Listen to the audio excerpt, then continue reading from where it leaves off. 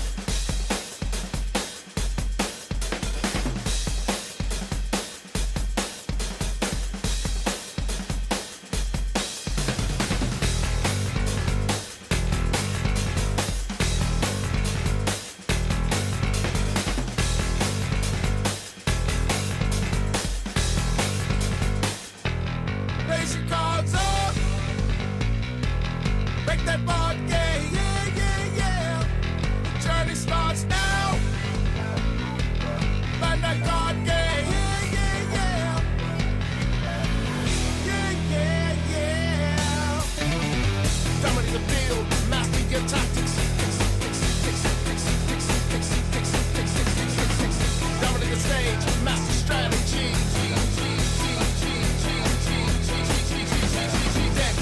Deck to the world. United the world, TCG, yeah. Stack to the top.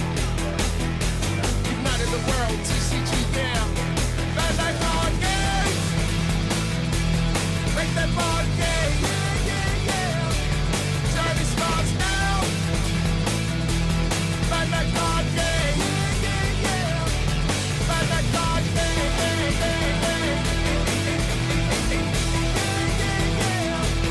Bandai card game.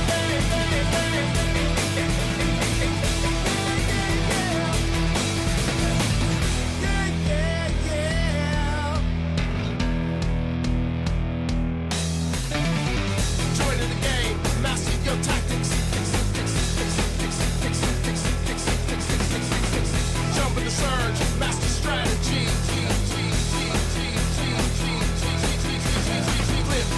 Flip for the world. United the world, TCG, yeah. Attack through the wall. United the world, TCG, yeah. Basic cards up. Make that board game. Journey starts now. Bandai card game. Bandai card game.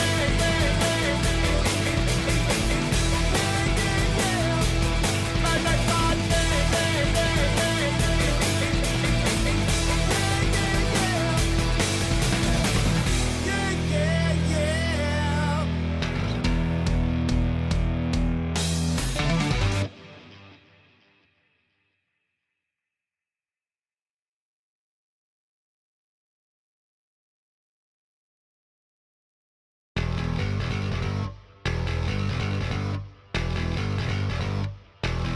Raise your cards up. Make that board game. The journey starts now. Bandai card game.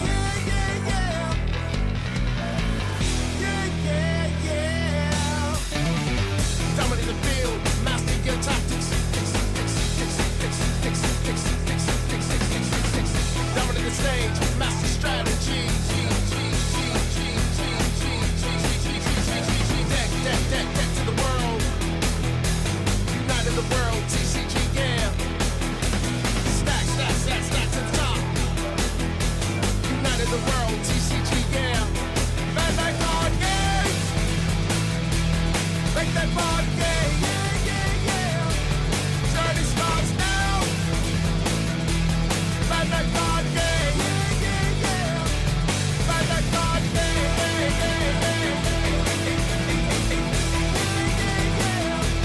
Bandai card game.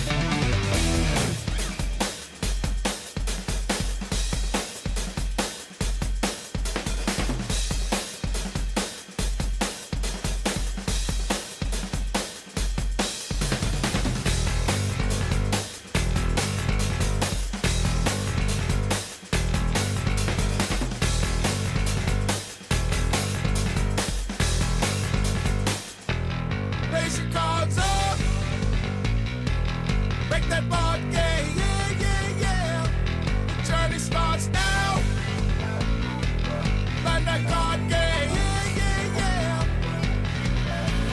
Yeah, yeah, yeah.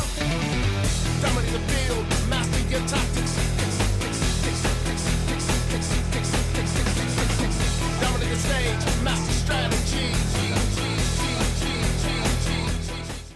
Good morning. Welcome everyone to the One Piece card game regional tournament. We are here midway point through the season now. Regional number 6 of 11 announced in Europe, and we are back in Italy for the Lucca regional for 1024 One Piece card game players competing it today to try and make it into tomorrow's top cut and become the Lucca regional champion. I'm joined by the fantastic Ruben. Ruben, how are you today? Doing great. How are you doing? Awesome, thank you. Looking forward to this weekend. I'm excited for this. Is our last OP15 only format sort of regional, isn't it? Before we move on to the new set. Yes. So most of the time, I like the first tournament a lot because you have all the new cards, you have people discovering, you have new decks. But the last tournament is also super interesting because most of the decks are solved. Most of their decks are at their full strength. And yeah, now I'm like super excited to see what will happen in this tournament, because we did see in the past few tournaments Nami and Anel are very oppressive in OP15, and I always wonder, is there that one person that is able to bring some spicy new leader or new builds? I do know that some people try, for example, Sky Luffy's or a Sky Island Nami. Although it's also Nami, it's still a very different list, of course. People are adapting very fast in this game, so yeah, Yeah, very I think excited. we obviously when a set gets so matured, it's now sort of in towards the later end of OP15, as we're saying. OP16 release events going on this weekend will be Mhm. legal for regionals from next weekend onwards. But as you say, when we're so mature into this format, you do start to see some more innovation coming out of deck building and people finding that sort of key piece that can maybe get you the advantage because they've seen what everybody else is doing and they try and find that sort of tech in there to counter that, don't they? And maybe Mhm. we can find, as you say, some wonderful decks. I mean, we've seen Red Green Luffy doing fairly well. Mihawk has shown something, but yeah, it'd be nice to see a bit of variation today. And we do like to make sure that, especially in the first few rounds, we bring you a good variety of decks that players have decided to bring to this regional. So we Mhm. will be starting round 1 with a couple of players who are going to be playing Kobe versus Mihawk. So that should be interesting. Oh, that's definitely not decks that you see every single day. But I do know that a lot of people are like, I'm gonna say hyped about Kobe, because a lot of people are trying. Well, they just like the leader. They like the leader ability. They like all the cards, and they are just. I like it when people just bring it to the tournament. They're like, if I do great with this, I'm a very happy person. I brought the deck that I want to play, that I like, and why not? And also Mihawk. I do think that we have a lot of Mihawk players that truly believe that the deck can do good in a lot of matchups. Just that one matchup, and that's for a lot of decks. Just purple and null. Most of the time is, oh, my deck is good against this, and this, but it's bad against either Nami or purple and L. And if Yeah. you're coming to a regional with 1,000 players, you might be quite sure that you hit at least 1 or 2 NLs, 1 or 2 Namis. So that's most of the time the issue. However, we did see that a very known Mihawk player, or a very known green player in general, Prouder from Germany, he's always bringing Mihawk with, he's always playing the mangas and the special arts. Like, he is fully prepared for playing Mihawk, and he is always doing great with the deck. So it's definitely possible. Yeah, absolutely. And this is what I love about the One Piece card game is as well, that you can build a deck based around your favorite character. And Kobe is a bit of a fan favorite, the sort of like wimpy little kid at the beginning of the One Piece but then suddenly getting stronger and stronger as you go along, but always being a humble and righteous character throughout. So a lot of people do relate really well to Kobe. So yeah, we'll see how that player does. But I always encourage players as well, play with a deck that you enjoy. The more time you play and the more practice you get, you can find out some secrets. Sort of, you can build a fantastic strategy with your deck. And sometimes a lot of the big players might not be familiar with what your deck does. And I think sometimes the element of surprise, especially in the earlier rounds of a regional, can catch people out because you constantly see players reading what your cards do, trying to understand what your deck does, and not knowing what you're going to be playing on the next turn. I think that is a very big edge. If you play a deck that your opponent doesn't know. I always say when new players are starting with One Piece that they have to first learn their own deck to almost perfection. But afterwards, it's very important to know your opponent's deck list. You have to know what you have to play around or what's important. And afterwards, well, you can become, of course, a very, very good player. And if your opponent doesn't know the cards from your opponent, well, if you don't know the cards from your opponent, it will be a very tough game. Absolutely. Well, we fired off already. It's round one. Fabio starts with the Verona search there, and we go back over to Francisco now. Udon turn and fires off a search of their own. Here we go. Looking at the top 5 cards. You take a Helmeppo there, I believe. Very strong card. We also did gain a lot of cards, of course, in EBO 3, or at least one very good one. Must be the Kayuka? I might be saying it wrong, but yeah, no, absolutely. We've got Kid and Killer now as well doing a quick search, and Kid and Killer is quite useful as well. It has a secondary effect as well, doesn't it, Ruben? Definitely. It's actually super good in Mihawk as well, because you can active one Dawn by trashing the Kid and Killer, and that active Dawn is so relevant in Mihawk because Mihawk is playing so many events. But yeah, this Kobe did gain Kobe himself in the EBO 4 set, which is also like an awesome card, and I wouldn't be surprised if we will see it on his 6th Dawn turn. And that is a card that might actually, I'm gonna say, carry him, because the card says once per turn, if your leader has a Navy type and this character would be removed from the field, you may trash one card from your hand. So basically, this Kobe is able to keep a board for like all the turns against Mihawk.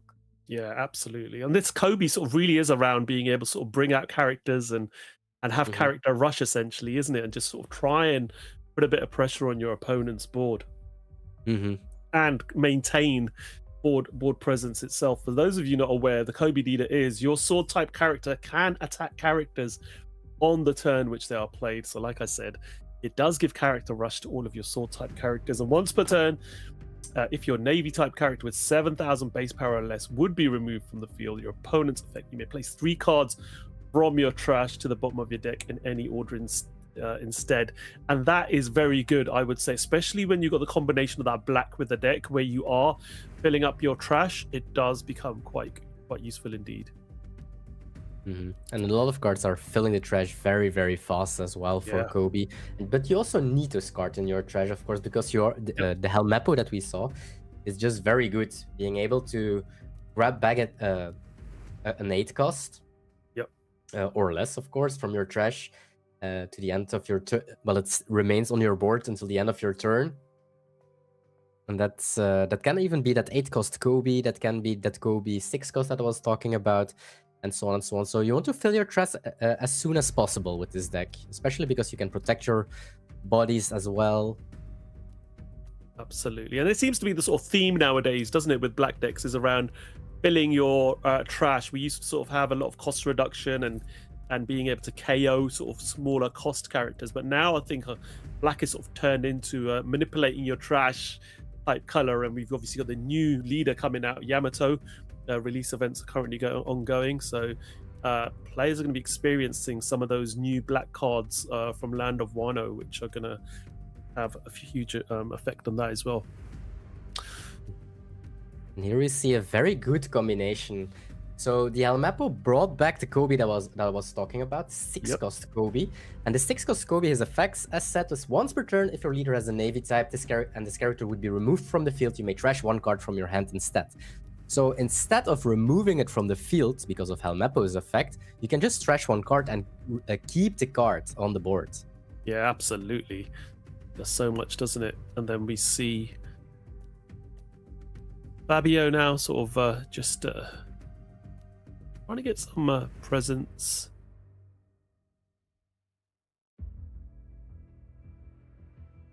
Francisco just reading what he's just done with his card there. So we are now seeing a pretty decent hand size. I think about 5 cards in hand for Francisco there. And down to 3 life, putting a lot of pressure on our Mihawk player there, who's down to 2. Although most of the green decks, or I feel like that at least, is they tend to go very low quite fast. Yep. As well. They do, because like, look at this. He has like 10 plus cards in hand. I've noticed that as well. A lot of the green decks do like to take life early on, just to try and, again, life is a resource in this game, and you can manipulate it quite well early on, as long as you can protect it later on. And we are seeing something that can protect your life come down there. 6-cost Trafalgar Law, picking up the Perona and playing that Bonnie, enabling him to rest one of those Don, and that Don will stay rested until the next end of the next turn, won't it? I do wonder if we had this Bonnie already last turn, because we do know that Helmeppo is the most, or that it's either Helmeppo or the 6-cost Kobe that is coming out on the 6 Dawn turn. Yep.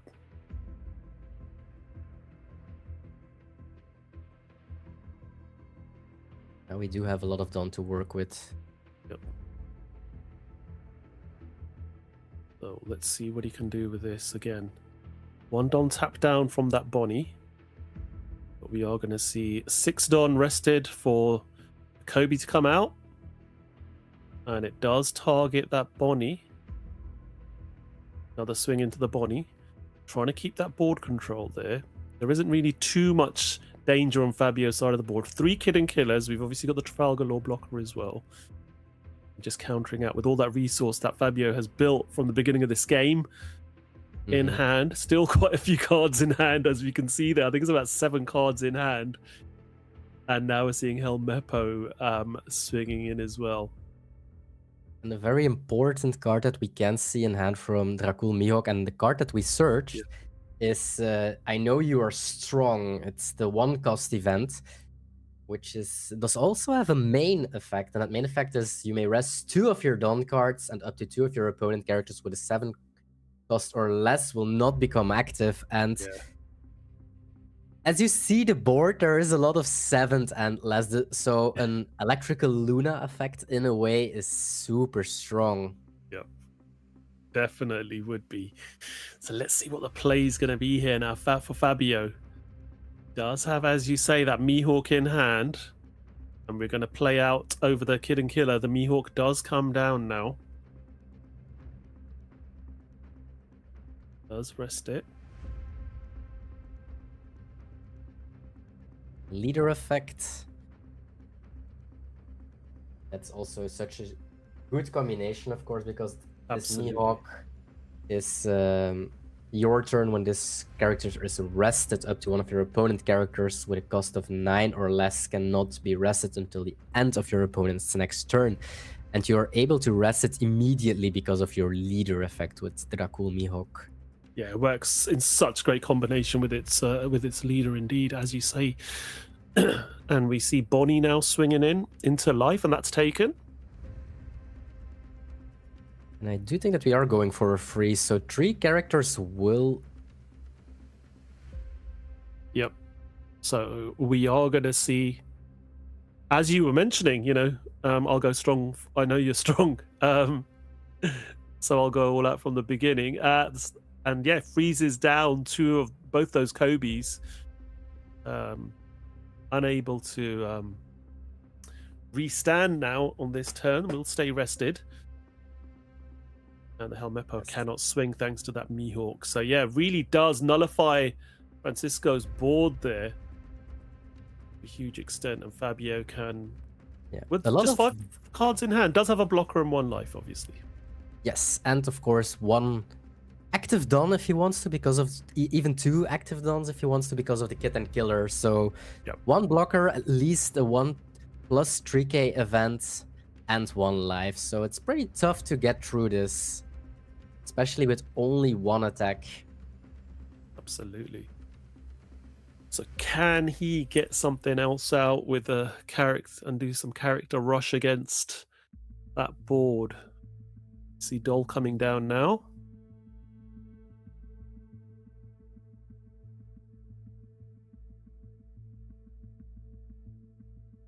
Let's give minus 6,000 to that Mihawk. I try to kill it. Yep. Trying to deal with that big imposing character that really is quite sticky and does cause issues for you every turn. So once you start chaining a couple of Mihawks, it does become quite awkward playing into that. I don't think that you can protect this from Fabio's side, because there is still another swing from Leader. Yeah. So if you block this, you might essentially lose 2 bodies, and this Kobe effect is huge as well. Of course, this Kobe card is so good. On your turn, once per turn, when one of your opponent characters is KO'd, draw a card. So he instantly drew 2 extra cards by KOing that Mihawk. Yeah, absolutely, and that really does help. And now, maybe this is also one of the kind of decks that it's good against everything. Look at how strong it is. Yep. Except for purple and L. Yeah. Again, it is a very good deck if you practice with it, know how to pilot it, know exactly what to do at the right time. And we've seen a good board state established here. That Mihawk was dealt with. Now got Jewelry Bonnie swinging with 6k, counter with a 2k there. And now we do see the 10 cost Lorem Beppo coming down, which very good card indeed. And you know, it's been a very useful card since it was introduced in ST24.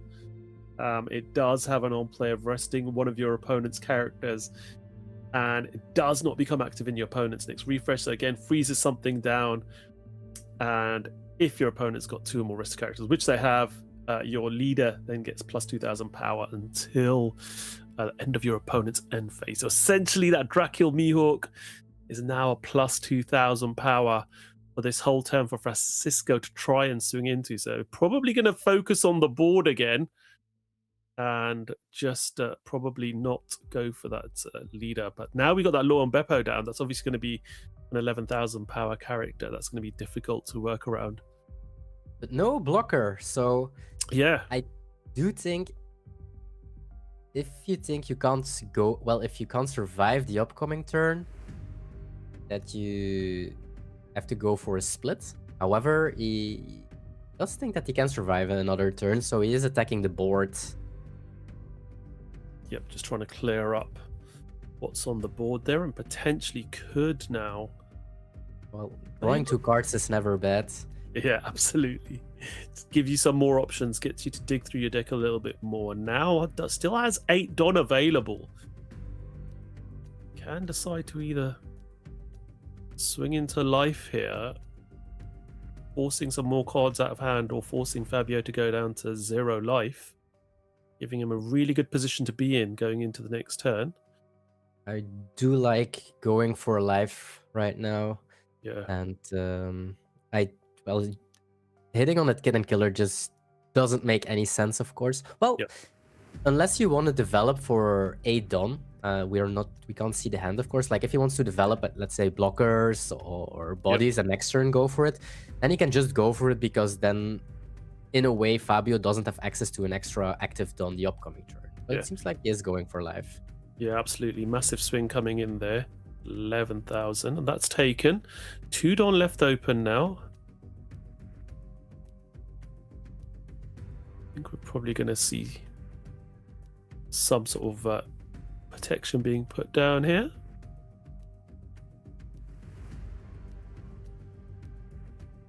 Yep, 1 Don left open, and he does play Ripper as a blocker, and passes back over. So yeah, gets the blocker down, 1 Don left open. Now Fabio's still got 2 life to get. I mean, yeah, Francisco's on 2 life and a blocker on board now. And 6 cards. Yeah, exactly. 6 cards in hand as well. It looks very good for the hero of the Marines. Yep, absolutely. And, like cards like Electrical Luna and I Can Become Strong are like super strong against Kobe, but it's insanely hard to get rid of the bodies from Kobe because of that new card from EBO3, Kuyaku. Yep. And on your opponent's turn, all your characters with sword type and cost of 6 or less gain plus 2,000. So this board is huge. Like those Kobe's are 9Ks. Yeah. This Helmeppo is a 9K. So yeah, and definitely. it makes doesn't say sense. all your other characters. It's so herself is also an 8K. Absolutely. So, what are we going to see Fabio doing here now to try and impose a bit of pressure? A couple of Mihawks in hand there. The event that was fired off earlier as well could potentially freeze 2 characters.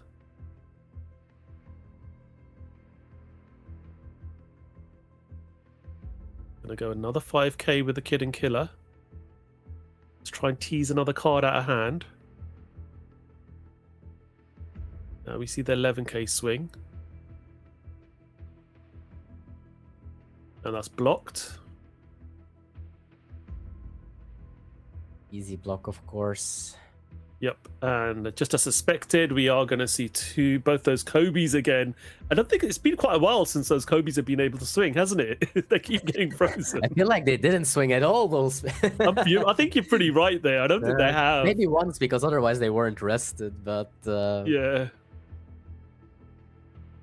So, let's see. Oh my, huge swing coming in, and yeah, there's nothing you can do against that 17,000 power swing with Helmeppo, Kobe's sideman, you know. And yeah, we get the victory for Francisco, and Kobe defeats Dracula Mihawk for round 1 of today's action. yes, hero of the Marines confirmed. Very happy for this person. Like bringing Kobe to a tournament, that must feel great. That must mean you have to be a fan of Kobe in general. Otherwise, I don't think you do it. Because meta-wise, it's probably a little bit of a big guess. Yep. Especially because we are at the last OP15 finals of this year. And we did see that Nami and Purple NL and maybe Ace are very oppressive. So bringing Kobe is like a wild guess and must feel great to win your first game and on stream with the hero of the Marines. Definitely a fantastic win there for Kobe, you know, against the greatest swordsman in the world, managing to defeat him with Kobe, that wimpy little kid from the first Romance Dawn has become such a great character and so powerful coming into this at the end of OP15. As we were saying earlier on, it's a 1,024 person tournament this weekend here in Lucca in Italy. So we're obviously commentating from a little bit cooler climates. It's quite warm in Lucca this weekend. Our players are going to be enjoying it through the 10 rounds of action today. So what does that mean for our players? Obviously, this top 64 is a great target to try and get that fantastic looking alt Boa Hancock card. But the main target our players are going to be trying to do today is to reach the top cut tomorrow. So 32 players will be making it to top cut tomorrow. So obviously our winner, the 10 players that will be with 9 victories over the 10 rounds. So X1, as we would call it, 1 loss. And then the players which are X2, so that's 2 losses throughout the day, 21 out of a possible 45 will be making it through to tomorrow's top cut. So ideally, you want to go as late as possible into the rounds without a loss, don't you, Ruben, to give yourself the best Absolutely. opportunity, because it is down to your opponent's win rates as well, isn't it, towards the end of the day if you make tomorrow's top cut. I did already see some crazy stuff. So even if you're losing at the latest rounds, you can be very unlucky. However, to higher your chances, yes. If you lose, you prefer to do it round 9 and 10, or but definitely after those later rounds to have a bigger shot to get top cut. You need very good tiebreakers, at least over 60%, I think. Otherwise, there's almost no shot to make it to top cut. And top cuts, yeah, you get first of all, you get that finalist pack, which is also amazing. But also, don't forget, it's June already. Year is going fast, I have the feeling. And in September, it's already finals. Yeah. So that means they don't have that much time anymore, especially if they are not traveling, which I can.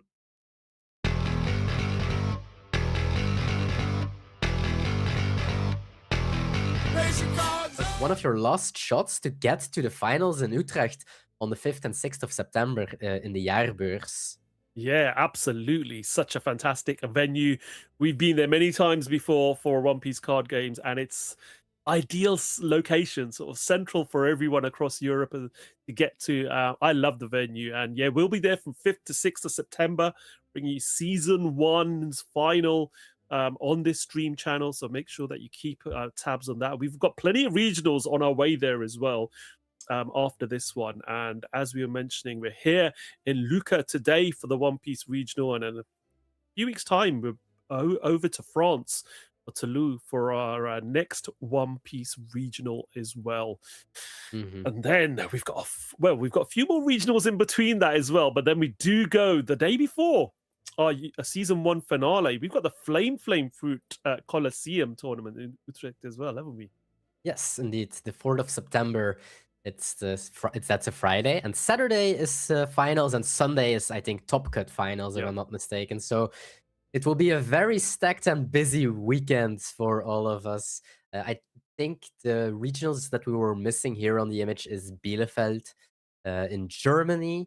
Other than that, I do think that we almost yeah, we've got a few more regionals, including Wolverhampton, where me and my son will be playing as well. So yeah, yes. There's another 5 regionals after this one as well. So yeah, plenty of action for you guys to really get involved in. But if you haven't ever been to a One Piece card game regional, I highly recommend it. You know, not only are there the 10 rounds of action, it's good to get sort of the momentum of understanding how to play that in a tournament, because again, I always talk about mental fatigue. It's the thing that's sort of my key phrase is around mental fatigue. In the later rounds, you can really feel it, because when you've been playing all day, trying to keep that concentration level, it's really good to get the practice in. And if you don't do so well in the earlier rounds, there are loads of side events going on at regional venues as well. And then on day 2, don't make top cut, there's a treasure cup going on as well, which is a fantastic opportunity to get some fantastic, amazing prize cards as well for our players who don't make it to top cut. But their aim this weekend is going to be to make that top 32, become our regional champion, and secure their places in Utrecht in September. So that's what our players are playing for today. We've seen round 1 action with Kobe and Mihawk. We're going to be back here shortly for round 2, so don't go too far.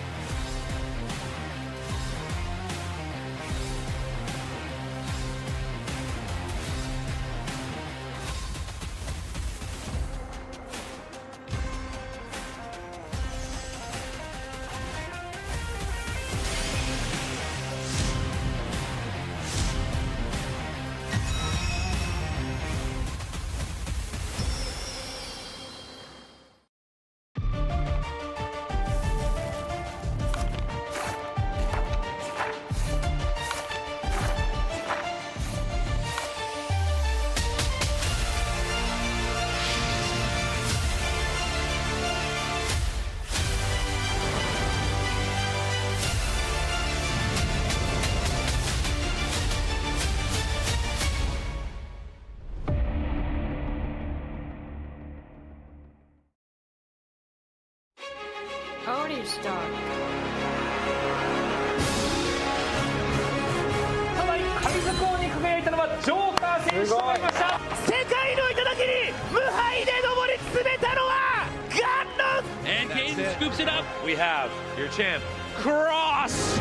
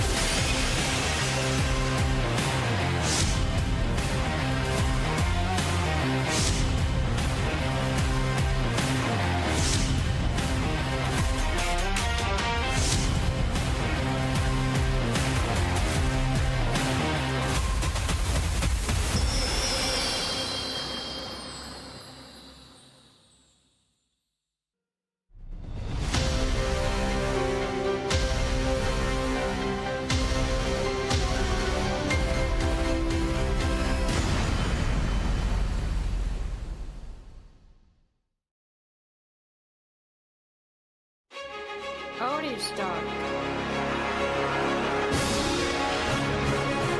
初代神図工に輝いたのはジョーカー選手となりました。世界の頂に無敗で上り詰めたのはガンノ And Kane scoops it up. We have your champ, Cross.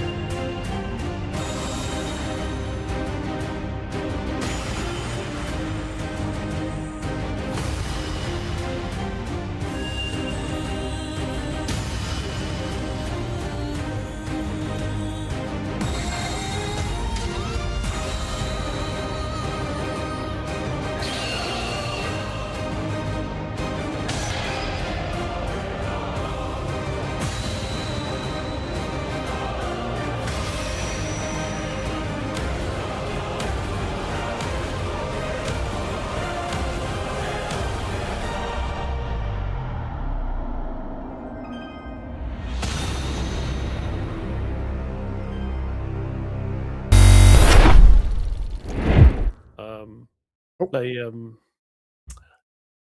I And we're back. We're Yeah. here for round number 2 from Lucca in Italy of our One Piece card game regional. We've got Alicio versus Andrea in this round. It's going to be Colgara versus Nami. Sky Island theme here. Yes, what a matchup. That's definitely a matchup that is very hard for Calgara. You don't want to see Namis. But I am I'm still hyped to see this matchup because I do think, as said, we are at the end of OP15. People have been cooking, have been trying some spies, and maybe this Calgara did find a way, because if you are going to a regionals, you definitely expect either Nami or NLs and so on. So maybe he did find a way to have like a better matchup into Calgara. Because, for example, one of the matchups, if you go to the stat lines, you see that Bell Luffy, for example, the deck that I played at Venice, is on paper a 25% matchup into Nami. But there is like a strategy. If you can go to a lock where you have 5-cost Calgara and 10-cost NL from Sky Island, and you get into a lock, you can beat them. It takes a lot of time because you literally need your 30 minutes to play. However, it's possible. So maybe this Calgara was like, if Bell Luffy can do it with 5-cost Calgara and 10-cost NL, maybe he's playing it, I can do it as well. Because they can go wide pretty fast because of their leader ability, of course, and they have quite some heal. Thanks to Zoro and Borsalino, if they're playing it. Well, of course they are playing it, I guess. Yep. So, yeah, it will be a very tough matchup for Calgara. Of course, you are, well, you're fighting uphill, but it's definitely a matchup that I would like to see. A very aggro leader against a very defensive leader in a way. Yeah, absolutely. It's always a challenge getting past the Nami player, isn't it? With the fantastic ability of that leader to be able to just trash one card and go up to 7,000 power on your leader for the rest of the turn when you're getting all those attacks coming in, and then being able to draw the card as well from a life being taken. It's just yeah, very, very good leader, and has definitely been one of the strongest 2 decks in this format. But we are going to see it go up against Colgara now. And as you say, there is a way for Colgara to win this match. Can we see that potentially coming through this one? So it'll be a great matchup to watch. So we do have both our players there at the table, just getting ready to go. Both from Italy, so I can imagine they are talking in Italian as well. I think their community is, I think, the biggest one of the One Piece community in whole Europe, at least. I heard that they have sometimes like locals for 60 people and so on, and that's so nice to see on how big the community is. I can imagine that a lot of these players, they know each other as well, so you're basically playing against a lot of friends if you're going to a regionals in Italy. Yeah, absolutely. No, you're absolutely right there. They have got a very, very good scene in Italy, and we see a lot of the top players making constant top cuts and top 8 finishes from Italy. So they definitely have a dedicated One Piece card game scene. They're very well represented throughout the tournaments, and they do extremely well as well. Yep. And having such a big community also makes that you have such strong players as well, right? We saw that how many Italians won on regionals right now? 4? Yep. I think 4 out of 5 or 4 out of 4 regionals are currently won by an Italian. We had Teremenko, we have Enrico, we have Luigi, and we had Stefano. So 4 regionals are won by someone from Italy. Yeah, and they're all very friendly bunch as well. We do see them on the scene. I do see them around. I was speaking with Luigi Amato last week as well. Rico Maria, I saw walking around the UK Games Expo. So yeah, really good chatting to them and catching up with them as well. Really good bunch, and yeah, very skillful players. We're about to get going here, and we do see Andrea, I think, just winning the dice roll there. That's already a thing. You're playing Calgara against Nami. Maybe we should make it a ruling. If you're playing an unfavorable matchup, you get the dice roll anyway.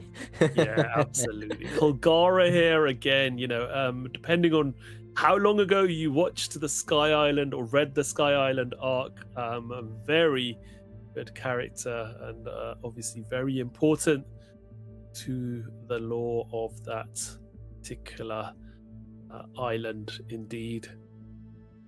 We did see already a tiny bit of a Bell Luffy, as we call it, or the Rush Luffy from OP15, and that card is amazing. That card is so strong.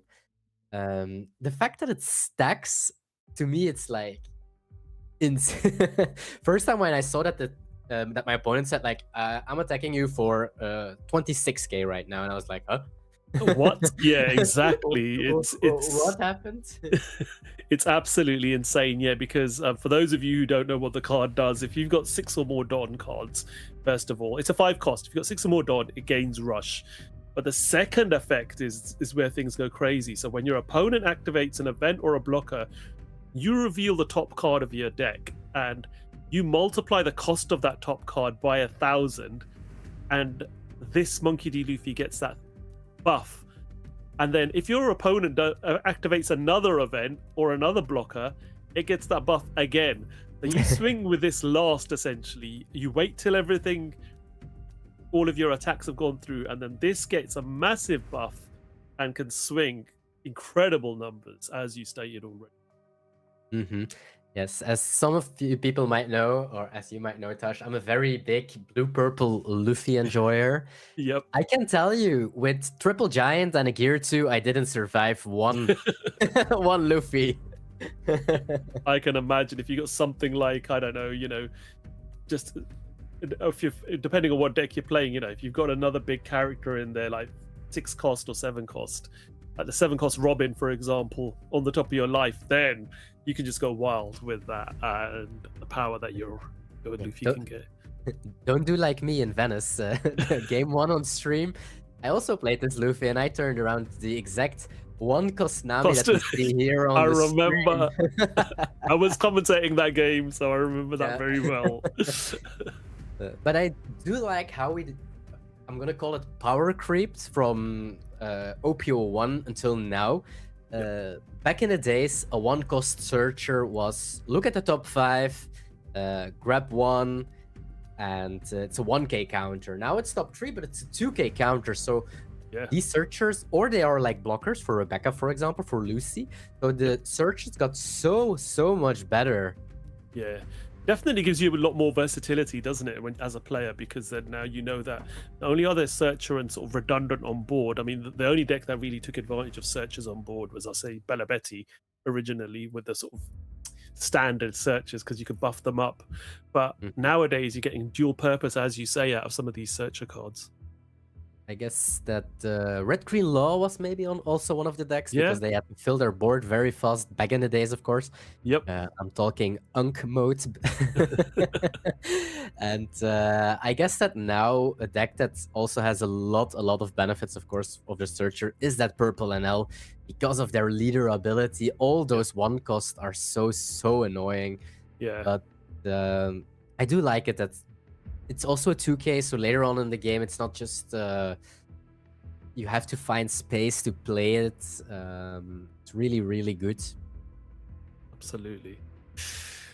So 5k swing coming in from Nami here, and we're just gonna counter out of that one with a Viper. That's a 2k.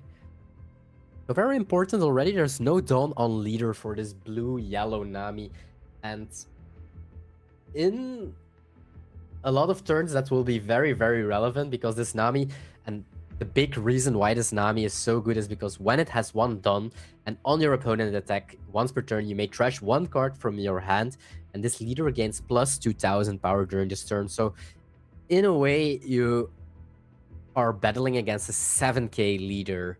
Yep. And we learned from the past, 6k leaders are amazing.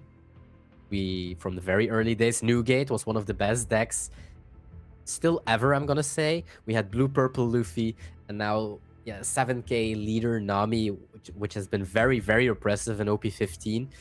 before 14 it did also really well, so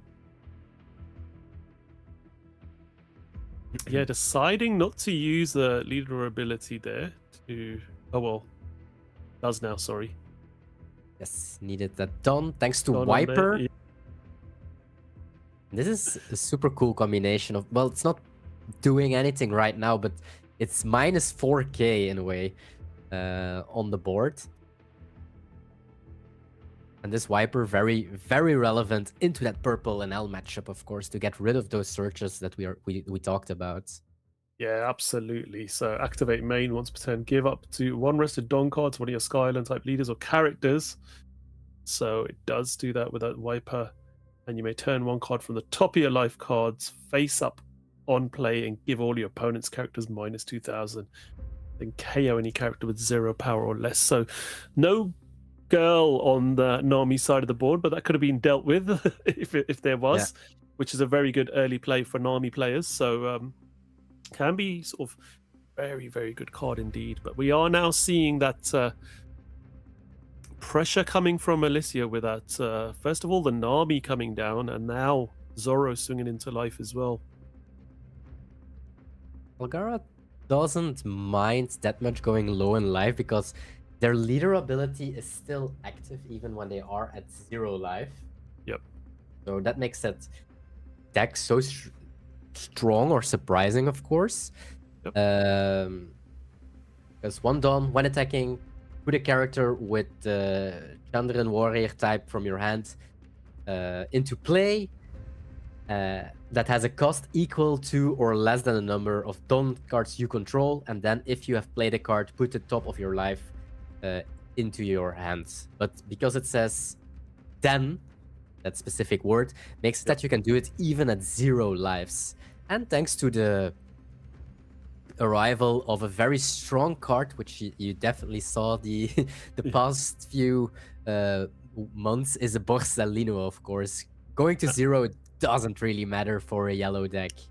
Exactly. He's definitely going to be playing that Borsellino by the looks of it here, I think, to heal 1 life and back up to 2 life and establishing a blocker in the form of Borsellino there. And now quite a wide board there. Yes, characters on board, but again, it's going to be difficult getting over that 7,000 power leader without Don attached. Thanks to Wiper, it's more doable because you can do it. Wiper has an activate main effect to attach rested Dawn or used Dawn basically to one of your characters or your leaders. So in a way, he's playing with 2 extra Dawns this turn. Yeah. Every turn, as long as those Wipers are alive. We have got a really nice wide board established here now. Did swing 6k with leader into that Zoro, which was saved. And now looking to swing potentially with the Wipers. I don't think that you can protect it as Alessio, since there are so many attacks coming from Andrea's side. So if you protect it, you're making your leader in a way a 6k leader this turn instead of a 7k. So yes, I do like that he lets it go, because the upcoming attack is a 7 to your leader, and from this point on you need to protect. Absolutely. So 7k swing coming in. Only 4 cards in hand. One of them was a Hogback. Another I saw was Edward Newgate. So and the Nico Robin, and other than that, I didn't see it. But Nico Robin also a fantastic card. Oh, definitely. Especially for this deck. Yeah, it has really great purpose, doesn't it? Life. You're taking a life, but you're healing 2 life, so you do get to draw a card as well. So yeah, really good. But here we go. Another 7k swing coming in now with Wiper.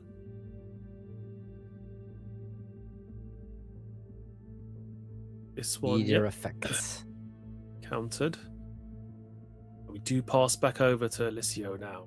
What is going to be the play here? Not quite on 10 Don yet, so can't play that Edward Newgate out, but was definitely kept that in hand for when the time is right. Such a powerful card with any sort of blue decks. It's not leader locked as we know, and it's just amazing what it does when it comes down, isn't it? Absolutely. It's one of the strongest cards currently, I guess, for the blue decks.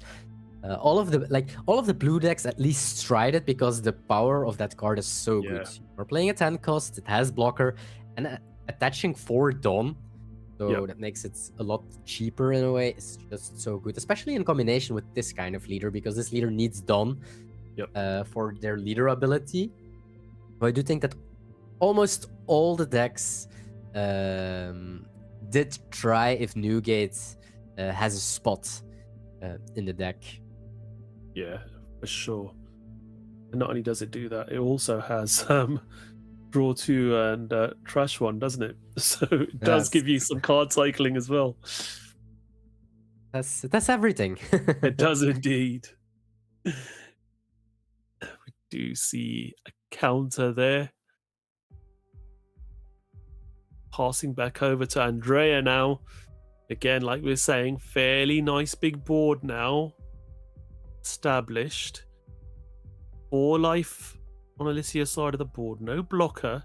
And Nico Robin is going to be a bit awkward though, isn't it? Because the problem with Nico Robin is if you try and get rid of it, well, it's not rested at the moment, but you take 1 damage, and that means even if you're on 0 life, that can be lethal and win the game for your opponent.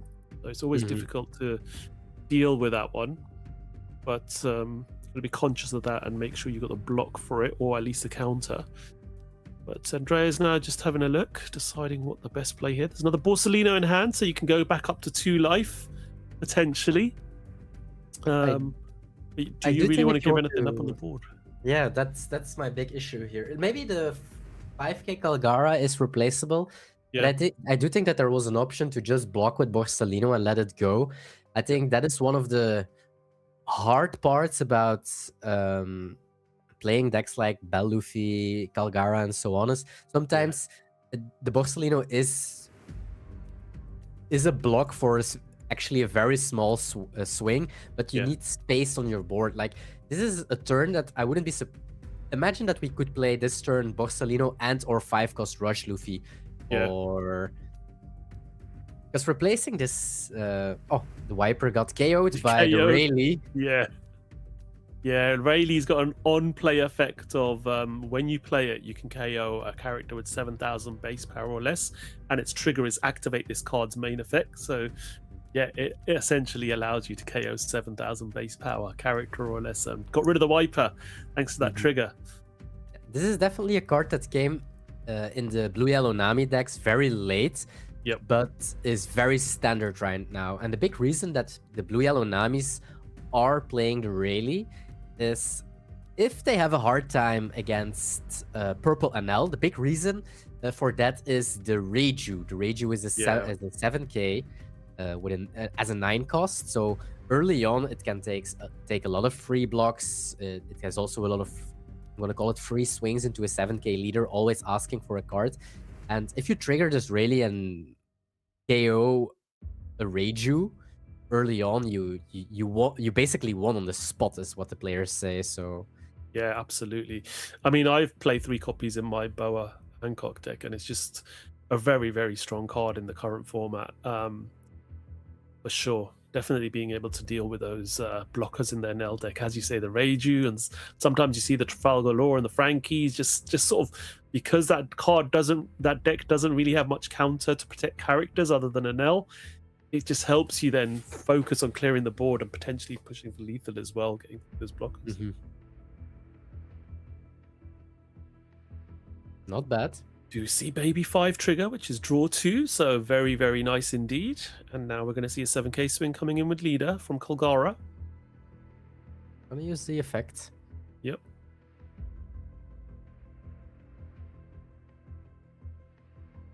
Okay, so we've got a nice big presence.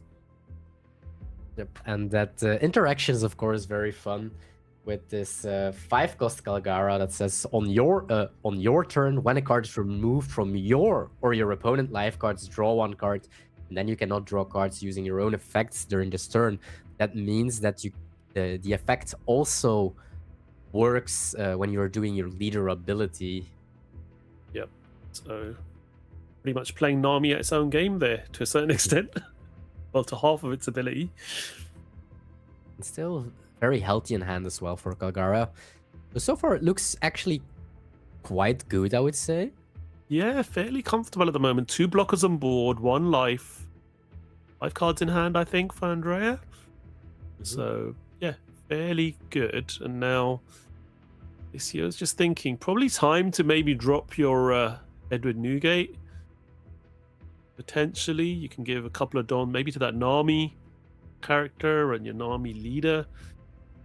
Start applying some pressure, try and filter some cards at hand, or at least get rid of those Borsalinos. Potentially 2 less swings next turn. 7k swings are really good, of course. Yeah.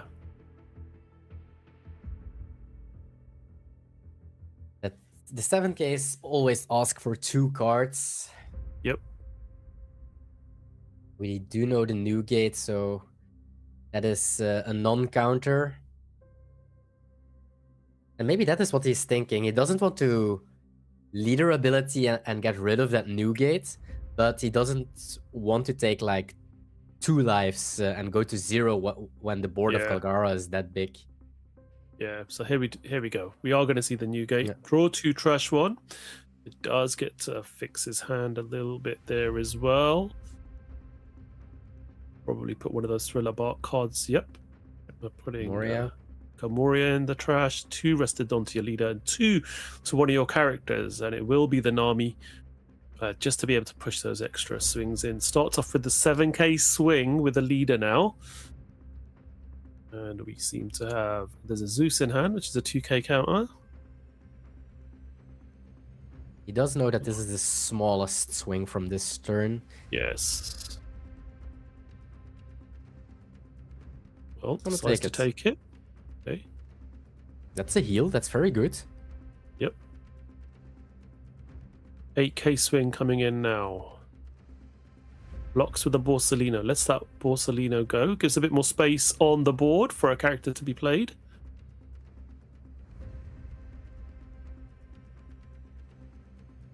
This Robin can also still swing. Yep. That's going to be the final swing of the turn, so why not? Block with a Borsalino, 2k counter, and another 1k there, and we are able to starve off that 8k swing from that Nico Robin. So happy with that. Still got 4 bodies on board, one of which is a blocker.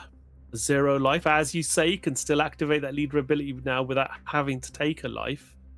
And they could potentially heal straight after that as well with I think it was a Zorro, wasn't he? Got off last life. Yeah, we have Zorro, Borsalino, and wow, yeah.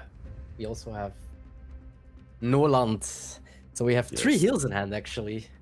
That's crazy, isn't it?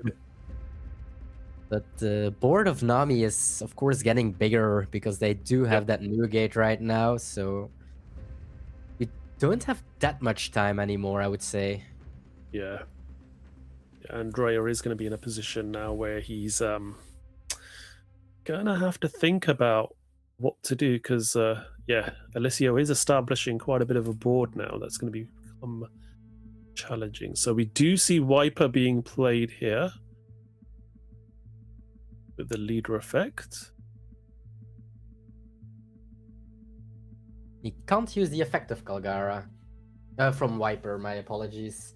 Yep. Because the Wiper is asking for you to turn one of your cards from the top of your life cards to give -2k to everything. I don't think that's very relevant here because I guess he is maybe a little bit afraid to swing on Nami and definitely on the Robin because then you lose. But the activate main is that he can use, of course. Absolutely. So 7,000 swing coming in with a 6-cost Wiper now. There's so many Calgara and Wiper cards in this deck. I just have to remember what each one does. So we use Girl as a 1k counter for that one. As leader, it was 7,000. I'm going to see what Andrea does here. Does have, as you stated, option to heal twice here with the 5 cards available in hand. Will reduce him down to 2 cards in hand, but will give him another blocker and 2 life. Will slow him down a lot. That is maybe the big issue because he can still swing double 7 because of the wiper abilities, he can power up the Kalgara and one wiper and swing 7/7. Yep. But okay, so going 7 now.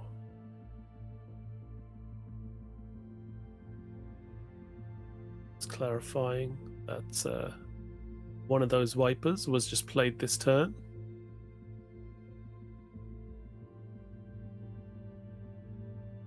you do hope that Nami takes a card, so well, takes a life, so your 5-cost Kalgara also draws a card.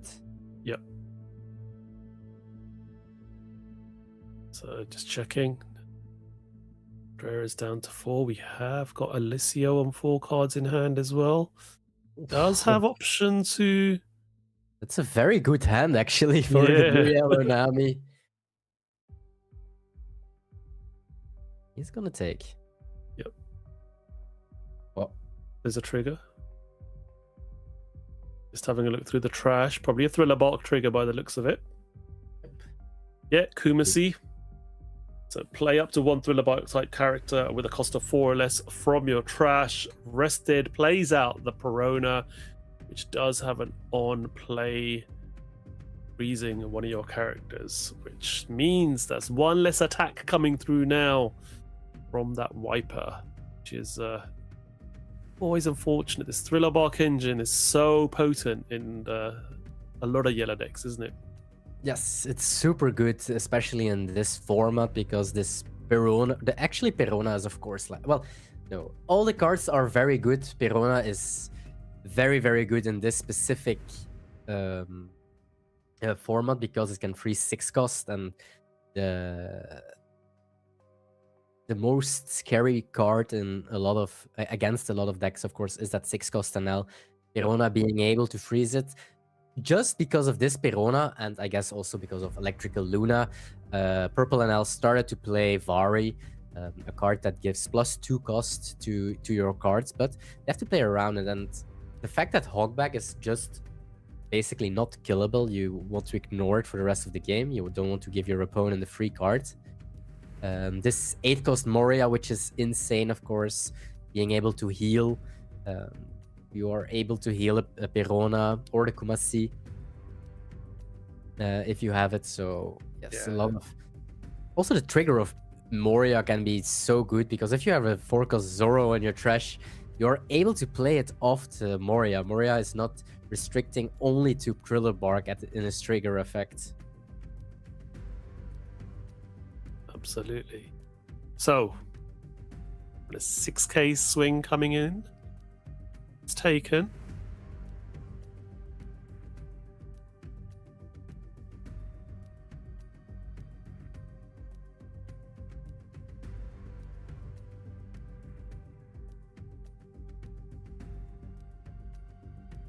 Just deciding now what to do here. Does have the Tendon open.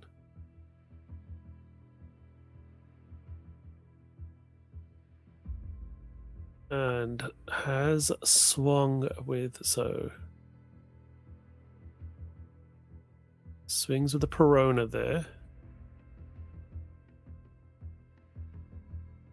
Counted. 7k now with leader.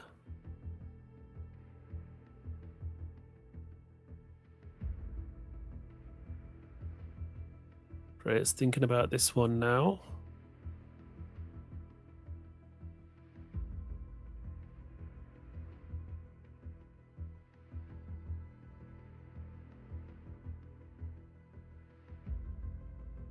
Does counter out of that one. Having a quick check with the judges. I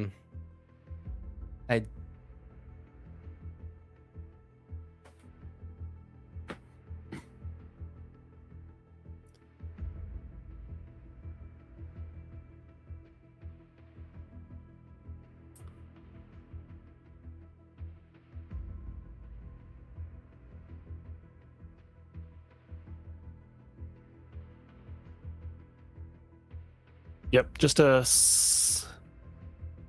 quick check with our judges. Yep.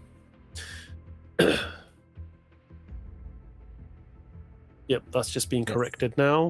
Verifying it.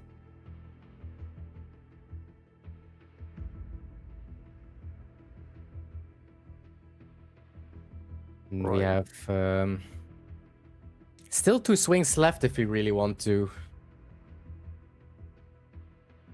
Yeah, just deciding how to divvy up this one now. So we are putting 3 Don underneath that Nico Robbins. A nice big swing coming in here.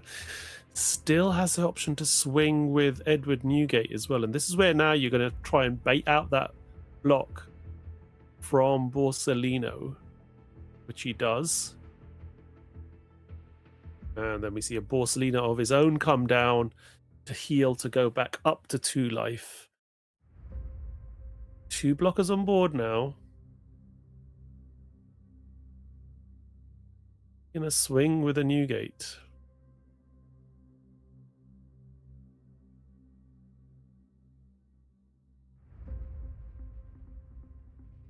Where it gets a little bit interesting now. Can make that decision. Does have Andrea has 3 cards in hand.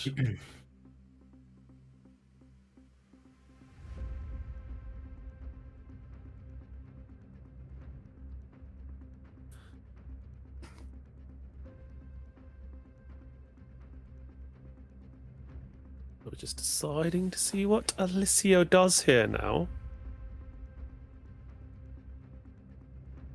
Passes the turn back over. Yes, you want to keep the blocker. Back over to Andrea now. So, what does he do here? Very challenging board here. You've obviously got the Perona, which has an non-KO effect as well. You've got the the Nami has an non-KO effect, but Bellufi dropped now, which does have Rush, and now could activate with Blocker as well. Super strong card. Yeah. Because this makes it weird for the new gates. I don't like 5k swings into Nami. That is very free. Yeah. Just the one card at hand, which you're going to see anyway. Yeah. So leader goes up to 7. We are now seeing a 7k swing from Zorro coming through. Counters 2k with the Kumasi from hand. We now see Viper. 7k swing coming through. The Luffy's still active, so blocking is a little bit awkward. Yep. Counters out of that one as well with another 2k. Do see there is a Borsellino in hand, so he can get another blocker up and heal. Just trying to bait a block maybe out of that Newgate. Or the Borsellino. So got Viper there now that can still, he's just yep. He feels there's not enough in it for him to be able to survive, so he just hands the fist bump over, and we have 2k, 1k as well in live, so it was very hard for the Calgara to get through. Yep. Well, a 10 cost new gate, a 7k leader, and 2 life. That is just a little bit too much. Yeah, absolutely. So our Nami player wins that one. Yeah, it was just too rough to get through, wasn't it? And this is where he sort of made the decision. He's umming and ahhing whether he should swing with that Newgate or not. And probably glad he didn't. Yeah, definitely. Congratulations to... Wait, it's not Andrea. I'm checking wrong. But he got there with his blue yellow Nami. I'm quick gonna check so I can say the correct name. Alessio, that's it. Alessio was our Nami player. Alessio was our Nami. It was close. Alessio, Andrea, but Yeah. here we go. Being at 2-0 right now, so still a very, very long way to go. But because we are playing 10 rounds today with 1,000 players. And that will be so he needs to win at least 6 more games and not lose too early. Absolutely. To guarantee that place into top 32 tomorrow. But yeah, I think that just showed us, Yellow Deck's very strong in general, being able to heal life quite consistently. But obviously with Colgara, you are using that leader ability to be able to take your life as well, play out characters. But obviously those characters just weren't big enough to get through that Nami to be able to defeat it. So another win for Nami. Bulgaria loses that one. We've had 4 different leaders for the first 2 rounds. We'll see what we're going to have for us in round 3 shortly. So don't go too far. We'll be back for round 3 of our One Piece card game regional here from Lucca. See you in a moment.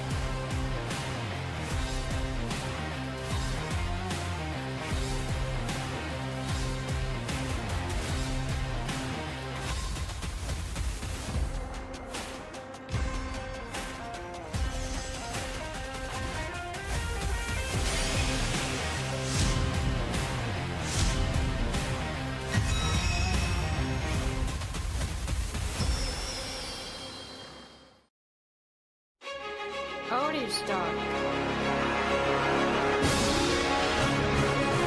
ただ神図工に輝いたのはジョーカー選手となりました。世界の頂に無敗で上り詰めたのはガンノス And Caden scoops it up. We have your champ, Cross.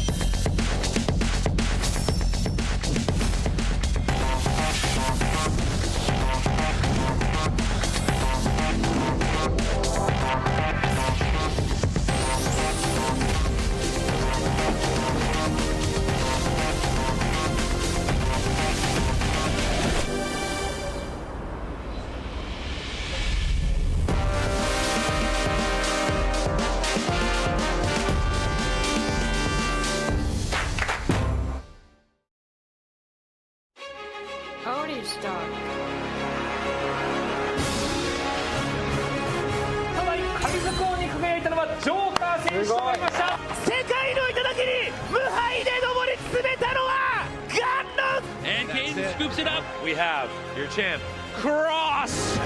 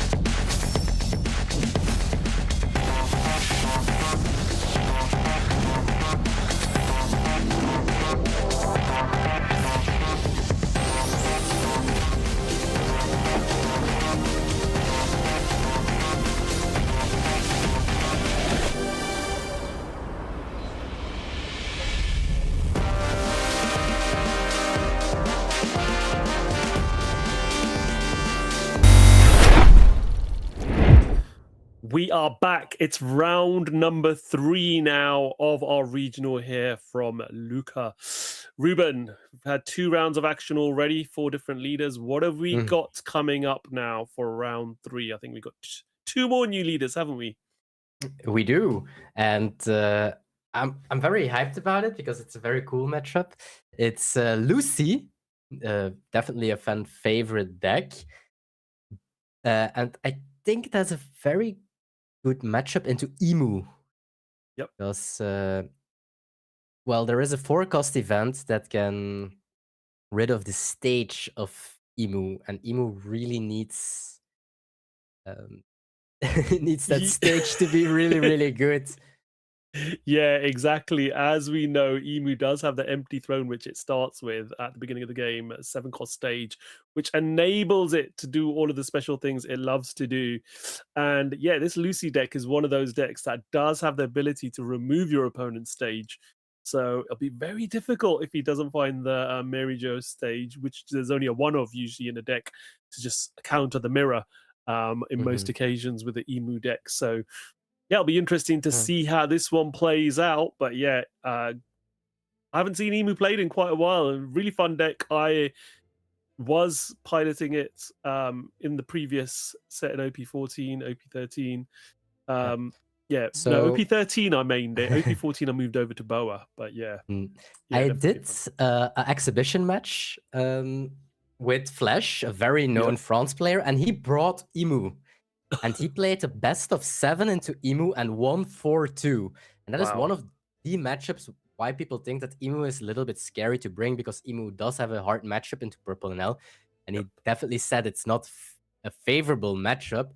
However, because against Nami you are good, but Purple NL it's a really tough matchup. But if that matchup is manageable, that's fine. And the funny fact is, Flash didn't play 1-cost stage. He was like, I'm not gonna see a mirror anyway, so I can just play 7-cost.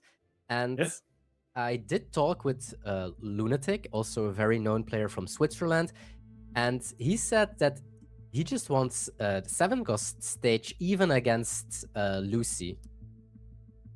And that is what Alessio here is going for as well. I always thought that you want the 1-cost stage because the 4-cost event from Lucy, but apparently they do think that 7-cost stage is still good enough or okay enough to play against Lucy. Yeah, we'll see how this one plays out.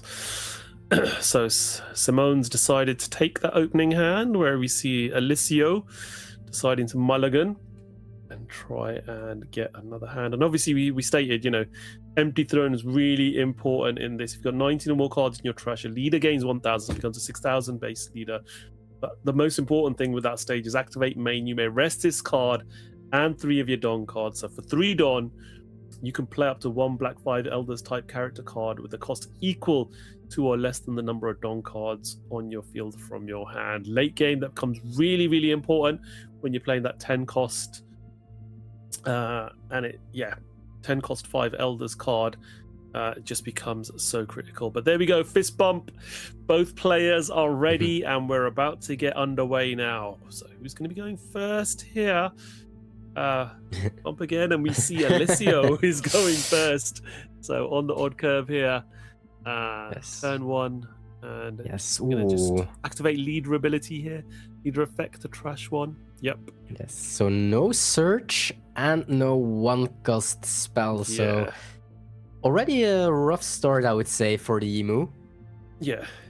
You do want to be able to find either the event search or the Saint Shalria on your first turn, but didn't find either of those and just activated the leader ability. For those not aware of what Emu does, under the rules of this game, you cannot include any events with a cost or 2 or more in your deck. And at the start of the game, you get to play out 1 Mary Jo's type stage from your deck, which is why we saw the empty throne out there. And then activate main once per turn. You trash 1 card, 1 of your Celestial Dragon type characters on the board, or 1 of your cards from your hand, and you draw 1 card. So it does help you fill your trash up and enables you to sort of cycle your deck a little bit, get filtered cards and get them to hand. ready for when you need to start cheating characters out with that 10 cost 5 elders later on down the line. And of course, you want 7 cards in your trash that makes your characters basically unremovable. Yeah. Very, very important as well. Absolutely, yeah. All of your 5 elders have that text that says if you have 7 or more cards in your trash that cannot be removed from the field by your opponent's effect. So the earlier you can do that, the better, which is why you really do want to get that momentum going from turn 1. We are seeing now.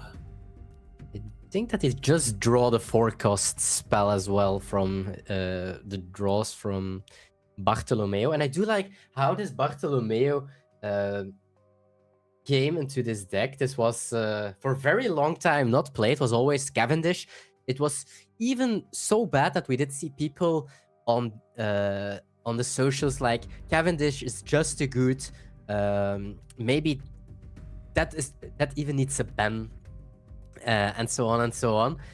And afterwards, like, people are now playing Bartolomeo instead of the Cavendish, or they are playing both. But this Bartolomeo is so good, especially into Purple NL. That is the big main reason, of course. And we all saw this happening, I think, in the regionals of Olibaba. There was like a Lucy player that went into top 4, but in top 8, in top 16, and top 32, he won 2-0 against Purple NL. Yeah. This Bartolomeo, a very, very good card indeed in this deck, especially when you're running a leader with so many stage cards. It just gets that protection, just really strong indeed, as you said. So we're now seeing back over to Simone now, our Lucy player. Those Rebecca's on the board. If they have a Don attached, also become blockers as well. You mentioned this sort of earlier round about how good some of our searcher cards are now got. These Rebecca's can be very useful indeed as well. They are amazing right now. Also, the fact that they can search each other makes it even better. You're not happy with the search, just pick Rebecca again and try again. It's exactly what he did. Yep. Looking at the top 3 there. And a quick look at hand. Hand size is very, very good with Lucy. I have seen many times where Lucy players have just not been paying attention and end up losing the game thanks to decking out as well in locals. Can be a bit of a worry. So we do have another Bartolomeo playing out and gets to play that 3-cost event for free on play. And we see one of those Rebecca's being activated as a blocker now as well and passing back over Felicio.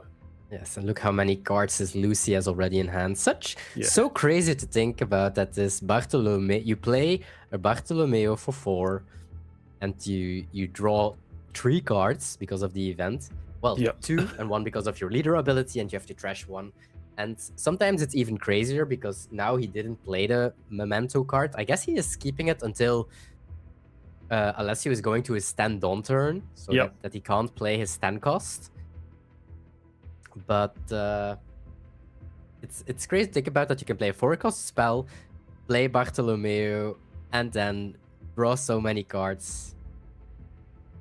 Exactly. Then we see the block there from one of those Rebecca's with the leader swing. But look at this hand from Emu. He can't do anything. Yeah, it's really, really difficult, isn't it? It's not ideal at all. Really not had a great start and not a great hand at the moment either. Oof, I think this is close to the worst hands possible for Emu at this stage of the game. Another Rebecca. That's all 4 Rebecca's been played this game. And we search out that huge, very important 7-cost Sabo blocker.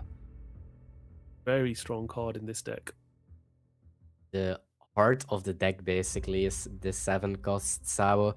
It's also one of the scary parts about this deck, I think, because if you don't see this Sabo multiple times or at least once, the the deck loses a lot of strength.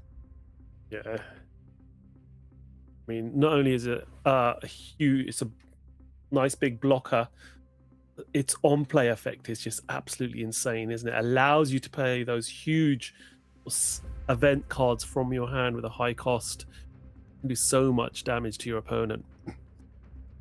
But we are now seeing it drop down, and what are we going to see being fired off? Yes. Which event will it be? Looks like he will bounce the stage. He has 2 of them, so even if Alessio wants to replay the stage, look at the face from Alessio. Like, Yep. He's like, that was the perfect expression of how this looks like. Yeah. If you're playing Emu against Lucy. Well, that was really good timing as well, as you said, from Simone, because like, had he done it the turn before, I think Alicia would have been happy with that. He could have been like, right, I'll play the stage back down again now, because he really didn't have much to do last turn, did he? And now he's gonna be a bit more of a predicament here. Wow, this is also not a play. Like, playing Jupiter just for 7? Yeah. Oh no.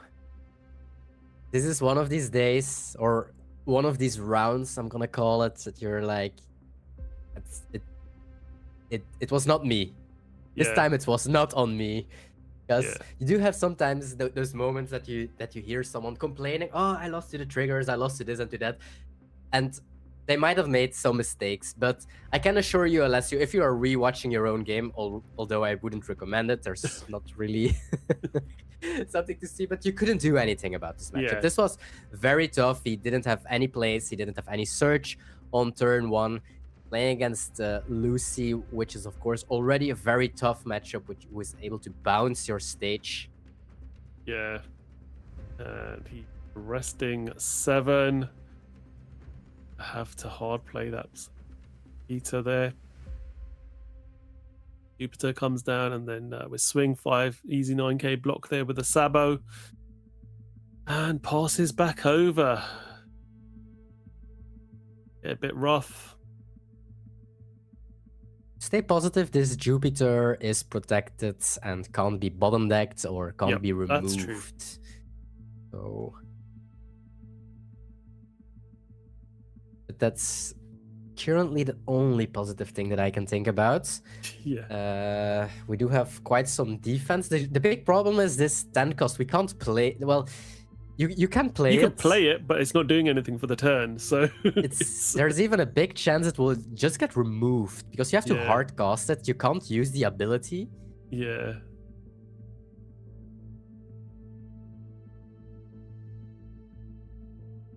So 7k swing coming in now with one of the Bartholomews.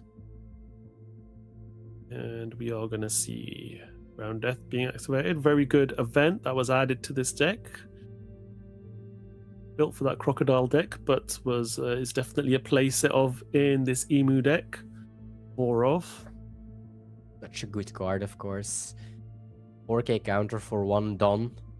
Yep. And also being able to negate the effect of a 5 cost or less is or might be very strong in a lot of matchups. Yep. One of the cards that I think the most about if you're playing with this card is against 4 cost Marco, for example. If you're playing against Ace, nowadays the Namis are also playing that card, and then this card is just amazing, denying 2 or 3 draws from Ace in a way. Absolutely. We're seeing another 7k swing after that leader swing, and now a 9k swing coming into life. And yeah, there's nothing Alessio could do there. A very quick victory for Simone there on Lucy. It's a shame we didn't really see both these decks going against each other at optimum play there, because I really would have liked to have seen Emu do what Emu does. But yeah, really well played there. Really well played. Yes. Yeah, there was nothing that the Emu could do, and the Lucy had to just pilot it right. Don't make any big don't go too greedy. Just play your game. He waited for the memento. He didn't play it instantly, and that makes the game, I'm gonna say, fairly easy for him. Of course, it was, but yeah, you have to pilot it still well. But sadly for the Emu player, I can't imagine if you bring Emu. You try to dodge Lucy, and trying to dodge Lucy I think is a more valid strategy than trying to dodge, for example, Nami or Purple NL, because the percentages are way higher. But gets to Lucy, he comes on stream, and this happens. You can't do anything about it. Exactly. But it's great to see another variety of decks. As we said, that's 6 different decks we've seen in the first 3 rounds. So that's always a positive. And as we were saying, this isn't it. We've got regionals running across until we come to September, to our end of season finale. So we have got another regional due in a couple of weeks' time, or 3 weeks' time, in Toulouse in France. And we have got, don't forget, our Flame Fruit Coliseum event on the 4th of September, the day before our season 1 finales. But we also have further regionals as well. We've got the 4th and 5th of July in Germany. Victory, we've got another one in Utrecht on the 11th and 12th of July. We go to the UK on the 18th and 19th of July, and then Bulgaria for the 25th and 26th of July. The weekend before we end up in Utrecht, well, 2 weeks just before we end up in Utrecht for our season 1 championship finale. So can't wait for that. So plenty of opportunities for our players to be in Europe to be able to qualify for that season 1 finale. And there's a last chance to qualify on the same day as that Flame Fruit as well. So opportunity still there, but 32 of our players from the Lucca regional today are going to be aiming to get into Top Cut tomorrow, guaranteeing their place into that season 1 finale. For now, we are at the end of round 3. I mean, how do you think it's going so far, Ruben?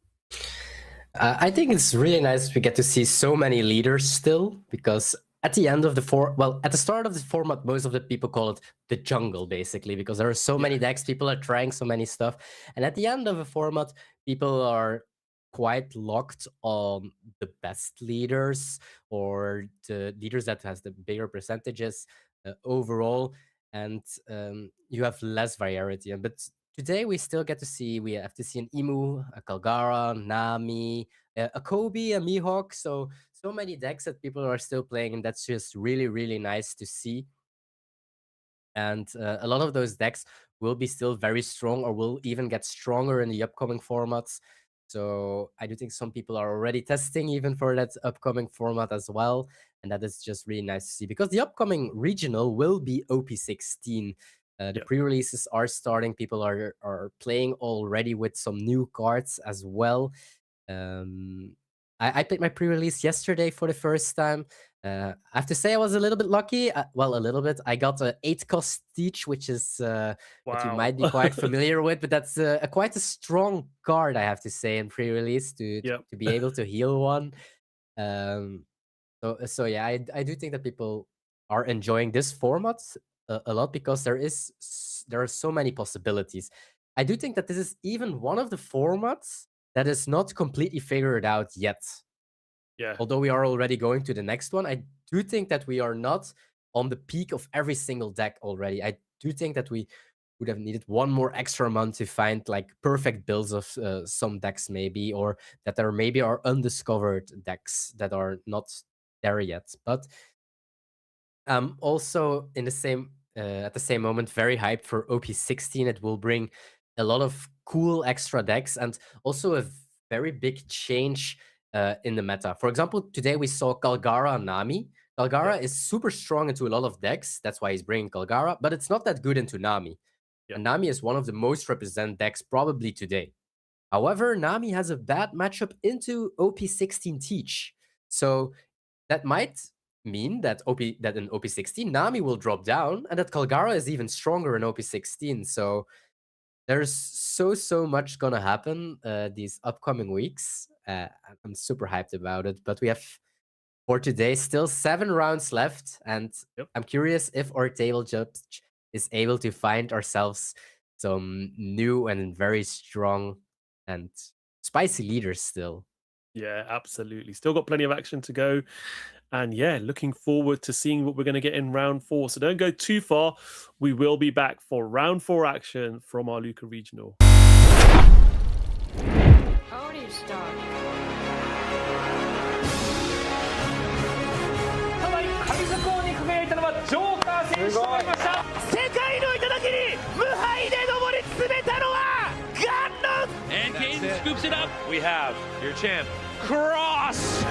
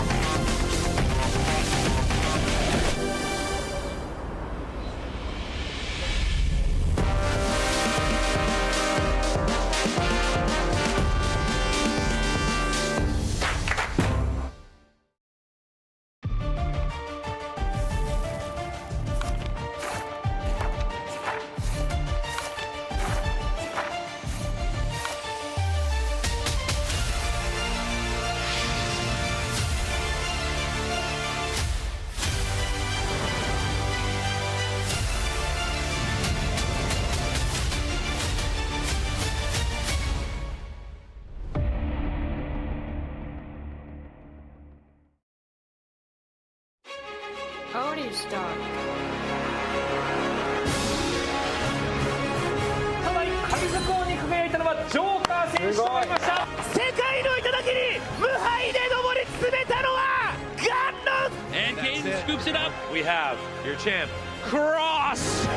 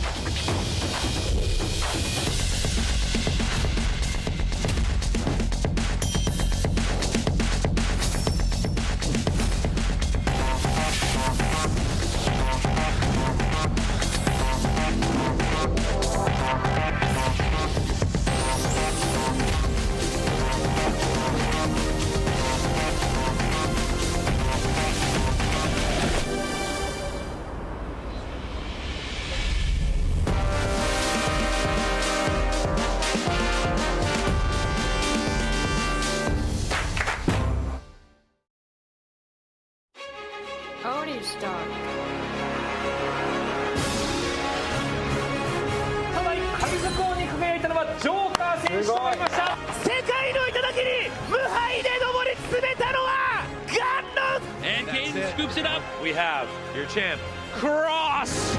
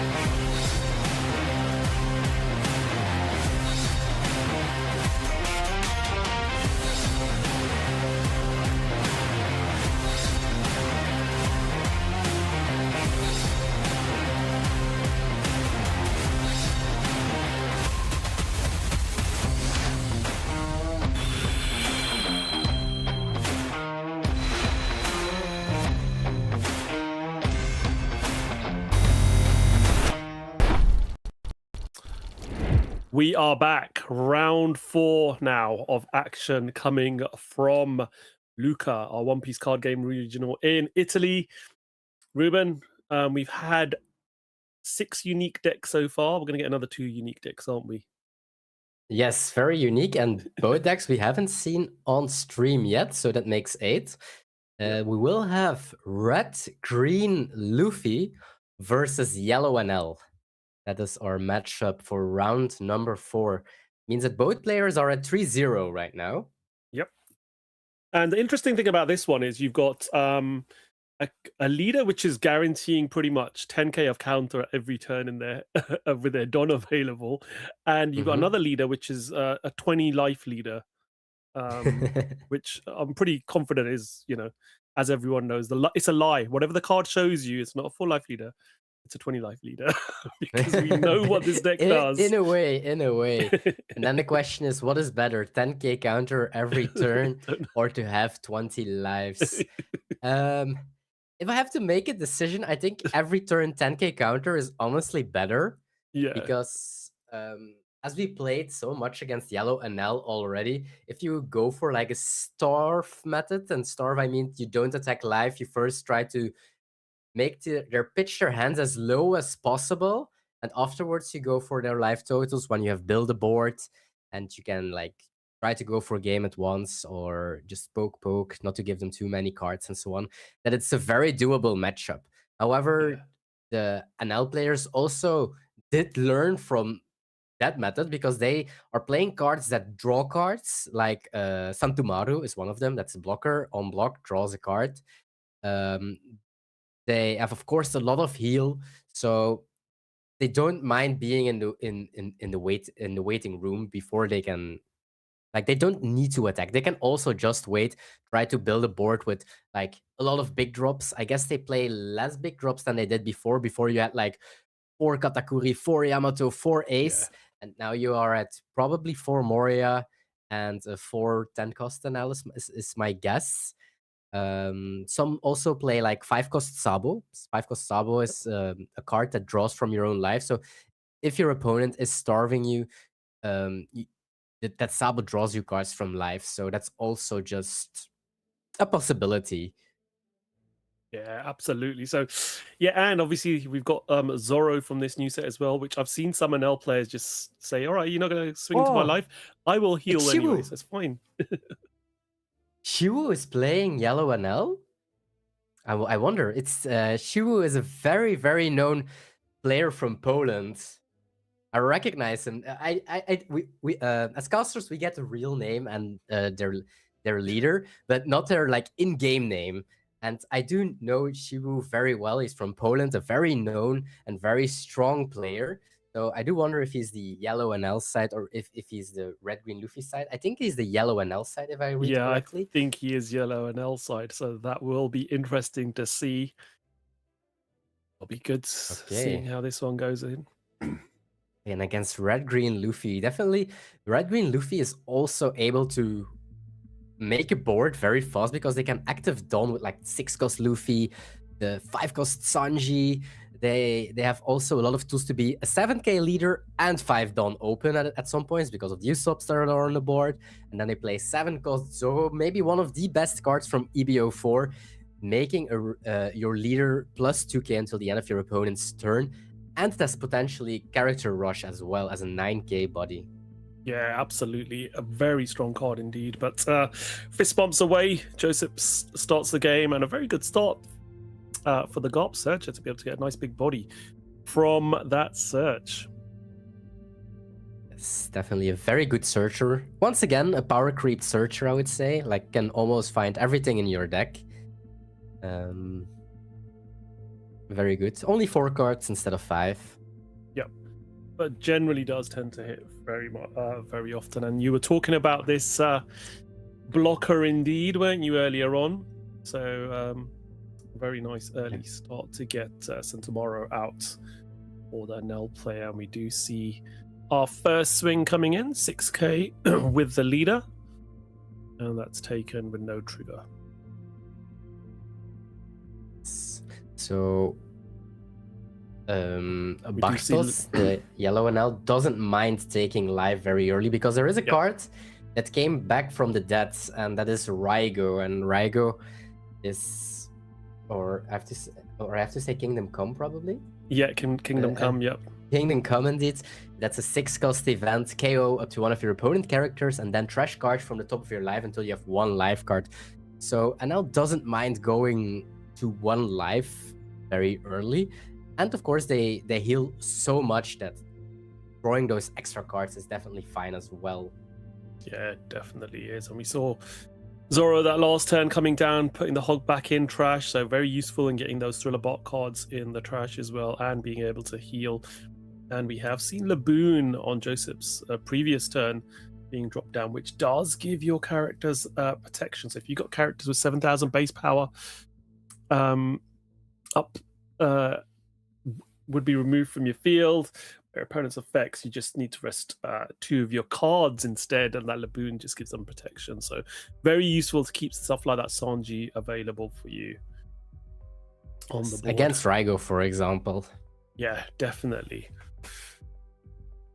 So we do see a Nami hitting the board as well, and that means a very useful card, Nami, in most yellow decks, especially sort of early game. If you can get it on curve, being able to get your opponent to take a life and give a Don to your leader. A lot of leaders do require a Don attached to them to be able to activate their leader abilities, so very good card indeed. We are going to see a 6k swing into life from Luffy leader. That's taken, no trigger. And we are going to see Luffy coming down now. Such a strong card. And such a beautiful card as well. From the OP13 set, activating 4 Dons on his on-play effect. Yep. Of course, with a little restriction that you cannot play cards with a base cost of 5 or more during your turn. Yeah, it just really synergizes well with that leader, doesn't it? It just gives you that 4 Dom back when you need it. It's 7,000 power, so the Laboon can protect it. It's got double attack as well, so very, very nice card indeed. Let's see. He's gonna play a Moria. Yep.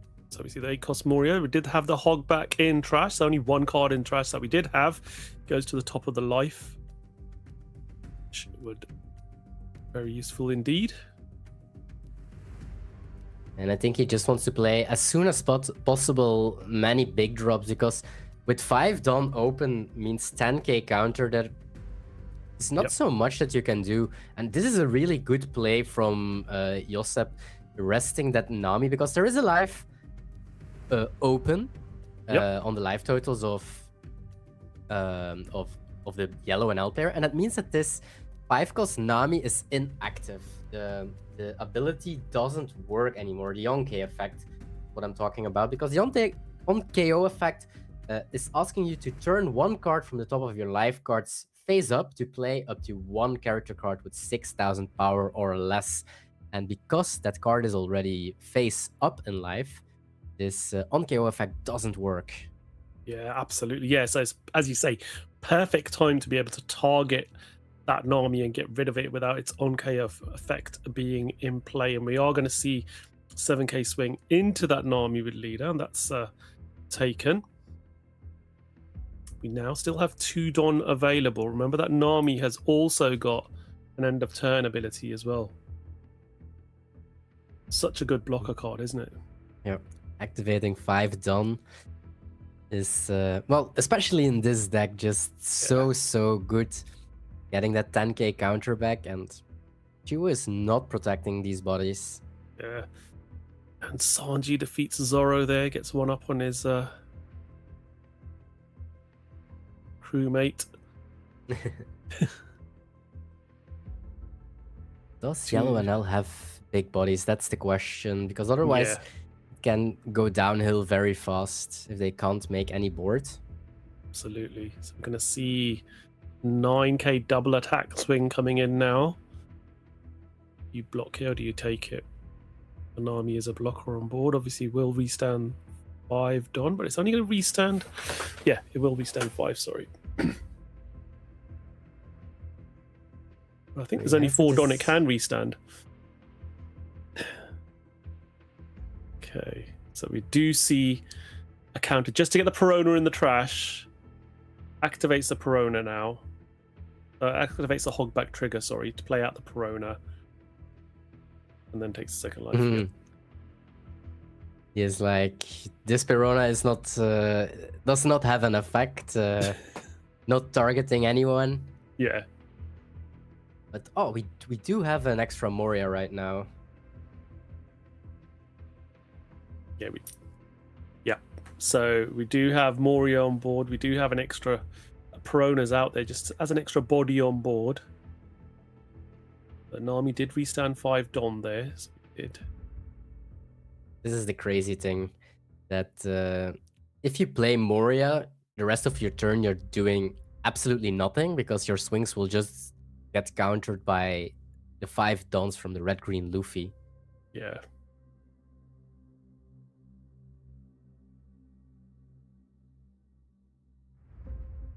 Deciding what to play here now. Got and Don available. And also, you are at 1 life, so maybe he is tempted to play either Moria or a Borsellino.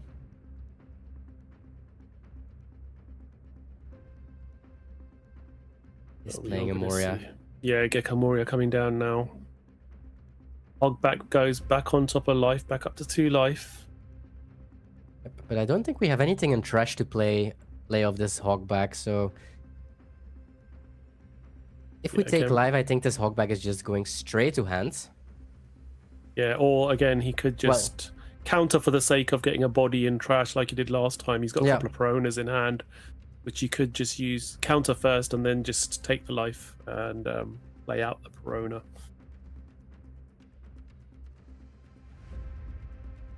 Let's see what Joseph decides to do here now. See, that Monkey D. Luffy is a double attack, so having that Hogback on the top of life, there is a fear of obviously Perona potentially. Do you think that he is thinking about this Brook? This Brook is amazing to rest the Santomaru. Yeah.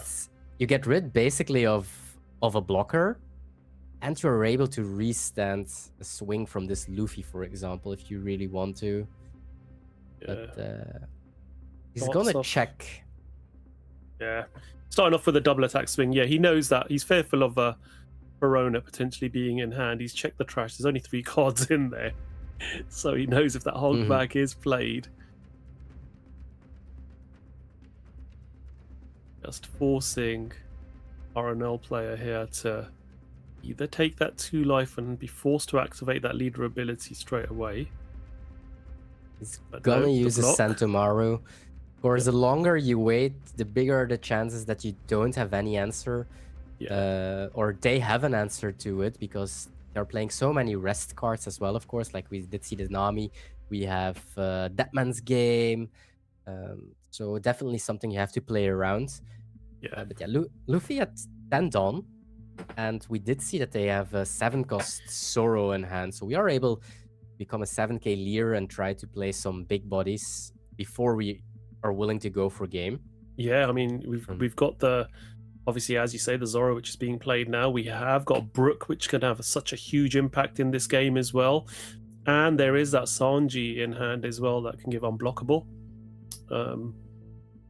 So various options there for Joseph. You pass now with 7k leader and 3 Don open. And the blocker. And the blocker on board as well. Very, very healthy. But looking at the yellow NL hand, we also see like a very healthy hand with 3 Borsellino. So he can play for still quite some turns, I think. However, this Brook is just so scary. If they can connect a double attack and afterwards they have like the Brook to attack twice with his Zoro, for example, which can attack very, very big at that point. Yeah, absolutely. That could provide a bit too much to be able to defend against. So just having a decision now. So starting off with a swing now, 10k swing with a Gecko Moria, trying to get rid of that Luffy. And 2 Don's going to be utilized to counter out of that attack to get it up to 11. We are then seeing another 10k attack targeted into that Luffy. Build the 10 Don up. You want to protect this 2k counter, and 1 Don will do it. He wants to protect his blocker for a potential swing from the leader or Perona coming into it as well. He has options right now. Yeah. I do think he is trying to figure what would happen if he does counter from, or what if he blocks. Yep. How much Dom do they need to invest to get rid of this Luffy? And that's quite a lot you're on the board. I think the only character that might be very annoying is the Rush 10 cost NL. However, that's an 11k, and I don't think we have a 2k, so I guess that an 11k NL might be the most annoying part. Although the NL doesn't heal, that's the good part about it. Yeah. Does decide to block with that Nami. So, or an L player does have all 10 Don available in hand, and we are going to see a Kingdom Come coming down here. But just reading Laboon. Just making sure, but Laboon only protects 7Ks or less. Yeah. He said, no, I'm targeting your Zoro. I know exactly what your Laboon does. So, and now the Perona freezes that Sanji. Sanji can't attack. We pass back over now. Now Joseph has got a double attack Luffy leader, and does have, as we say, doesn't need to be unblockable at the moment. There's no blockers on board. You don't really have a play. You can't really go for it unless you want to do it with like Brook, for example. Yep. But I do think that he will just develop as 7 cost Zoro again, just pass the turn. Yeah, I think you're right there. It's probably best option. So one of the big drops that Red-Green Luffy started to play, well, for let's say the Red-Green Luffys that I saw the past few weeks, is they started playing 10 cost Shanks. And 10 cost Shanks, I can imagine that is the kind of body that is really hard to get rid of, because a lot of the removal cards are gone, like Red Rock, for example. Yeah, absolutely. However, against this yellow NL, Raigo is, of course, a card, so... Yeah, that 10 cost Shanks, restanding 10 Don, and then just distributing them across all your characters and swinging is just, well, leaving your 5, obviously, for your leader ability. But yeah, it does make it a little bit... quite a good card indeed, yeah, in this particular set deck. So as you suggested, we have seen the Zoro come down, making our leader 7k, the leaving 3 Don available. Building boards as soon as possible, of course, but this is most of the time the turning point for Yellow NL. Yellow NL has a lot of choices right now. You can even decide if he wants to play, for example, his 5 cost Nami, because the ability is still active. Now not anymore, but he also has double Borsalino. He can heal twice if he wants to. Yeah, it's crazy, isn't it? So we're going to see, double Borsalino, as you stated, coming down to be able to heal twice, go back up to 3 life. I did say this is a 20 life leader. I wasn't lying when we started this game. healing 2 more life. Just be a lot more comfortable now. And still very healthy in hand as well, so I do think that he is quite comfortable at the moment. Yeah, establishing 2 more blockers, another couple of life. Making it really difficult here for Joseph to commit anything, really, towards attacking, especially with those 2 big Gecko Morias on board, which quite easily swing 10k into your characters, making you have to work that extra hard to protect them. We are going to see Nami coming down again, resting the 2 blockers. Now we can freely distribute most of that Dawn. Yeah, and something that you might have noticed is that Bartos, the yellow NL player, is never protecting his bodies on the board. Well, maybe it's Morias, because these are like very big bodies, but the small bodies like Perona, Borsalinos, and so on, he's never protecting, because he wants to stay as healthy as possible in hand for the end game. And the only important cards, especially into Red Green Luffy, are your big drops. The small drops are just an easy one Don counter basically, so that is how he is approaching this game at least. Yeah. I was going to say 13 into one of the Gekamorias, but he's sticking. He's going 14 to force 2 cards out of hand. 3 cards, sorry. So this is making it really difficult for Bartos here to defend this Gecko Moria. 14k swing. Thanks to this Nami, he will just have active Don again at the end of his turn, so... Exactly.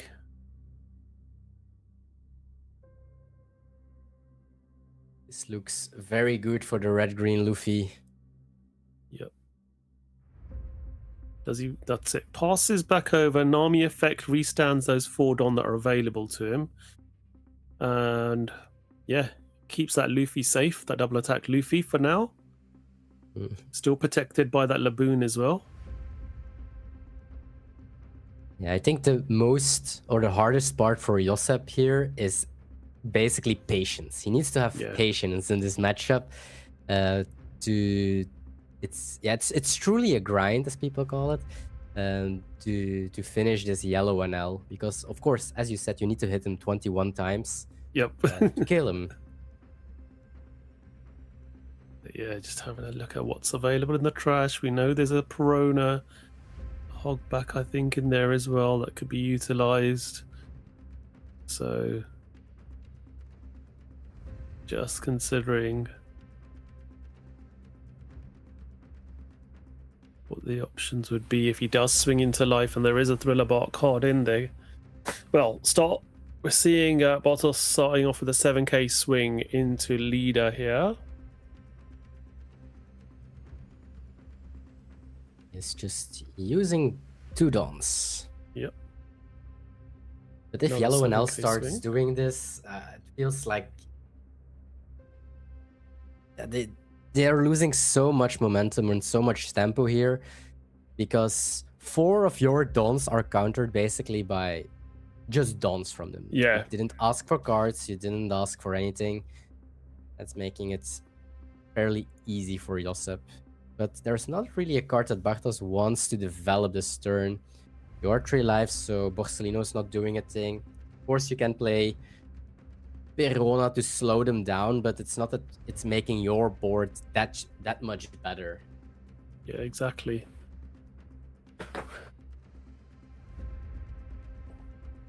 Again, can't play a Borsellino for their heal, so let's start with a 10k swing now with this Gecko Moria, potentially. Well, he was. He's just playing, nope, just Borsellino and pass. Establishes a blocker, doesn't get the value of the heal, as he is on 3 life, and Joseph was very reserved last turn, making sure that Luffy wasn't exposed to being attacked into. It's balanced right now. Yeah, it's quite very well balanced. We do see the Shanks. Oh, the Shanks is in hand now, yeah.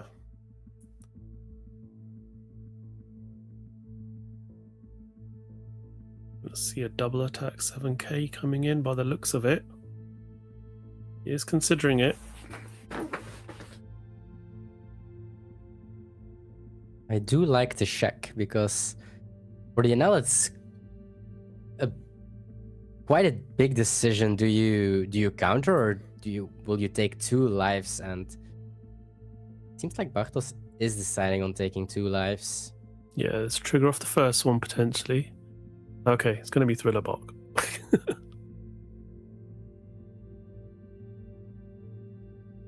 Kumasi.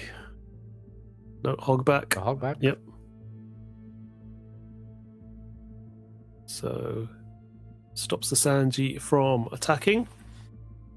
Flips over the trigger. second one. Another trigger, very nice indeed. Draws 2. Precious. Healthy hand size now.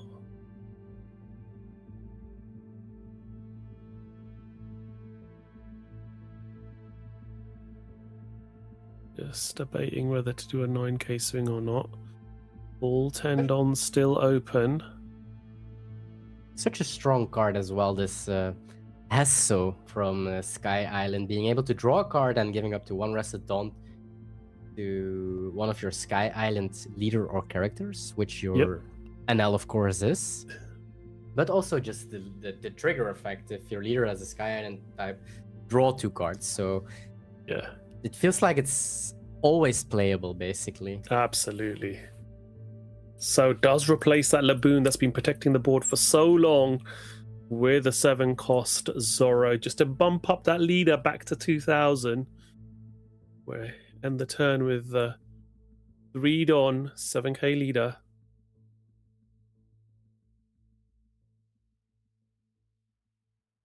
You're now targeting that Luffy again, as we saw earlier. Gonna see the Nami block for that one. We are now seeing that big NL finally coming down. 7,000 power. Now 12,000. Now 12, yeah, exactly. Yes, 3 Don is more than enough. Yep. And yeah, the leader can't swing because this leader was a 7k. Yeah. Joseph now, again. 7,000 double attack. Asking for 2 cards, and otherwise it will be a little bit dangerous because you will have to use your leader ability as NL.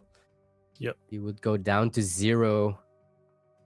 Such a sweet number into this NL, isn't it? That 7k and double attack. Just meaning that you really have to consider what the best option is. Do you really want to fire off your leader ability straight away, giving your opponent so much more knowledge? But I do think that it's still far from over because Yeah. if this NL sticks, the heal is on the when attacking. Just from this point on, if we don't get rid of it, we are able to use Raigo. Yeah, we're going to see whenever Shanks we coming down want. here. Yeah, I think we're going to see one of these Zorros potentially targeting that NL now.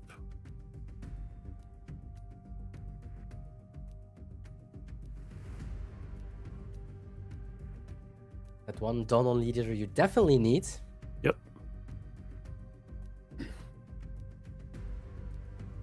To life, what's it going to be? All trigger? Nope. 7 into life. And you can swing freely. Now, we've got the Zorro, which is a 7 cost, so it is out of reach of a Perona freezing it. We do have a very big hand for the NL player, but I don't think he wants to go too low in cards. No. Here we go, leader effect. Heals 1 and trashes the Nami from hand. Doesn't want to get rid of that Raigo. Seems like the card that we want to play the upcoming turn. Okay, 11 into leader. Yep, decides to take that one. Oh, we still have a block. Are we not gonna use Brook? Doesn't look like he is. Or maybe he will. We'll have to wait and see. Because he's... Oh, okay, okay. because otherwise he could go for Brook, rest the Borsellino, and swing 9 and 11 for a game, so...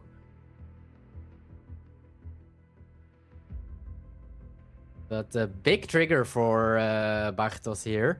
Yeah, absolutely. That trigger really did help. Being able to heal just meant that Joseph couldn't really play that Brook and go again. Well, at least not this turn.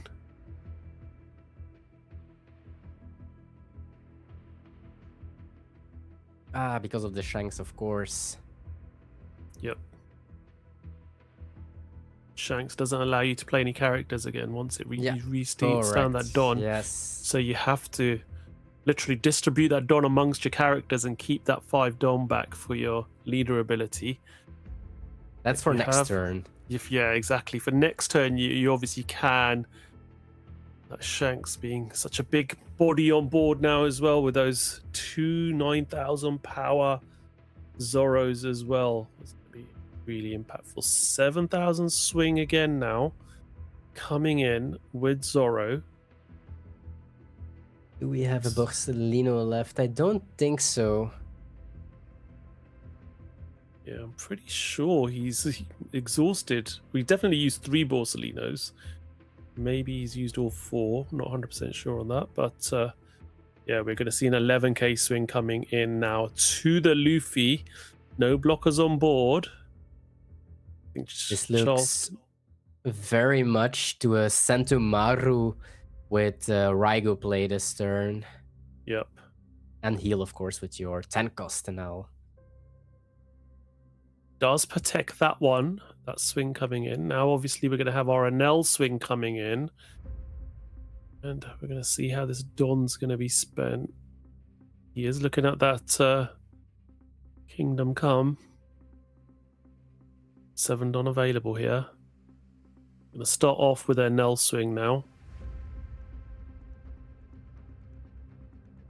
He is targeting that Luffy again. Rushing the Perona and healing one. 12k swing. What was to life? It's to life. Okay. He changed, yeah, he changed the target to life. I think he was telling to himself, if I don't go for life, I'm not setting up lethal for the upcoming turn. Yeah. And I think that is what he is going for, because if he attacked on the Luffy, which is a 7k, 3 Dons was +6, so that was enough to protect it. Right, maybe Joseph knows now his fate is determined. He does have to really be going for game, I think, this turn now. As you say, Bartos has set himself up to be in a very good position next turn. We are going to see Brook coming down, resting the Sentomaru. We're now, I think, going to start seeing some swings going into life. And then obviously Brook is such a powerful card in this particular situation, isn't it? These are so many swings. We have double 7s, double 9, a leader, and 4 Don up, and a restand with Brook. We need some lucky Enel gaming, I'm afraid, for to survive. Well, every time I commentate an Enel matchup, there's always a you're the one that should disappear in life. Now, whether this deck's got it or not, we're gonna have to wait and see. Always he already used one of his credits. Yeah. He already used one of its credits with the Moria in life. Yep. The past turn. So let's see now. He's gonna go. He's gonna go with here. Thinking if he needs to use Dons for this turn. I do think that you have to. Yep. I think you'd probably better off putting the Don on the Zorro, and then with the Brook you get better value. But again, now how many cards has he got? Oh yeah. Okay, yeah, we're in overtime now. So turn 0. 2 cards in hand for Bartos. So this connects or is a block. It connects. Yep. Now. And I think this is guaranteed lethal because of the Brook and 4 Dons still left. Yep. So double 11. So he doesn't even need to use all the Dons immediately. But double 11 should get there always, since there is no I don't trigger. think there's any way out of this now. Yep, exactly.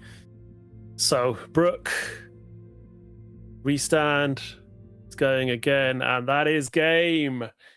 And we have a winner. Joseph beats Enel. Wow. What a game indeed. That was exciting to say the least, wasn't it? Being able to deal with all those big bodies on board. You had the Enel big body on board. You had a couple of Gekamuri's at one point as well. All those Borsellinos coming out to heal and to sit there as blockers.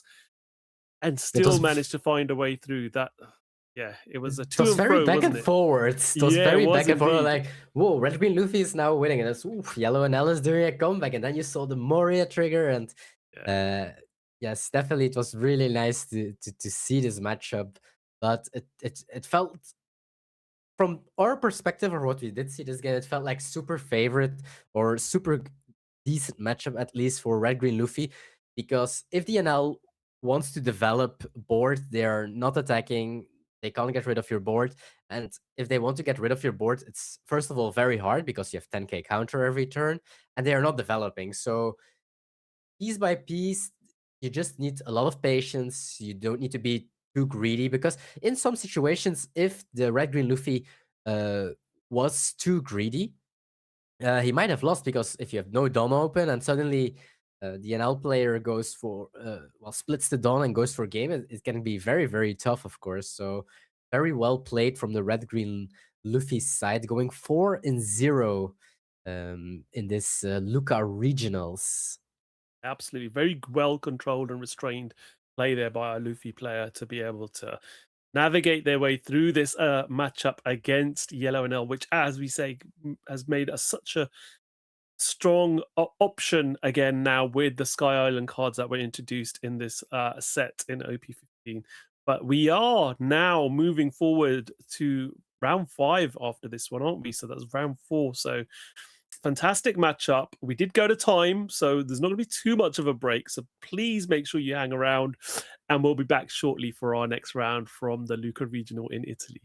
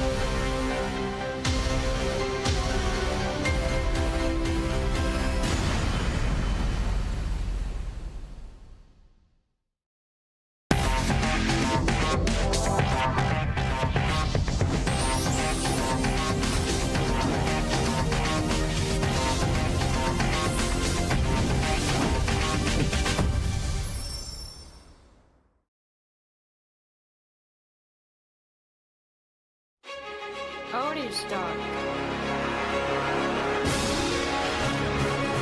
ただ神底王に輝いたのはジョーカー選手となりました。世界の頂に無敗で上り詰めたのはガンノ And Kane scoops it up. We have your champ, Cross.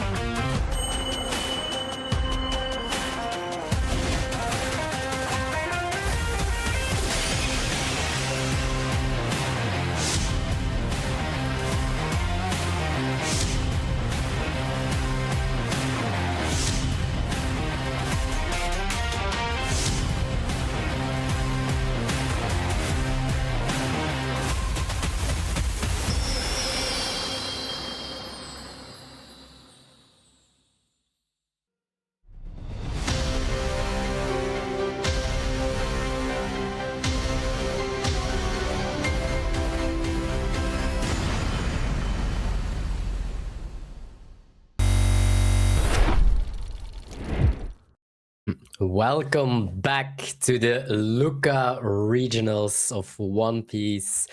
We are here in Italy with 1,024 players battling for a spot in the top 32 for tomorrow, for a spot in the finals in September. And I'm joined here with Tash. How are you doing? And what do you think currently of the games? Yeah, really good. We've had 4 fantastic rounds, 8 different leaders represented in our opening 4 rounds. So always good to get a nice variety. The longer the day goes on, we are obviously going to start seeing some of those familiar faces, I think, as expected. But yeah, so far so good. And that last round was really entertaining. That Enel, yellow Enel versus red green Luffy was a really, really good matchup. Looking forward to seeing some more entertaining matches as we go on throughout the day. And we're nearly at our halfway point now, aren't we? After this round, we'll be halfway there. 5 out of the 10 rounds completed. But yeah, one more round to go before we're at that point. And already looking to be a good tournament so far. And it is the last of our OP15 format because as of next Friday, OP16 is officially out. It's out at LGSs, which are holding release events this week, pre-release events now. So you can get hold of the cards and start playing with them now from stores that are TCG Plus and holding events. And the set will be available from all other retailers from next Friday. So there's usually a 1 week break before you can play in official large-scale tournaments.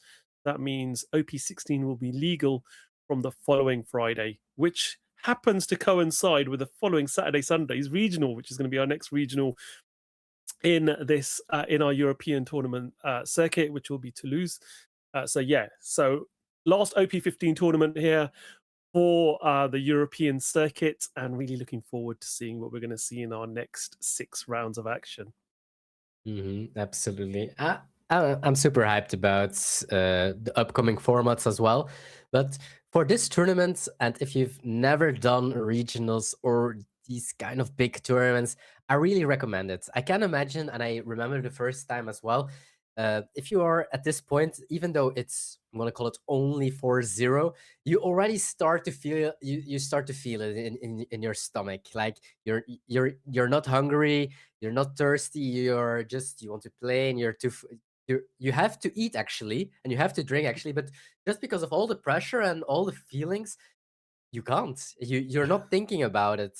So sometimes it's really good that you have like one of your friends saying, here is a drink, or come, let's have a drink, or let's go outside. That is definitely very, very helpful. But it's also a whole new way of living in this card game world. It's very tense. It's very nice, and I just love everything about it. I will tell you something. My very first finals that I ever played in a card game, it was also on stream. I was so stressed. I didn't sleep because it was only the finals on day 2. And my friend messaged me, Ruben, don't be worried. There's only like 20,000 people watching you. And I was like, perfect. Thank you. So definitely don't do this, guys. But yeah, but you mentioned something really important there. If you do go to a regional, make sure you are looking after yourself. Keep hydrated.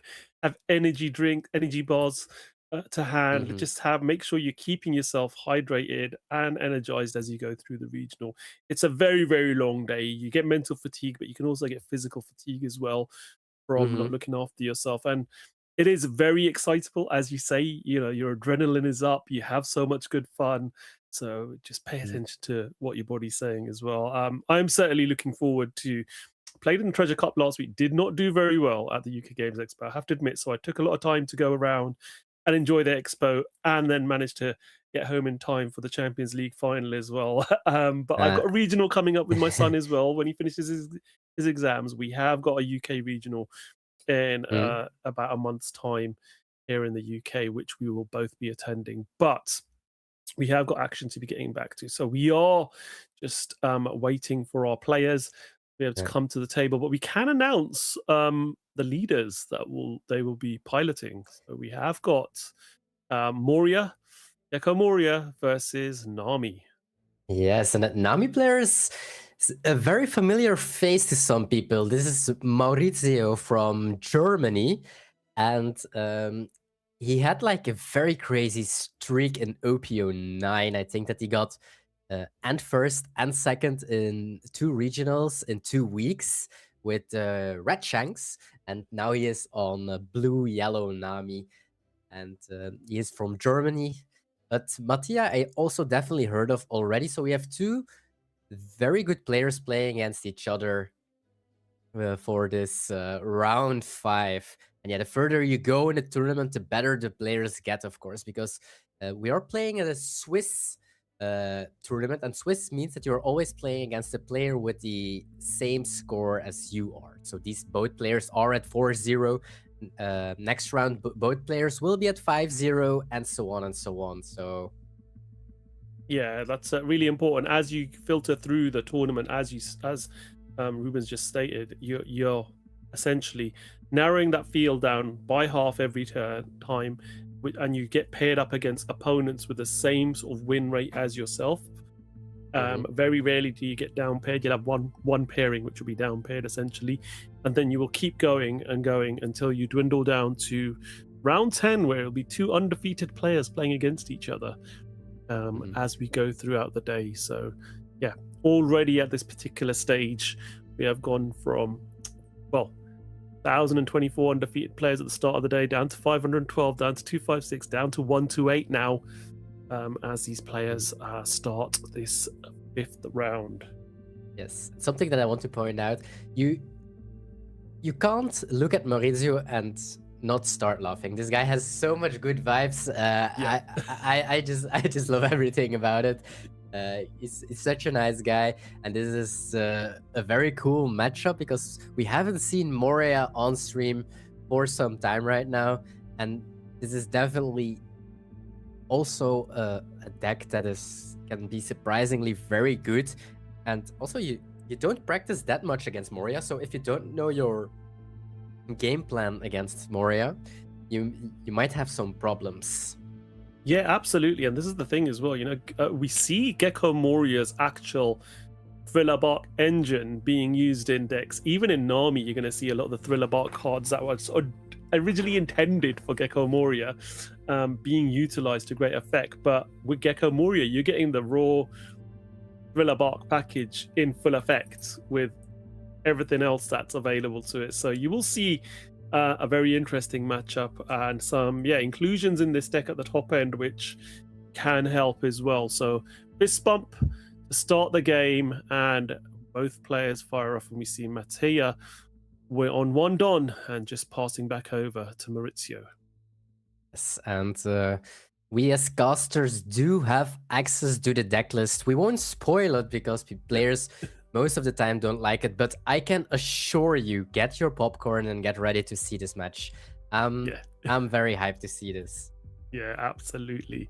Maurizio gets a perfect turn 1 play there. 2 Don, plays out girl, so that will ensure 1 rested Don on your leader every single turn. Very useful indeed. Just means you can play all of your characters out on curve and not have to worry about keeping a Don back for your leader ability. So very useful indeed. But again, Mattia there just with a 8k swing, nothing played last turn, so we'll see what Maurizio decides to do here. Does have a Marco in hand, which will probably come down as it does. So a nice blocker there, and we see Girl being able to put that rested Don underneath the leader, and a 6k swing coming in, which will be countered and also taken. So we do see trigger being activated off that life. Pure hockey is what I call it. Yep. Very nice to see. He countered with only a 1k on a 6k swing, and for 1 second I saw error. But this is the thing with the Thriller Bark. You're hedging your odds because you're very confident that you're going to get a trigger from your life, and that was very good hockey, as you say. Anticipate that trigger. Swing 6. Yeah, so that's gonna just be leader effect to go up to 7k leader. Kikinojo being trashed there. Gonna use this leader effect. Yep. And this counter into get Hogback is so rewarded right now. Yeah. Absalom comes out, gives you that thriller box search. And we also did see the Boa Hancock already in hand for Mattia, then that's definitely a card that you want if you are on that odd curve. But that one card, what I'm very hyped about to see in this particular matchup, and we did see a little bit of it, is that new promo Teach. 10 cost 12k when attacking, negate the effect of all your opponent characters and leader during this turn. This means that this leader effect from Blue Yellow Nami it's not gonna work. You can't become a 7k leader, and all the blockers like this Marco, like 10 cost Newgate, and so on, are just not working. And yeah, this will be really cool. Yeah. If he can hold off, I'm gonna say, the Nami long enough, because that will be the big issue, because he's going first, of course. Then this will be a really cool game. But Boa will help with staying alive, or leader ability, being able to trash 3 cards and healing a card will also help, of course. So yeah, absolutely. Yeah, as you say, that Martial DT, such a good card. Of, you know, our players have been getting that obviously in their event pack volume 8 when the tending regionals, recently given out an extra regulation battle as well for tending those. But you got 1 in 4 chance of getting it from your pack, so very difficult to get yourself the one that you might want. I keep getting buggy from my packs. I also had 2 buggies. I was like, no. I did have a player who's kind enough to swap one of my buggies for a Shanks, just so I can complete the set. But I'm still looking for a Teach and a Luffy. But we do see the 6 cost Gecko Moria coming out now to be able to bring out that hog back. Yes. Perfect. We get the Perona now, and that Silver's Rayleigh there will be frozen, not being able to do much this coming turn, and will be. And yeah, his leader effect made his leader a 7k swing, of course. Yep. Those of you not aware of what Gecko Moria does, it's got activate main once per turn. You can KO one of your Thriller Bark type characters. Your leader and all of your characters gain plus 1000 power during this turn. And when attacking, you can trash 3 cards from your hand, add up to 1 card from the top of your deck to the top of your life card. So you've got really good strong hand size, and you are at that point where it's looking very, very dangerous. You can potentially heal a life as well to make yourself just slightly out of reach for your opponent going for game, depending on the situation you're in. So it can be quite useful as well. Yes, and a good trigger here for Maurizio. Because Mattia was taking over, there was 1 character was frozen, there was only Marco on the board, what you not really want to swing with, of course, as Nami. So staying healthy looked fairly easy, but now there is an Kikonojo, and that can make it a little bit harder. Yeah, and just to add to that, Borsalino coming down now as well. There's 2 blockers on board now, healing as well, so going back up to 3 life. And now we are going to see Don attached to the Nami, as expected, with that girl. And Kikinojo now swinging for 7,000, having been triggered the last turn, played out a trigger.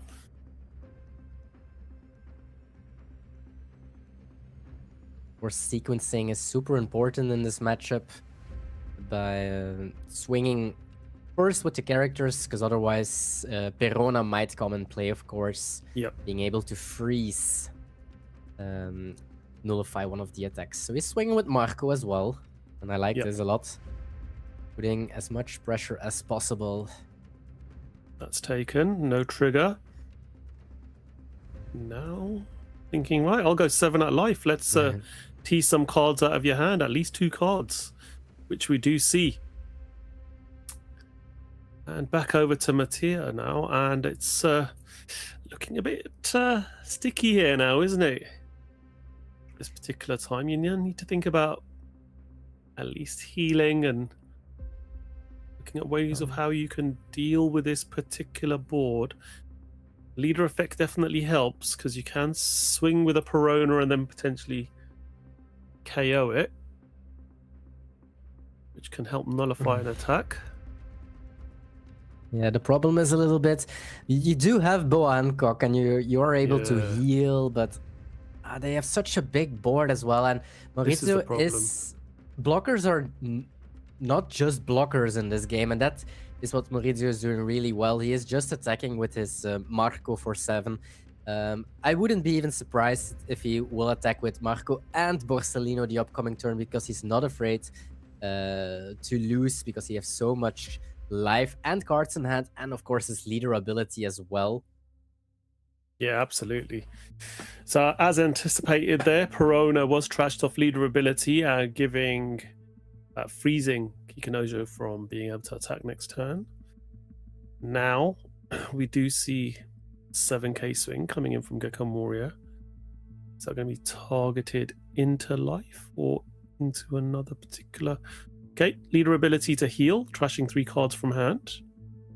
That means that we're not playing Boa Hancock this turn. Yep. Looks like we are on a different game plan, and that we are gonna play 8-cost Moria. Potentially here we are seeing an 8k swing with that Gecko Moria, 2k counter, form of the Kumasi. Now, as you stated, we are going to see the 8-cost Gecko Moria to put Kumasi into life. So a couple of heals this turn definitely helps, and establishing a nice big body as well. But Maurizio's done all the early work to put himself in a really good position here. Yes, but Moria is really strong at staying alive, of course. With that leader ability, with all the heal, all the heal cards. I guess he's at least playing the Boas, the Morias, maybe either some Borsellinos or some Zoros. I can imagine that he is playing the 4-cost Zoros, since that is a really good card of getting back with your 8-cost Moria if it's in life. Yeah. It basically works even better than a 0-cost event. Because you also get a 6k body, of course. Yep. We are seeing a Silver's Rayleigh now swinging.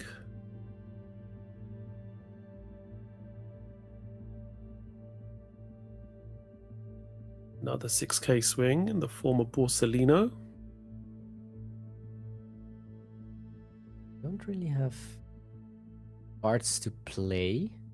Yeah, I think Perona comes out to freeze Marco here. Yep. Still no cards to... Well, there are cards to play, but there's not a Robin, there's not a Newgate. So I do wonder what he... Well, what do you replace? Do you want to replace your girl? Maybe girl, for that you have more firepower the upcoming turn, but... Yeah, a little bit an awkward turn for Maurizio here.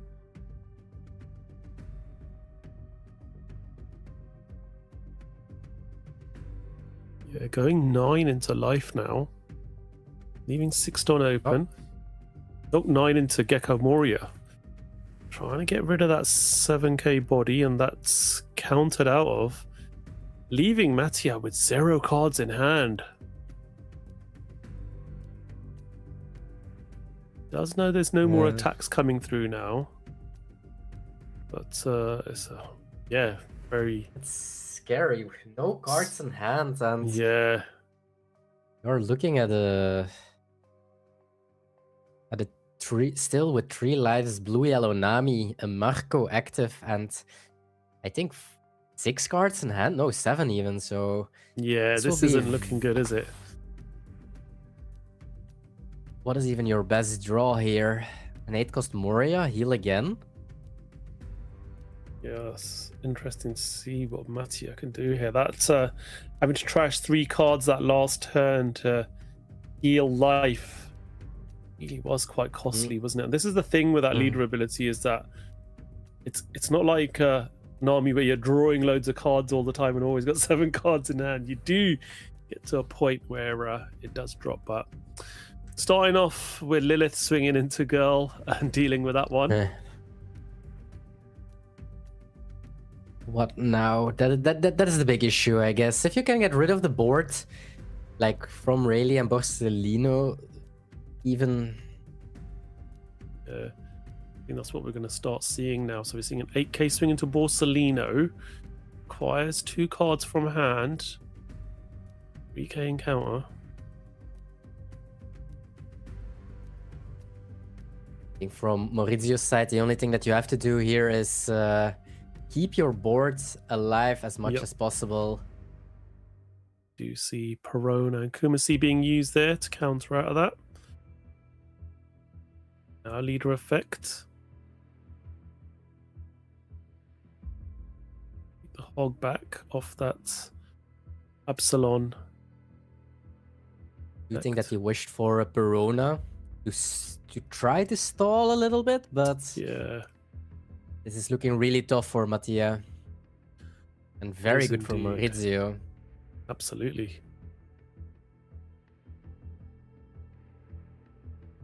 Hand is also full of counter, but of course, if it was not full of counter, he probably would have had a play last turn. Last turn, he literally did nothing except for dividing dons. Yep. So it's one way or Okay. the other, I guess. So Yeah. So another 3k encounter, protecting that board. 4 characters still on board. Has to deal with something here. Another swing now coming in. 9k into Borsellino. asking how much don left. I would be surprised if he didn't counter again with double 2k here. Yes, he does. Yeah, Here we he go. does. He's only gonna lose 1 character to this Gecko Moria. Yep. So Marco gets to draw off it as well. The block. It's like, well, if you're swinging into a blocker, I'll just block and draw with the on KO ability. So yeah, does get to heal there with Zorro and passes back over. So yeah, 2 life. 4 swings coming through and not really much in, well, 0 cards 0. in hand. Yeah, because having to trash a card from hand with that Zorro doesn't help. So we start off with a 6k swing. Any trigger? We do see a trigger. Verona comes out, freezes that Rayleigh from being able to attack. Freezes the Rayleigh. No cards still in hand, so Yeah. looks like just a swing with Borsellino, and then probably you can go all in with he decides. Yep. And yeah, swings 16,000 with Borsellino for the game. No trigger off that last life. And that just meant there was no way to deal with it. Well, if he did get a trigger, potentially could have played out another Perona and frozen the Borsellino, but that wasn't to be.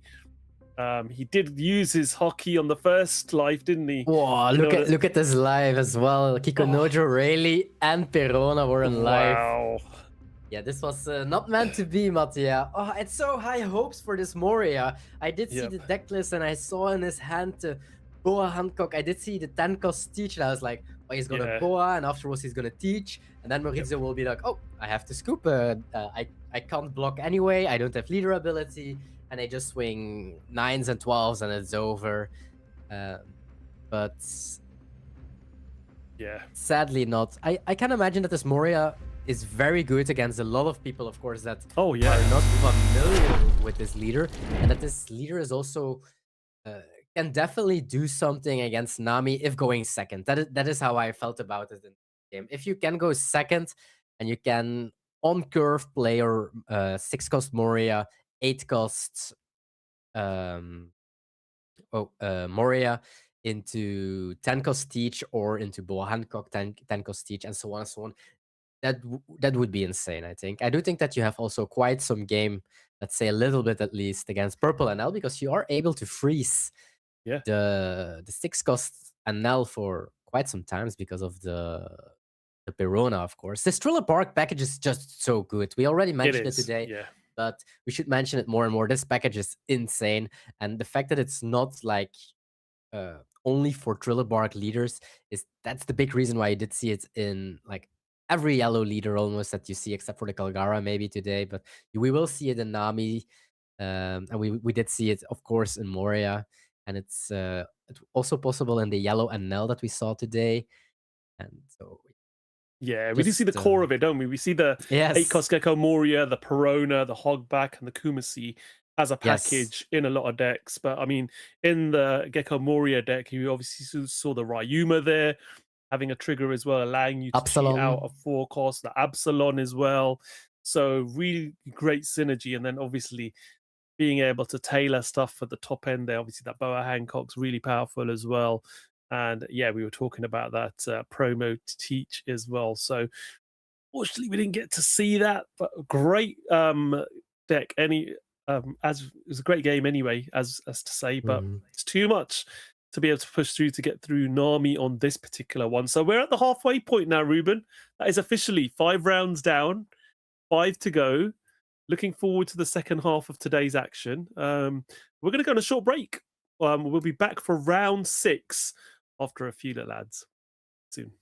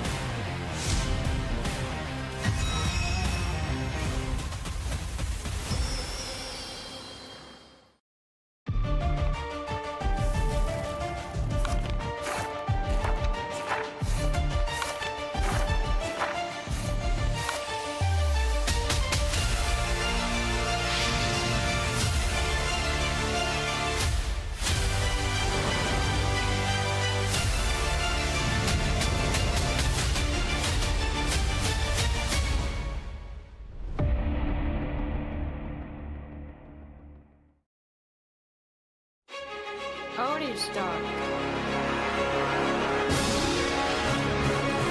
ただ神図工に輝いたのはジョーカー選手となりました。世界の頂に無敗で上り詰めたのはガンノン And Kane scoops it up. We have your champ, Cross.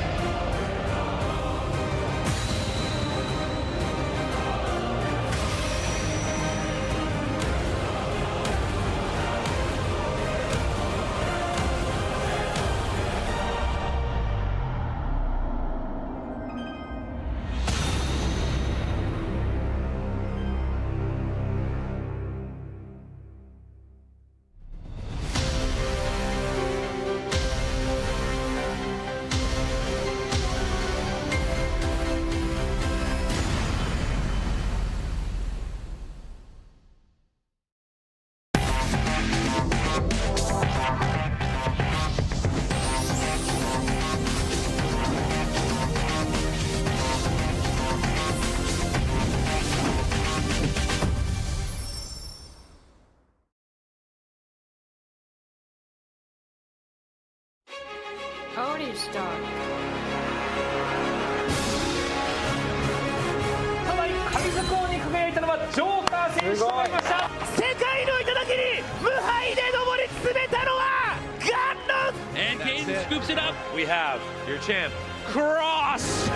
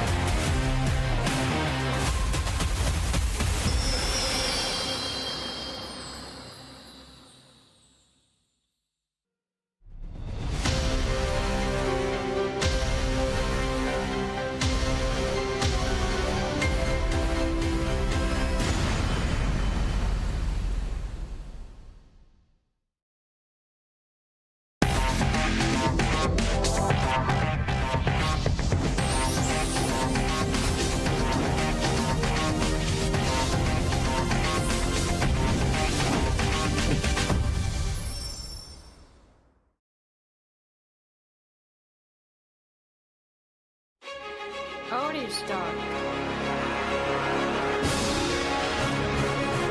ただ神図工に輝いたのはジョーカー選手となりました。世界の頂に無敗で上り詰めたのはガンノン And Kane scoops it up. We have your champ, Cross.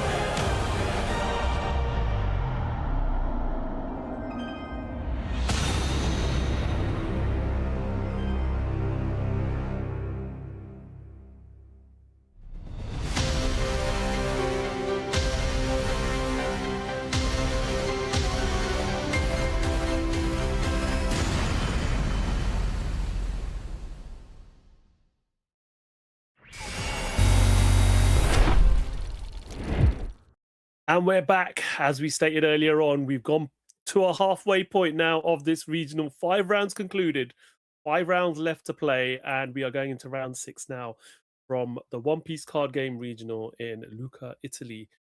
Ruben, been some great action so far. We've got some more to go, and I think, I'm seeing the lists coming through. It looks like we have got 2 new leaders on the table now. We saw Nami twice today. That's the only deck we've seen twice.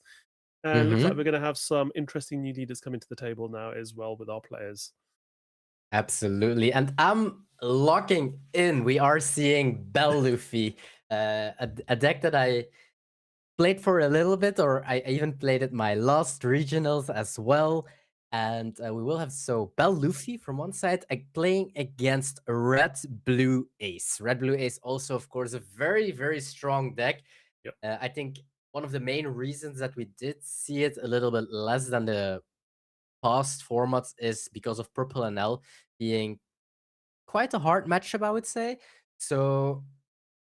But this is also a hard matchup for Ace, I think.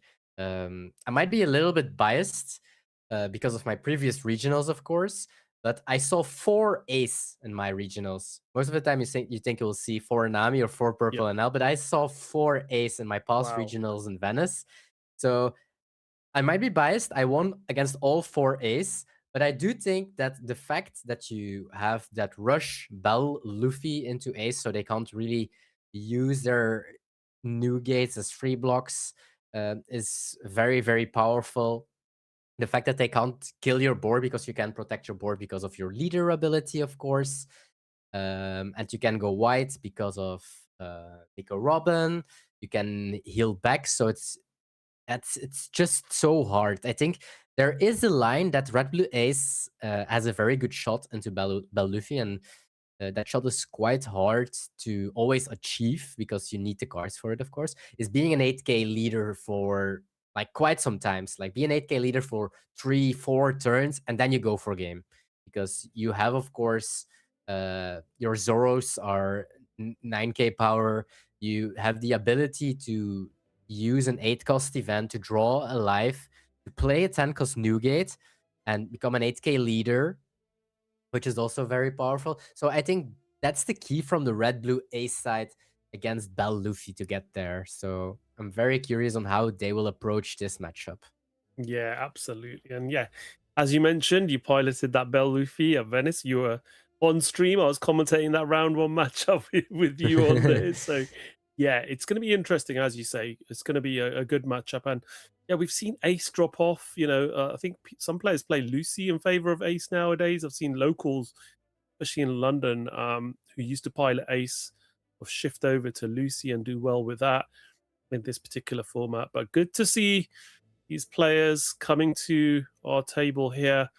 They are table 26, so they are very high up there.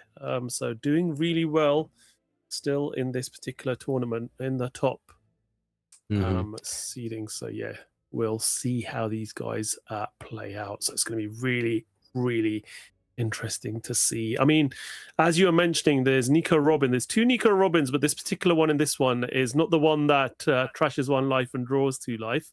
Do you want to explain what it does to those watching who might not be familiar with this particular deck?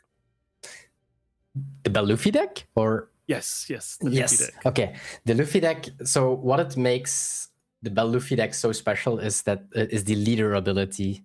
From when a character gets removed from your field, you can instead draw from your life. So you can protect your bodies with your life totals. And as you can see it here, I will quickly read it for you. That makes it a lot easier. If I if I explain it like that.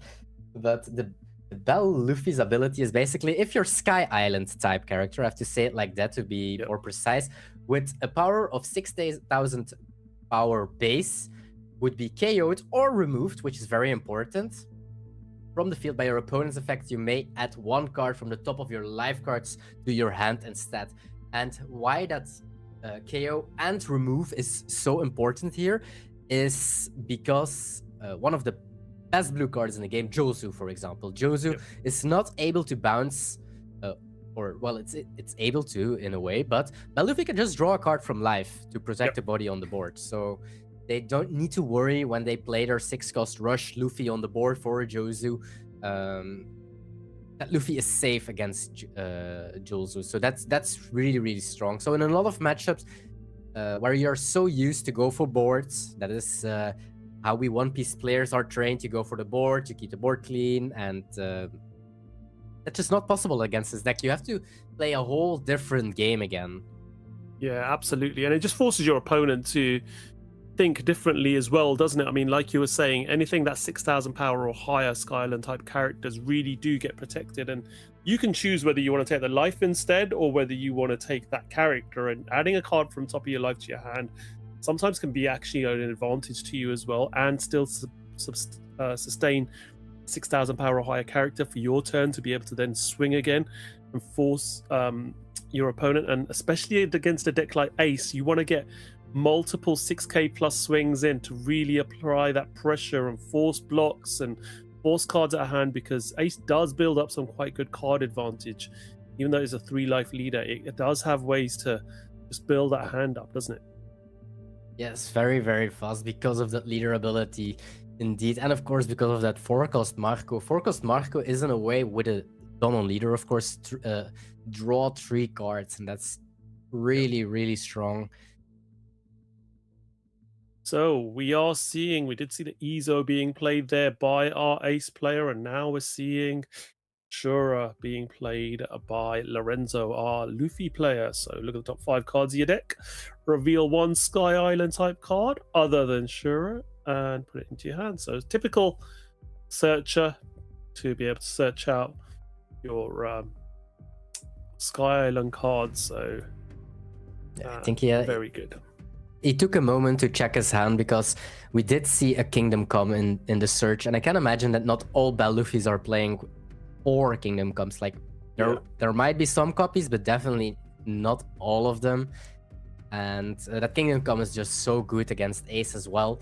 Being able to remove a 10-cost Newgate or one of those 7-cost Zoros. But he did decide to go for the Nico Robin, which is, of course, it's a 7-cost and you're on the odd curve. It's an amazing card. So we will definitely see it in 2 turns.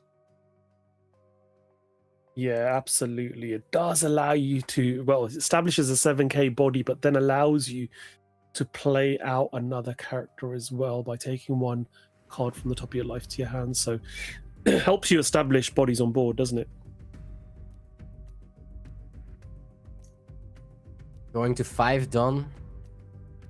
An amazing card here is probably Wiper. Wiper is probably even the best because you can't remove the full board from Ace, and you are able to use the on-play effect as well, putting your life face up. Afterwards, activate main, you are still able to swing a 6k thanks to the activate main. So such a strong card. This Wiper definitely on curve here. Yeah, Does make the odd curve not that odd, because next turn you can play that Nico Robin with a body and use Wiper again, so you are able to swing a double 6 again. Yeah, Wiper's really good into this Ace matchup against a 6k leader, as you say. Being able to give that Don to your leader just really helps get those attacks through where, you know, could potentially, if you're playing on curve and being optimum, could miss out on your leader being able to swing against a 6k leader, but it just gives you that ability to do that. So we do see 6k swing being countered with the Robin blocker there, and now we see Boa Hancock 6-cost. This has been seen a lot more play nowadays, hasn't it? Coming back into the fold because primarily of Anel being out and about, hasn't it? Absolutely. This card is what makes the Anel matchup doable as Ace, because that matchup is of course really tough. But thanks to this Boa, you hold them down, you slow them down a lot more, because you're able to slow down the 6-cost Anel, and you're able to get rid of one of the small bodies, of course, which is most of the time the most important one is to get rid of Ohm. If you can freeze Ohm, no, freeze and 6-cost NL and get rid of an Ohm. That card is just so good. Absolutely, and we did see that combination of Nico Robin into Luffy there, taking that Anel from the top of life into hand, being able to heal one, and then just play out that Bell Luffy. Wonderful. We do pass back over, and we do see our 7-cost Zoro coming down. Now, Ace becomes an 8,000 power leader until the end of Lorenzo's next turn, which is going to make this so much more difficult to get through, isn't it? Something very relevant here, and what makes also Bell Luffy in a lot of ways, I think, very strong against Ace, is the second effect of Zoro. The activate main is if your opponent has a character with 8,000 power or more, this character gains character rush during this turn. But there are no 8Ks. The only big drops are the 10-cost NL, and when 10-cost NL comes down, you're also not a happy person at all. So yeah. So definitely. So we see Boa Hancock now swinging in for 8. Not sure what it was swinging into. I think it was potentially into life there, and we do have leader going into life now with the 9k swing, passing back over to Lorenzo, and we do have 9 Don available now on this particular turn. this is of course the why this Zoro is so good in this deck. It's making your leader an 8k, and ooh, that's a very good trigger as well into Ace. Absolutely. Blocker there that can be played out. You are giving minus 2,000 power now. Everything across the board. Nothing being KO'd, but it does mean that Boa becomes a lot easier to be targeted, to be attacked into. I like to attack first with your leader, because it's not sure that you will attack with other characters as well. But I guess maybe he really wants to use his one Viper that can swing for 6 and use the rested Dawn for his 7k bodies. We can swing live as well. So he has many options here. But as the Ace player, I do think that you just can't protect this Boa, because you're making your leader essential back 6k if you will protect his Boa. Yeah, absolutely. So does let that Boa go.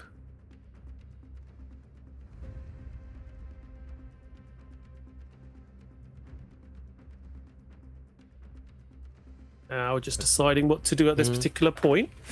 Does still have full Don available, and double Viper effect, so yep. So is gonna go 8,000 into life there. Jozu was enough to counter out of that one, as the leader is 8,000 power. Using the other Viper's effect now to give a rested Don to that Luffy, and just gonna stick the rest of the Don underneath it and go, well, 12,000 into your 12,000 into 8. That's quite a lot to counter. I guess leader ability 2k and a 1k. That's so much, but it looks like he is going for it. Yep. 2k, 1k even.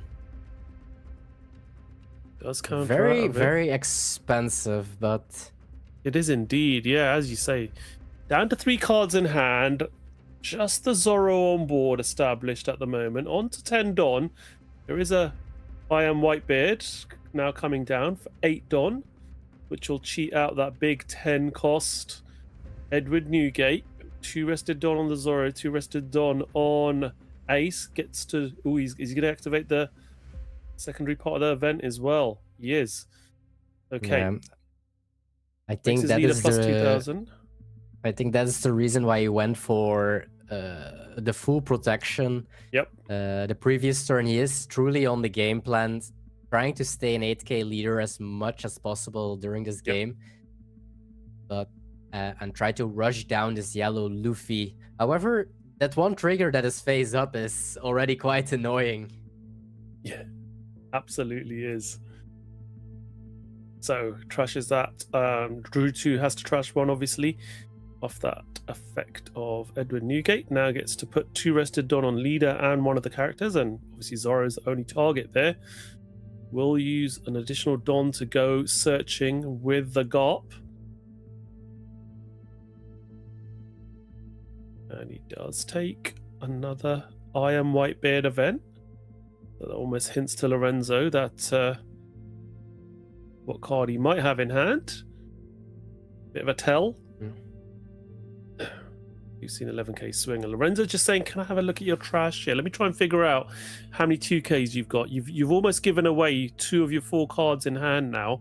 I know you've got I Am Whitebeard, so you must have a Whitebeard as well. So that's 2 cards without counter. Yes, you can use one of those off your leader ability. So that means 2 cards potentially with counter.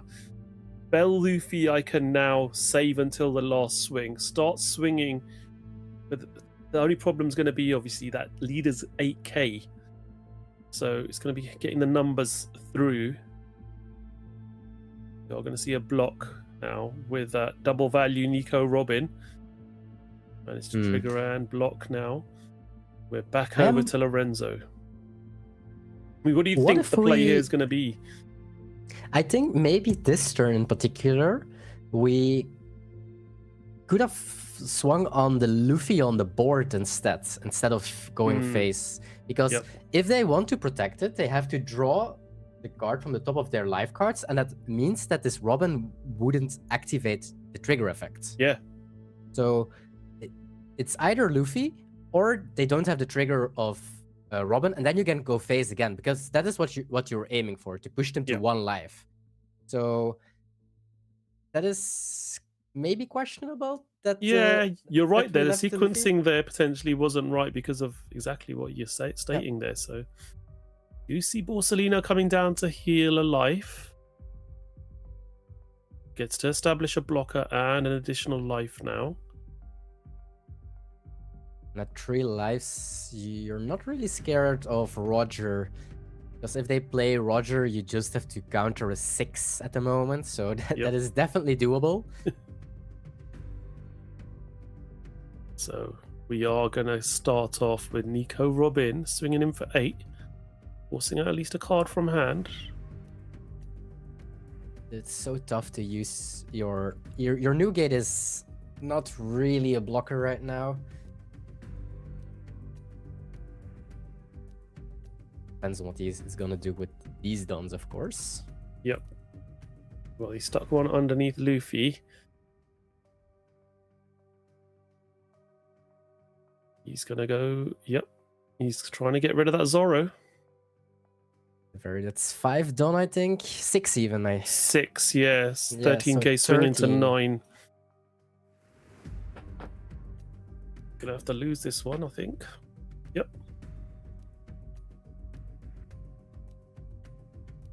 Boss is back over. Talking about Roger. Yeah, there it is. The big old 10 cost. Summoning Jutsu. Roger's such a good card in this deck because you are so you can basically play with your life totals because you have so much counter most of the time, so you can go to 0 whenever you want, and if they want to go for it most of the time, because your leader ability is so many 2ks and 1ks, you can decide to survive and then go for a game with Roger. However, you are playing against the yellow deck, and that yellow deck has access to Borsellino and 2 heal cards, so now you're definitely, without the Zoro, you are very far from killing them. Yeah, absolutely. Nowhere near at this particular point, so is forced to play the I Am Whitebeard event now, and will be dropping another 10 cost, and decides to activate the secondary part of the event as well.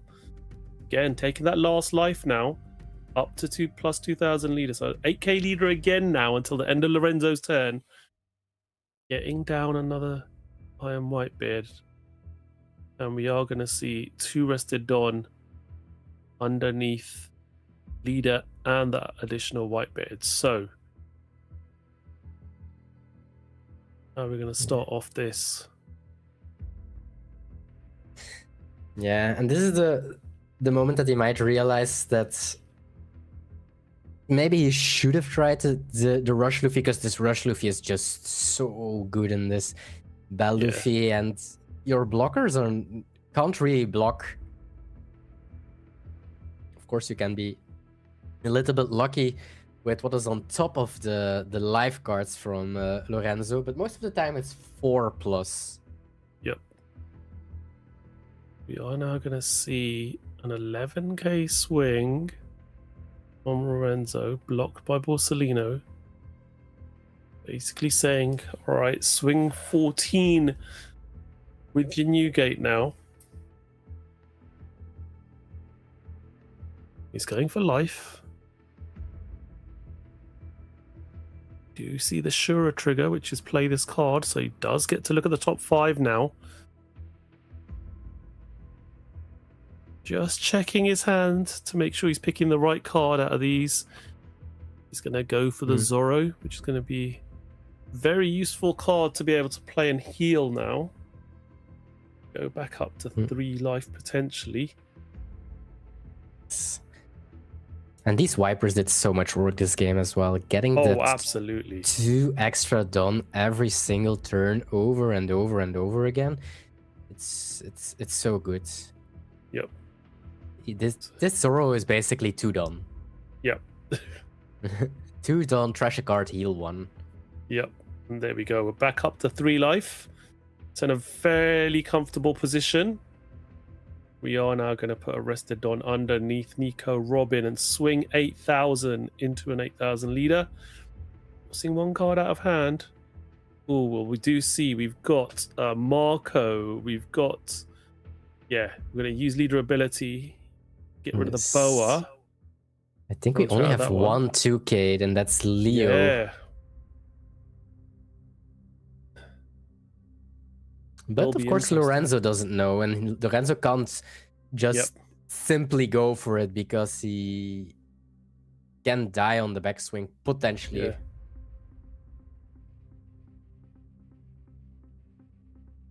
I think he's going for He's going to go for it. Yeah, there we go.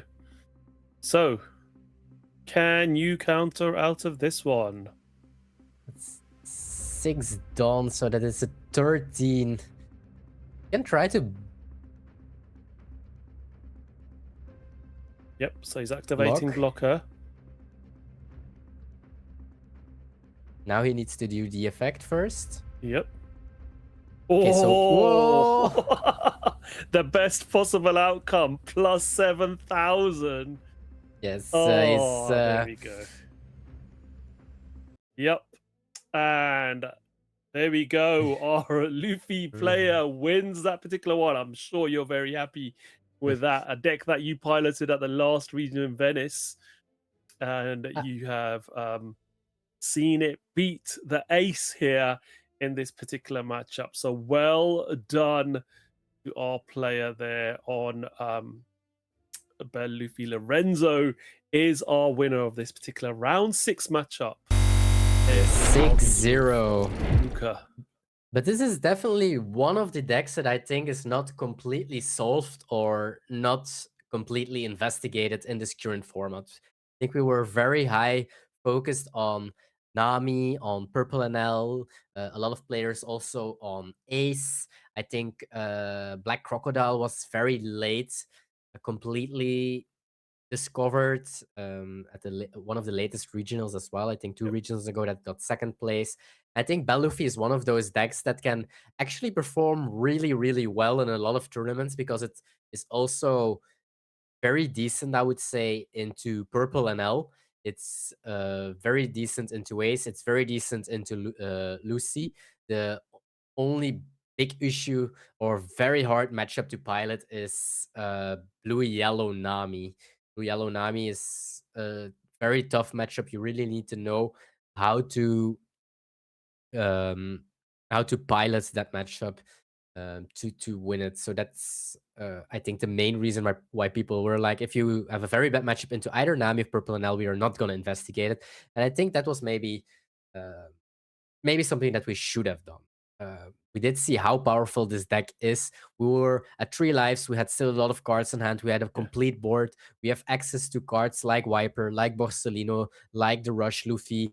They can't get rid of Rush Luffy with Jozu. They can't just swing with 12k new gate into Bel Luffy because they can just stake alive.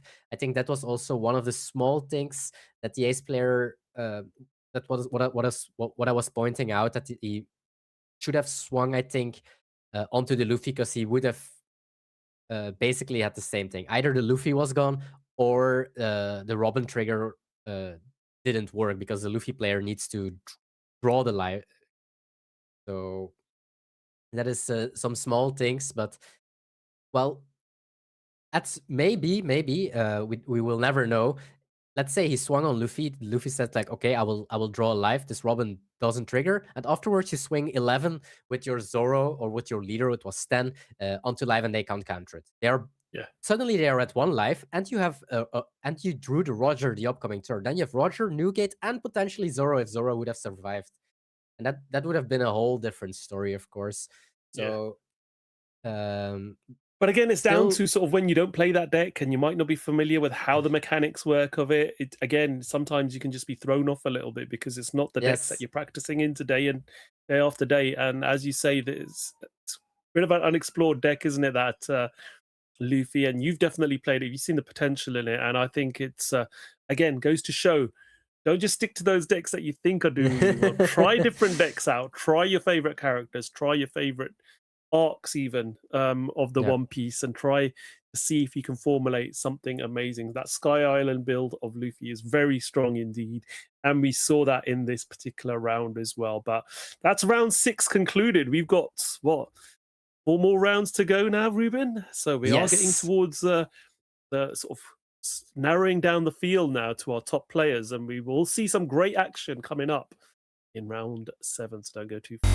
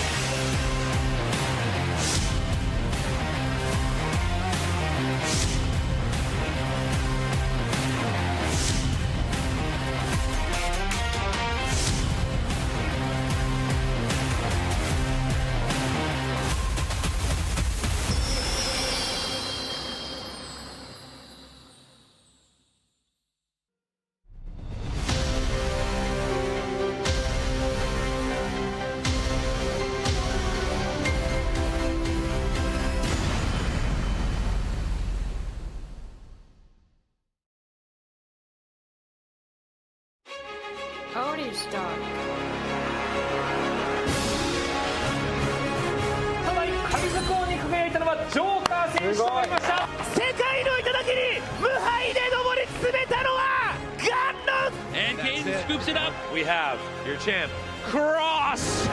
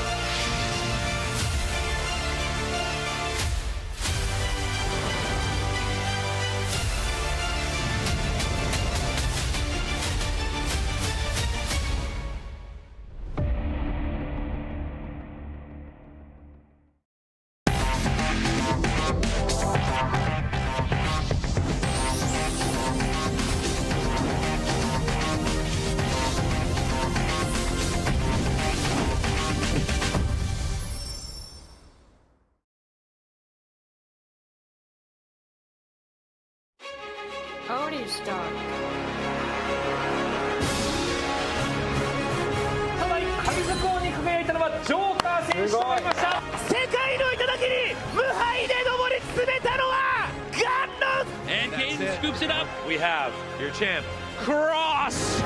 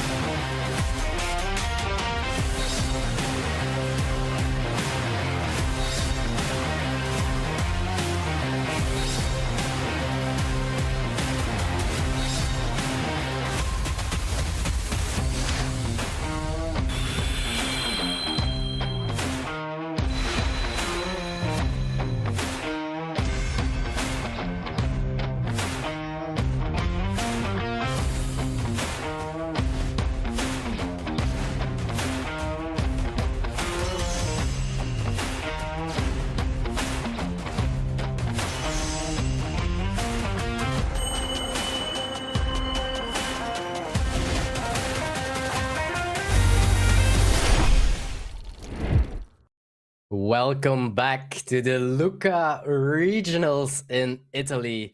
We are here with 1,024 players playing for a spot in tomorrow's top cut of 32 players for a spot to finals in September. Play for that beautiful, beautiful serial Year 5 Luffy. I'm joined with Tash. How are you doing? Fantastic. Thank you, Ruben. We've got we're going into round 7 now. 6 rounds down, 4 to go. And I think we're finally going to see a purple Enel on the table, aren't we? I think so too. And 2 very, very good players are coming to the tables as well. But of course, we are at round 7. A lot of very good players that are still undefeated, or a lot of very good players that are X1. I think that players that you might definitely know, Relzo, Luigi Amato, players like that, are all X1 or X0. And we are bringing 2 players as well, with a purple Enel versus a red-green Luffy. And Yep, that is... we're bringing table 1 literally to the stream. Our top players at the moment. I think round 7, we're probably down to 8 undefeated players here now at the moment. So we are getting down to the nitty-gritty. And yeah, it's going to be interesting to see how this one plays out. 2 very good players, of course. They are both at 6-0, and slowly but steady, we are playing like the very, very important games. Of course, every game is very important, but now you are at 6-0, 7-0. You are like 1 game off probably to get to top cut, because your tiebreaker must be really good if you are at 6-7-0. So I'm very curious to this game, because red green Luffy into purple Enel is such a hard matchup for red green Luffy, because everything you play is just dice. They rested with Mamaragan. They have Divine Departure. They have Gamma Knife. They have so many options, and you can't just build a board.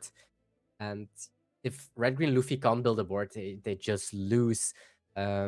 I did learn a lot from watching to Rick Master Flash into this matchup. Rick Master Flash was a qualified player from America that went to Worlds with red green Luffy as well.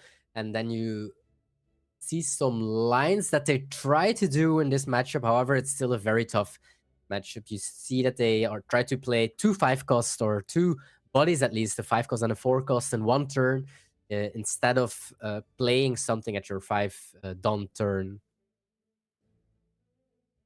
Be interested to see how these players play out and what the strategy is going to be for our red-green Luffy player, Mateo, here. So yeah, we'll see how this one plays out, and whether as you say, that an L player can be optimum, find all those pieces they need, be able to rest, cost, power reduce, sorry, and then be able to deal with these characters on the board. But Laboon there in hand can be quite instrumental in this particular matchup as well, can't it?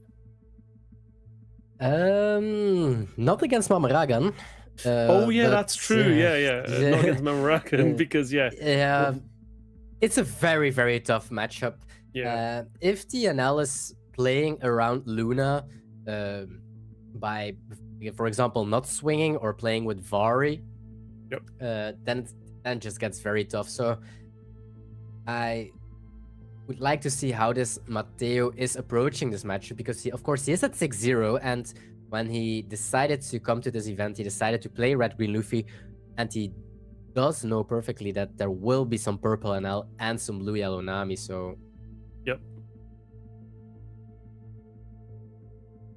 small accident, but everything still good. Both players at 4 and 5 live, and it means that we can start this game. It looks like purple NL also won the dice roll, and they are going first. And I always say, if NL can go first, they are God tier.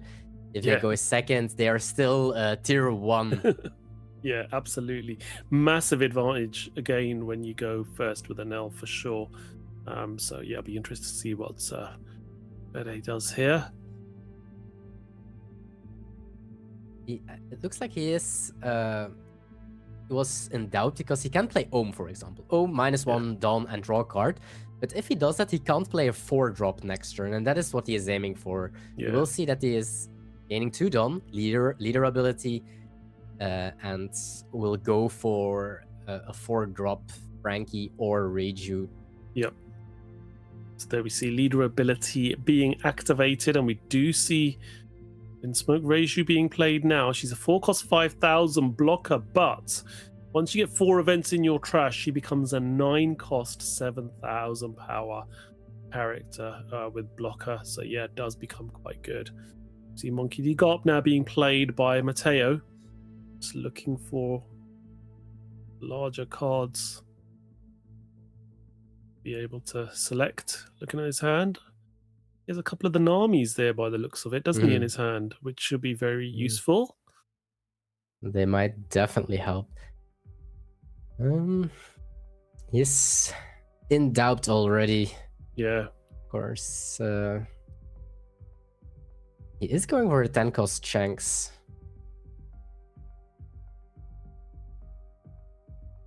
Yep, grabs the 10-cost Shanks into hand. So Don underneath the Luffy and swings 6. And from the habits from NL players, I do know that they will take first life. Yep. Because taking first life means that you get a lot more options. Yeah, definitely. So a couple of Zoros there in hand. There's a Laboon, there's a Shanks. As we mentioned, a couple of Namis as well. So yeah, Matteo's cultivating a bit of a hand there. Do we have 6-cost NL? We do. We see it on curve. There we go. And this is what's so strong about this deck. We went first. We were able to play Reiju on turn 2, 6-cost NL on turn 3, and we will be able to play a 1-cost as well if we want to, because we are still able to do leader ability, gain 1 active Dawn, and to play like Ohm, for example. So we did find the Gamma Knife. It's deciding which card to trash, because he does have to trash one off that 6-cost NL. So you do get to look at the top 5 cards of your deck, take 1 card, put it to your hand. Don't have to reveal which card it is, but you do have to trash 1 card for the cost of that 5-cost search off playing that 6-cost NL. It will be another NL just being added to trash. Just making sure that we've got everything in the right places there. And we're going to see a 5k swing now coming in, which easy counter with 1 Dawn. And now we do see leader effect to be able to get an active Dawn and put 4 rested Don underneath that Reiju. Use that 1 active Don to play out an Ohm, Don -1, draw a card. Oh, you've only got the well, you got no events in trash, so that Reiju still is 5,000 power. Plus the 4 Don, 9,000. Decides not to swing with it, keep it as a blocker, and passes back over. Yeah, as long as Reiju is not a 7k, I prefer also not to swing with it because Reiju has so many upsides in this game. Being able to, like when it's a 9 cost in a way, it can be freezed by Luna. Yep. And of course, a 7k is bigger than a 5k to say it easy. Yeah. So, but we might potentially lose the Reiju here because we can still swing 7 into it. With our leader. So yeah, the Nami does come down as anticipated, and we have now got the blocker on board, but she does rest 2 characters, so does enable you to deal with stuff. So we did see 7k being swung into it. Yep, that's being dealt with. I'm assuming that counter originally there was for Garp swinging into Ohm. So what a time to be alive. Protecting our small bodies with a 1k counter when they are swinging at each other. Yeah. That's how good they are. I mean, yeah, exactly. I mean, if you get the Holly down as well, can be really impactful. But just when it swings, giving that -1,000 power sometimes can bring stuff into range for you to be able to use Memoragan as well. So, I mean, really useful if you're just doing a 2k swing into literally not getting anything through. It can still help you considerably. Yes, especially with cards like indeed Mamaragan. Lightning Dragon also definitely a card. So we're not going to see an NL dropping down this turn. We see Shura coming down. Well, maybe we could still see an NL coming down, but starting off with that tends to suggest not. And we see Ohm. So again, really useful. These little 1-cost characters. I mean, the Dom -1 allowing you to draw, you're essentially drawing for free because with the leader effect, you're going to get that Dom back. And it just means you're cycling through, you're filtering through your deck. It's just such a awesome way to search through it. And there we go. There's another Vinsmoke. Reiju comes down. You're going to now see 4 rested Don attached to that Shura, which does have Rush. Let's and add the 5th and swing 7k. And then swing 10 with an L. It's asking for a block or at least a 2k from hand. Yeah.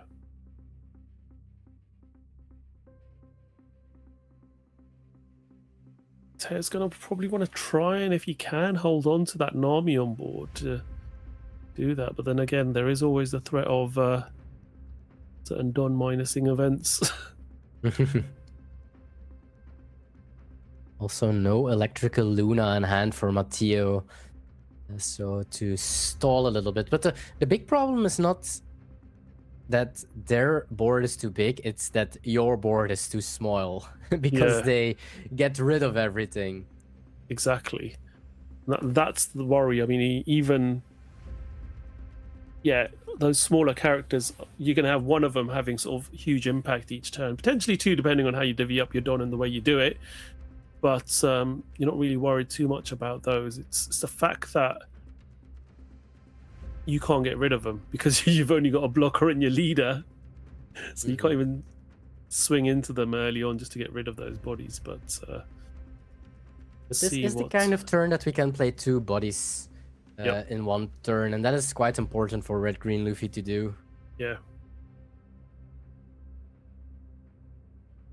You're able to play like Usopp, for example, right now. Yep. And with Usopp, we still have 1 active Don, which you can attach to leader, and then we have 2 active Don. And we did develop 2 bodies.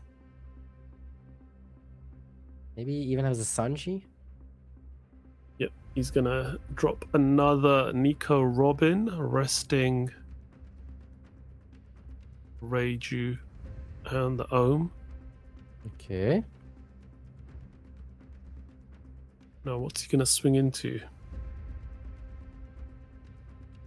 Swinging into this Reiju feels really weird because Yeah. it feels you get, I guess 6 on 5 is quite good because a lot of NL players, the 2Ks that they have is only protecting NLs Yeah. and not the Reiju.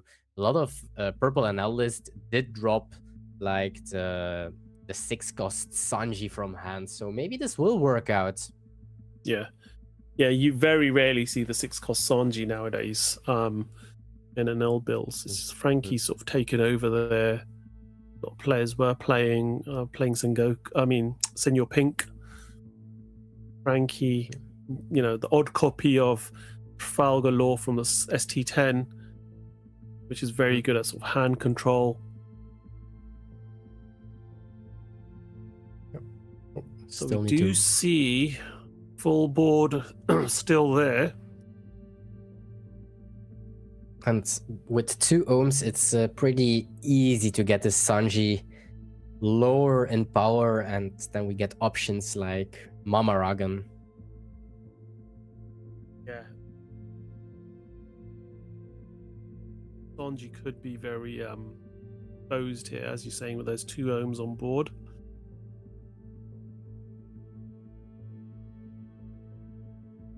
But we do have just the 2 Nami blockers and a Sanji. And we have got that 10,000 power and Nell Reiju, which is still only 5,000. I don't think there's been Still. hardly any events used by an NL player here yet. No, indeed. Are there even any used? Yeah, I don't recall any events being used, to be fair. So, yeah, very peculiar to be at this point with an NL player and not having too many events. But we're seeing a 7k swing coming in. And that's just 2 Don to counteract that. And we are seeing Gamma Knife being fired off now on Sanji.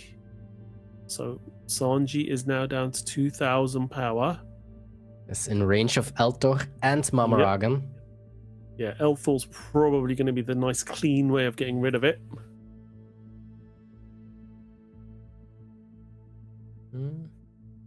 Eltor is of course also Mama Ragan is also very tough because if they want to protect the Sanji, they have to sacrifice the blocker Namis. Yep. Well, that is the way they're going to go. So they does rest it with the Mamaragan. And now we're going to see Ohm swinging in. Minus 1,000 to...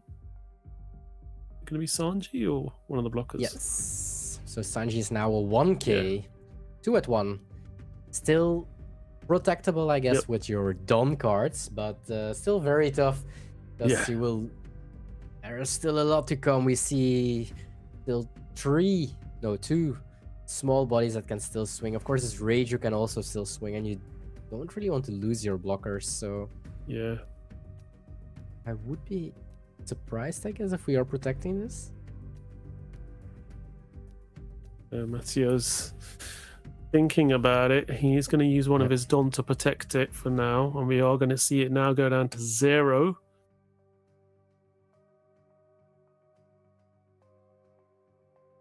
Sanji's a 0 power Yes. character right now. Yep. Yeah, it's just too much to protect this. Shura could still swing, the Reiju could still swing, Yeah. and the big Tenkos could still swing. And even if we protect everything, all our Dons or cards in hand or the Namis, there is still a potential way that they have Eltor or Lightning Dragon. Yeah, absolutely.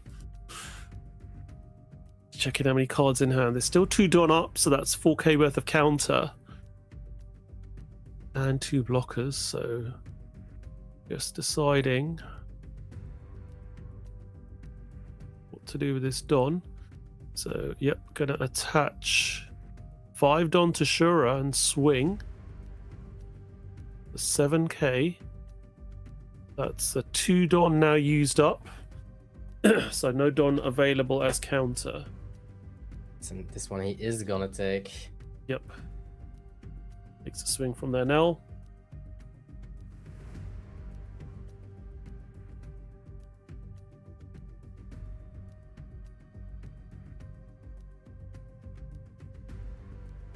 double checking if he had that active done, but there was indeed an active done. Yep. Yeah, he went 7k. So he did have one active Don left. So yep.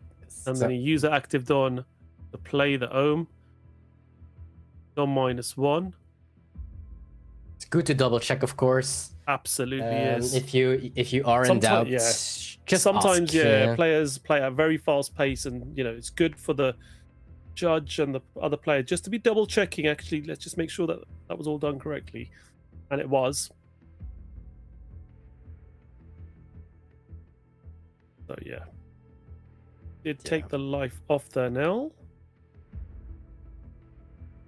But the difference in this board state and hand size and so on, like the hand size is probably quite equal, but yeah, they have that Reiju, they have that 10 cost NL, they have 2 ohms, 3 ohms, my apologies, one is just alt art, and we just have 2 of those blocker Namis in play.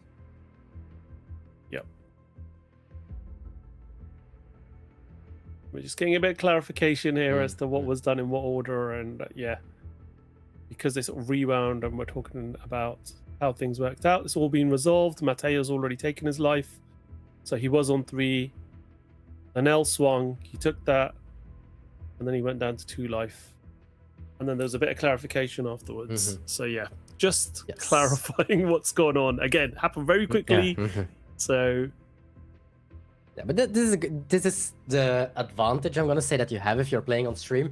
There is a judge watching with you, so if you are in doubt of something, you can just ask it. Yeah, exactly.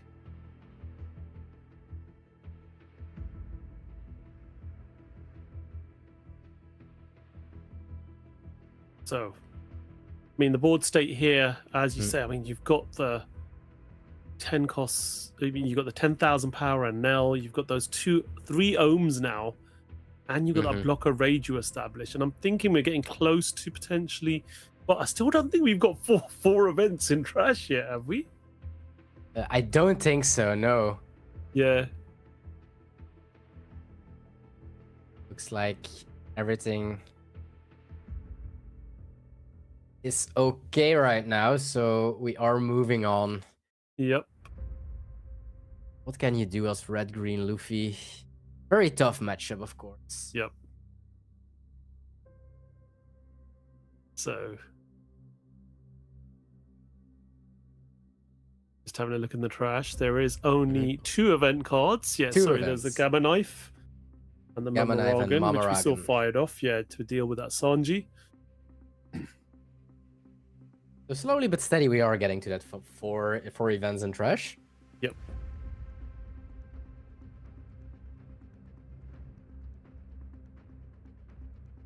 Okay, we do now see the Zoro coming down. 7k leader. It's a matter of can you keep this Zoro on the board long enough? Yeah, because they have so many options to remove big bodies as well. Exactly. Not only Gamma Knife, they also have like Divine Departure to get rid of it very easily. Like they need a Divine Departure together with a Mamoragan or an Altok. And if they have Gamma Knife, they have to do it with they can still do it with Altor because we have so many ohms, of course. Yep. Yeah, he's just making sure that Zoro gives him some sort of value. He's not even bothering to go for the Nell with anything. He's just like, right, I'm going to go 9k into your ohm. Because the ohm might be relevant here. Absolutely. One extra ohm. Because if they have Gamma Knife, Altor, it's super relevant actually. Yep. That there is an extra ohm in play or not. Right, back with Fede now. We are now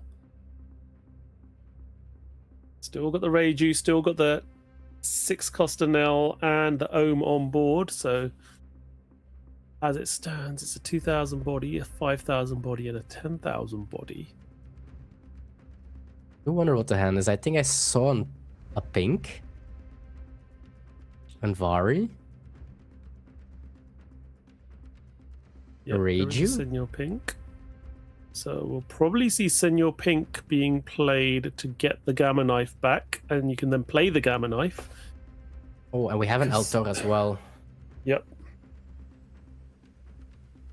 So yeah, that sequencing can be done with Ohm, Gamma Knife to get Zorro down to 3,000. Is he going for it? Yep. Looks like it's such a strong card, Pink. Yeah, Don -1. Get an event from your trash to your hand, then restand 1 Don. So you're now back up to 2 Don, and then you can now use that 2 Don to play that Gamma Knife.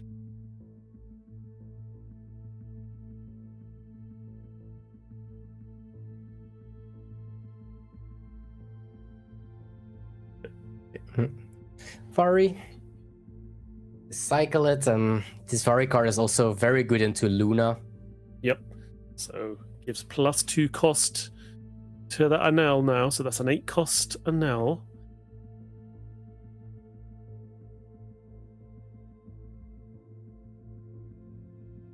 Yeah, so I expect Gamma Knife right now. Here we go. Here we go. Gamma Knife. Give -5,000 to that Zorro. It's where Anel really sort of shows its strength and capabilities now. Just how they can control the board so good. Yep. It's just so strong. So we gain 1 active Don.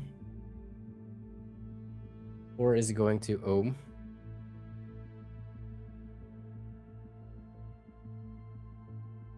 Maybe he wants to attack with Ohm into the Zorro just to try to bait a blocker or counter already. Yeah. He will do it at 7. 7 another and minus Zorro is just a 1,000. 3. Yep. 7 into 3. We do see a block. 5 into 3. We are going to use a Don there to protect it. Now the painful part. They do have Altor. You're not protecting Yep. the Zorro this turn. I'm gonna cycle the Lightning Dragon, it seems. Yep. Freezing the Zorro. Draws another Gamma Knife. So Reiju is now 7,000 power 9 cost. Swinging 7 into 3. Finally at 7k this Reiju. Yep. It took him some time, but here we go. Yep. 7 into a frozen Zorro. I can't imagine that Matteo will let it go at this point. Yeah, there's also the threat of the El Thor as well, isn't there? I mean, if you decide to block with the Nami here, you're going to lose your whole board. And then that you're going to get a 10k swing coming into your life as well. Yeah. Again, you've used all your Don up, so... Oh, wow. Okay, he's trying to protect this.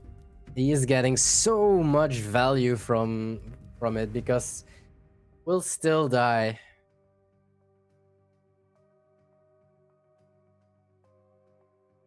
Yeah, he's deciding, do I swing into it or... Well, he doesn't have an El Thor in hand. He's got a Gamma Knife. He doesn't have the Altor. No, he doesn't. Oh. So he's desperately trying to get rid of it. He's going to protect this.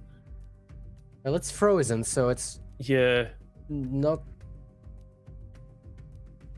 Yep, he's going to block and pass back over at this point. Oh, okay, I thought that I saw an Altor, but must have been the Lightning Dragon in that case. Probably was. So yeah, so we are now up to 10 Don for Matteo. We are going to drop the Shanks. Restand all 10 Don. 5 underneath the Luffy here. Swing 10 into Reiju. That Reiju's gone. Passes back over. Zoro's now... the comeback? Yeah, this potentially could be here, couldn't it? 10 cost Shanks, 12k power versus this, well, basically a smaller 6 cost Anel, I have to say. So maybe the Anel hand is small, only 4 cards left. I don't really see a cycle except for the Lightning Dragon. So maybe this is the comeback that he needed. Of course, we do have a Gamma Knife to get rid of this Zoro or to freeze it again with Lightning Dragon. But yeah, well, you can obviously here use Senior Pink as a 10k swing as well with the leader ability. You've got your 10k swing with your Nell here as well. Still got 2 Don available on top of that. Again, you can do a token swing with Ohm just to reduce it by 1,000 power. But you're going to see Gamma Knife being played here with that 2 Don that was available to reduce it now by 4,000. Taking it down, 5,000, sorry, down to 4,000. 5 Don open. And probably counter. You got 10k in counter in Don. But we are going to see a massive swing coming in now. 7 into 3. A little bit of deja vu. Yep. And it's finally gone. Pass it back over. Yeah, he's saying, I don't need to swing with these big bodies yet. Yeah, there was 5 Don open. He's respecting the electrical Luna. Absolutely is. Right, I'm happy. I've got a 7k body in Reiju, which is also a blocker. Senior Pink is 6k, can become 10k with leader ability and not attaching any other Don, just your rested Don. And then you've got the 10,000 power Anel as well. So wants to get nice and wide before he starts pushing for game. But we see another Zoro coming down here, making that leader plus 2,000 again until the end of Fede's turn. And we're going to start potentially seeing some swings coming in now. So we're starting off with a 9k swing into life. That's taken. Thinking if he wants to swing with the Zoro, because he can probably get rid of this Ohm, but yeah, it feels just so weird to swing with your 7 cost into a 1 cost Ohm, but yeah, he looks very tempted. Yep. He's going 12 into life. And then he is going to go into that. Passes back He's over. now swinging leader because at some point he also needs to win, of course. Yep. And with the hand that he has, it is of course quite possible because of the Brook. The Brook is able to rest a blocker Reiju, and you have that 12k Shanks. You have a Zoro, and that Zoro is restandable with Brook. Shanks is not. Yeah, absolutely. So yeah, there is an opportunity next turn for him to push for game, but it depends if he can protect his bodies on board here. So depends a little bit on what cards he got from his life. I did this time. I really saw an Eltor. I can feel it. I promise. It does look like, yeah, I can see an Elthor there. There's definitely an Elthor there. I'm starting getting used to what these events look like now. See Shura coming down. We're now going to see 4 rested. There's not 7 cards or more in hand, so the law does not fire off. So, yeah, he said, oh, he did the Dom -1, but he reversed it, realizing that his opponent's only got 5 cards in hand. Yeah, and his opponent doesn't really care because it doesn't matter after the leader ability, of course. Yeah. So it's fine for him this time. And a kitten, so that means that we have an 8k Zoro right now. Yep. Then we're going to see that Anel gaining 2 costs with Very. Draw another card.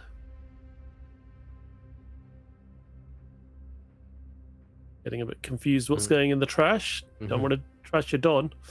Well, so much is happening, of course, is drawing. The Dons need to go everywhere. 15 into Zoro or Shanks here? You have 2 Dons open, so that's 4. Still a lot, of course. We are at 12. Yep. We need 2 2Ks. I see 1. I see 2K, 1K. But the last 1K is a Brook, and that Brook you want to keep for your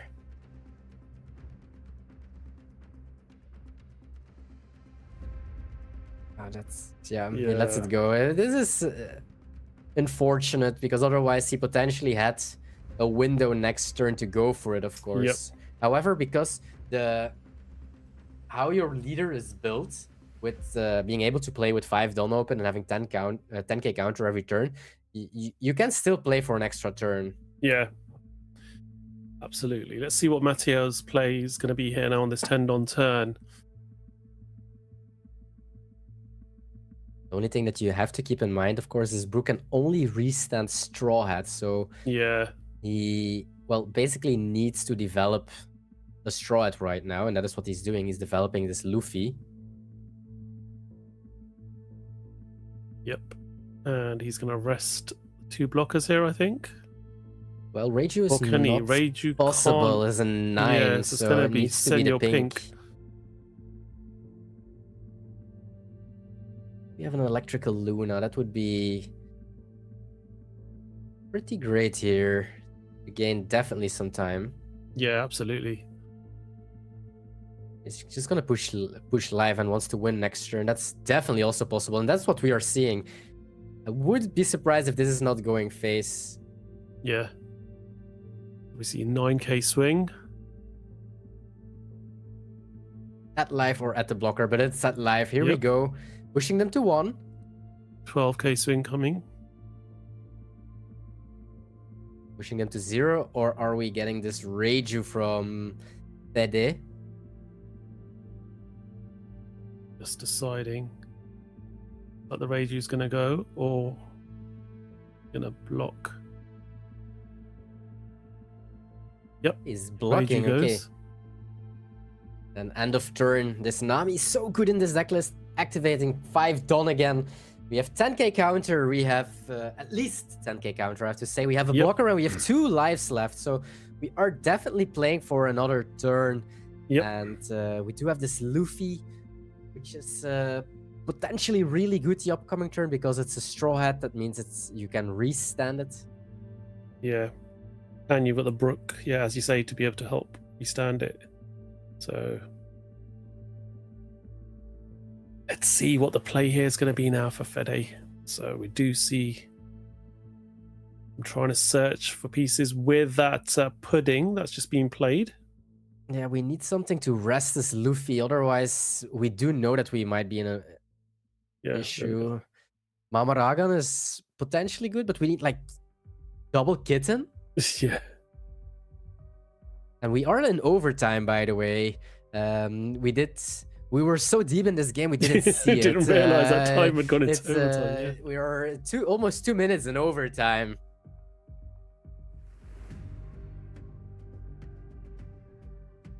Let's see what he's going to do here. Ifari? That's cycles, but that is not an answer to this Luffy. And I think as long as we don't have an answer to this Luffy, it will get very dangerous the upcoming Absolutely. turn with Brook. I'm even confident to say that if he can't rest this Luffy and can't get rid of the Shanks, that he's losing the upcoming turn. So Yeah. So Elthor gets rid of the Nami, bumps up the Nell to 11k. yeah, that might mean that he is going for the Shanks because something very important to know, your leader ability only protects Straw Hats. And Yep. spoiler alert, but Shanks is not a Straw Hat. Yep. And Would love the that's- spin-off. Yeah, that swing into life was 1k count around our Dawn. And we are now going to see...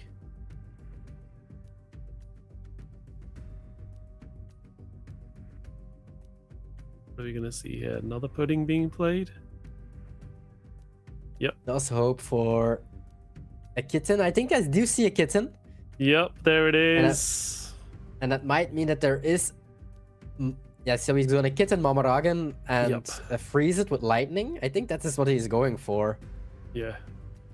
He's also So- boosting the Zanel so much so the Shanks won't survive the upcoming turn. And this Luffy is not playing any rush cards. Yeah. Very, very big swing.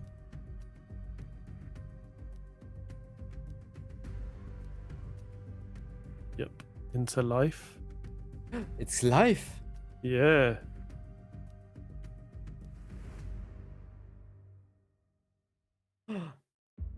Is he giving us an out?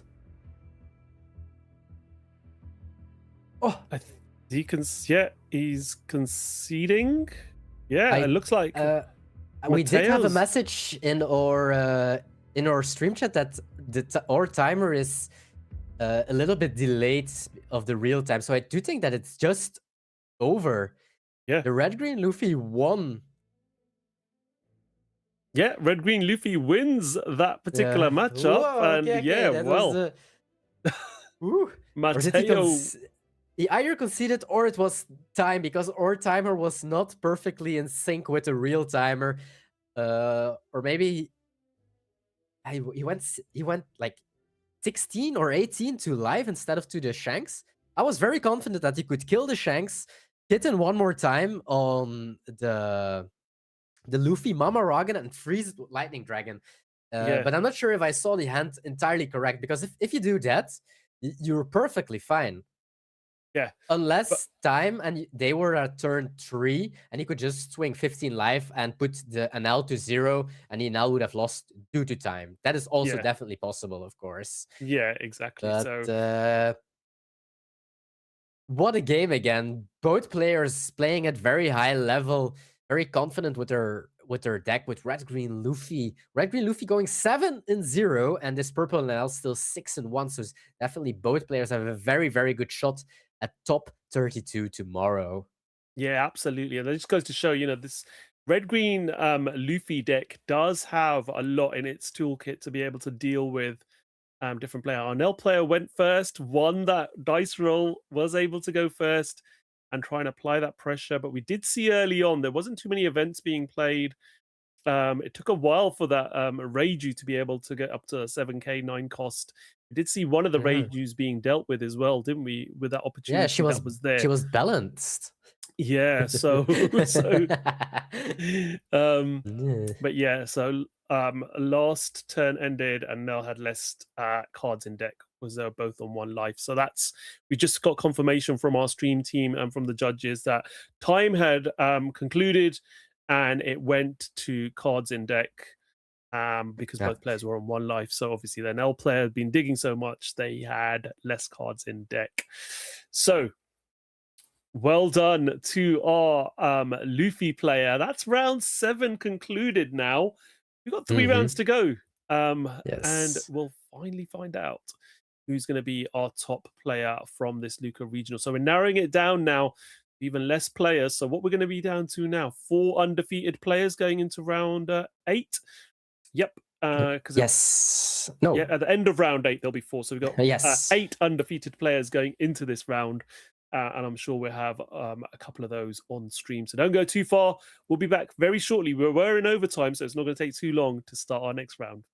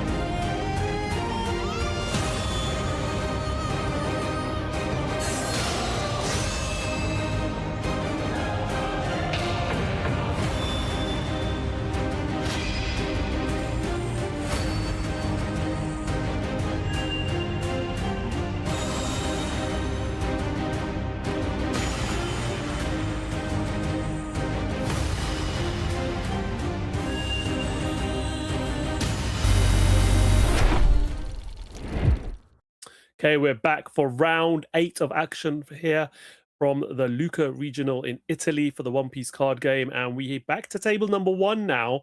And we've got Hassan from the Netherlands facing Giorgio from Italy. And we've got 2 of the decks we're expecting to see a lot of in Top Cut tomorrow, haven't we? We've got Nami versus Anel. So we've seen Anel on table just a little while ago, but now we're seeing another one on table versus Nami, which we've seen a couple of times throughout the day as well. But it'll be interesting to see how this one plays out, the top 2 decks in the format. Yes, absolutely. 2 very strong, probably the 2 strongest decks of this format. And I'm very happy to see Hassan from the Netherlands. I know him in person, and he got top 4 in Venice in the last regionals. Yep. And with Blue Yellow Nami as well. And now he is here as well in our round number 8 as undefeated player. And this is one of the most important rounds I will suggest that we are casting today, because the winner of this round is like 99% sure into the top cut of tomorrow. This is like a super important round for these players. Of course, the next round also super important, because then it's not 99% but 100% if you win that game. And the last game of the stream, depending if we have the undefeated game or an X1 game, it's also super important. But we are gonna play this blue yellow Nami into purple Anel, and this is one of the toughest matchups for purple Anel, and blue yellow Nami is the deck that keeps purple Anel in check. I do think that there's one card that is very important, can be very important in this matchup, and if purple Anel is not playing it, it gets a lot harder, and that is Holy. Yep, the special dog that helps you get double attack on your Ohms, but more importantly on your opponent's turn. Both your Holy and your Ohm are 6,000 base power as well, which makes it a little bit more difficult to be able to deal with them. So yeah, it will be interesting to see how this one plays out and if that is the case or not. But yeah, Nami, again, very challenging deck to beat, as we all know. But Anel, we'll see which player goes first here as well, because that can have a big influence as to how this game plays out. Sleeves are perfect to talk about this format. Light versus dark. Yeah. Nami versus Anel. This is literally the definition of our OP15 format. Anel does have the dice roll going first in this game. He decided not to play a one Either cost, so the that must Shura mean... or the Ohm that was in hand. Decided not to play either of them. Okay, starts off with 7k swing into Nami now. Forcing 2 cards out of hand or a life. Looks like we're gonna use Ikanojo as to bump up the leader. Yep, and then Leo. Yep. Okay. Let's to protect his life, and we have the Shura, cycle 1. We can still do leader effect and play another 1 cost. Another 7k swing. Just stick the Don underneath Shura, and that's it. Put the pressure on early on. So decides not to play a second one. I really like this. Just pressure. That's it. Try and put the pressure on early on. You know that the Nami player is going to want to start healing later on when the Don numbers go up, but force them into certain plays by putting the pressure on early. So 7k swing from Hassan now as well. We're going to see Mamaragan. Give 1k, draw 1, and then you do need another 2k, but Mamaragan to give another 1. And one more? I love how he counters and looks Hassan straight in the eyes. Mamaragan looks and again. I love it. 3 Mamaragans to counter out of his 7. And yeah. I think that Hassan is honestly a little bit punished here, I'm gonna call it, by swinging 7 instead of just 9, because now he did miss on his draw. And it's not that the Anel went down in cards in hand because of this Mamaragan as well. So he's in a way might hurt a little bit. I do like that Giorgio is going for a very aggressive approach Yep. into this Nami. That's the way how you can win this, of course. Yep. And let's see what he's... Because he does not really have a play apart from another Shura. He can play, of course, Yeah. the Law. The Law is not discarding any cards. Yeah. It's developing a body. Wait. Does play the law? For -1. Doesn't really do much, but does a -1 and puts a Don that he can then set as active to be able to swing Down to in 7 with a 2. Shura. Yep, taking him down to 2 life. And controlling that hand size as well of Hassan's, which has been very, very instrumental by those constant 7k swings there by Giorgio. Really well played up to this point. Let's see if Hassan can start establishing something now. We do see a card leaving the life now thanks to Nami hitting the board. We see an additional Don going on that leader now for another 7k.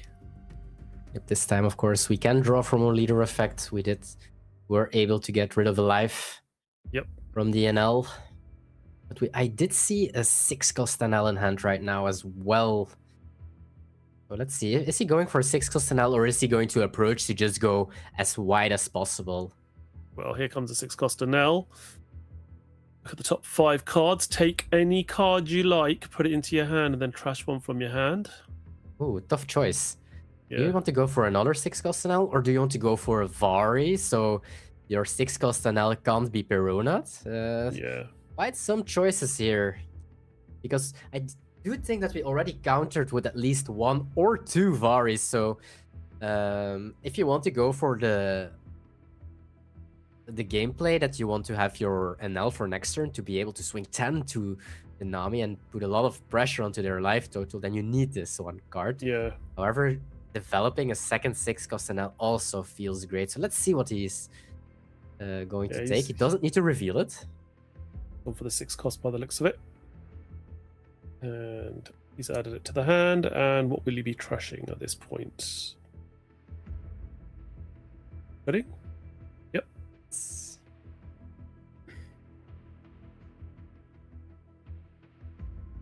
Now, what do you want to do? Leader effects immediately. Yes. And he's going to swing 9 with Trafalgar Law.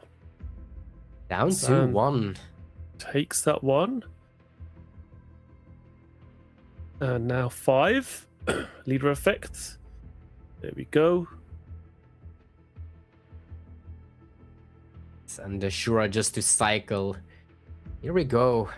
This is not looking very good for Hassan. We do have a Robin this turn, so we can heal basically 1. Yep. Which he's And the going to have to Borsellino in consider hand. here. Yeah, Borsellino there as well, as you stated. He's up to 8 Don this turn now. Start off with a 6k swing. Yeah, 6 into 5. Very good in this against this new NL deck, because they don't play, as mentioned already, don't play that 6-cost Sanji anymore. So they don't play hard 2k counters. All the 2k counters can only protect NLs. Yep, you're absolutely right there. This makes it difficult to protect other bodies on your board. Are not NL. Looks like a Robin to me. Yeah. Setting up for a Robin here. 6k swing now coming in. This should be a fairly straightforward 2k counter if he wants to do it. One of those events. What does he have in his hand there? He's got L4. Gamma Knife, Reiju, 6-cost NL, and Lightning Dragon. So if he wants to counter this, it needs to be the L-Tor. He's gonna take. Yep. So Hassan gets to draw another card off that, and now we're going to see Eco Robin potentially coming down here, I think. Or are we? I think that's the option here. Yeah, there was no need to 2k counter that attack just to try to negate the effect of the Nami not drawing a life card, because, well, Robin is coming down anyway, and Nami's effect is also on your own life, so... Yeah. If it's 5 Don, then it's a Borsellino. But what are you doing with the other 2 Don? That's the question, I Exactly. guess.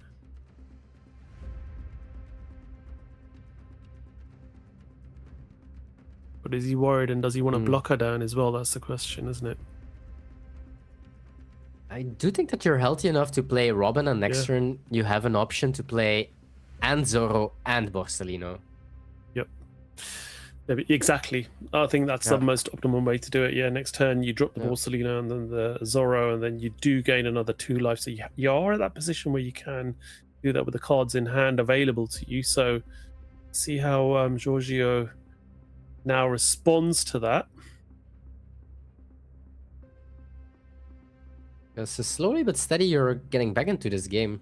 Worst Yep. case, you're at 0 life, but then you can do the Borsellino Zorro and heal back to 2, and you have and Nami and Robin and the Zorro and the Borsellino. So slowly but steady, maybe you can come back into this game. Yeah. Deals with that Nami by Lightning Dragon. Freeze it. Do have enough in the trash to make that that Vinsmoke raise you plus 2,000 power and plus 5 cost. We are now going to see Nico Robin being reduced to 3,000 power. L Thor to KO it, so you will take a life for that. But I tend to do this as well when I play with an L. I'm like, get rid of that Nico Robin early.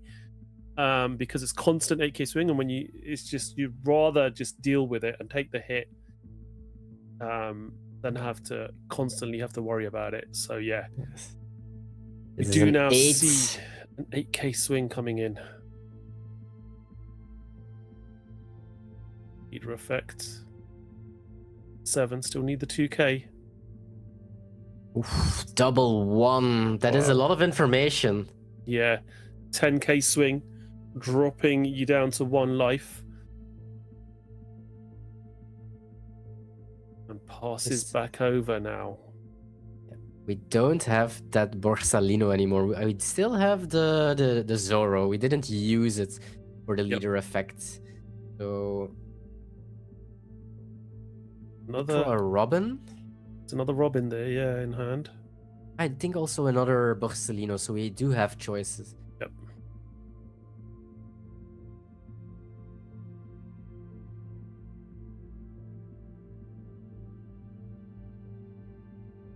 But they do have that Reiju on the board now as well, so Yeah.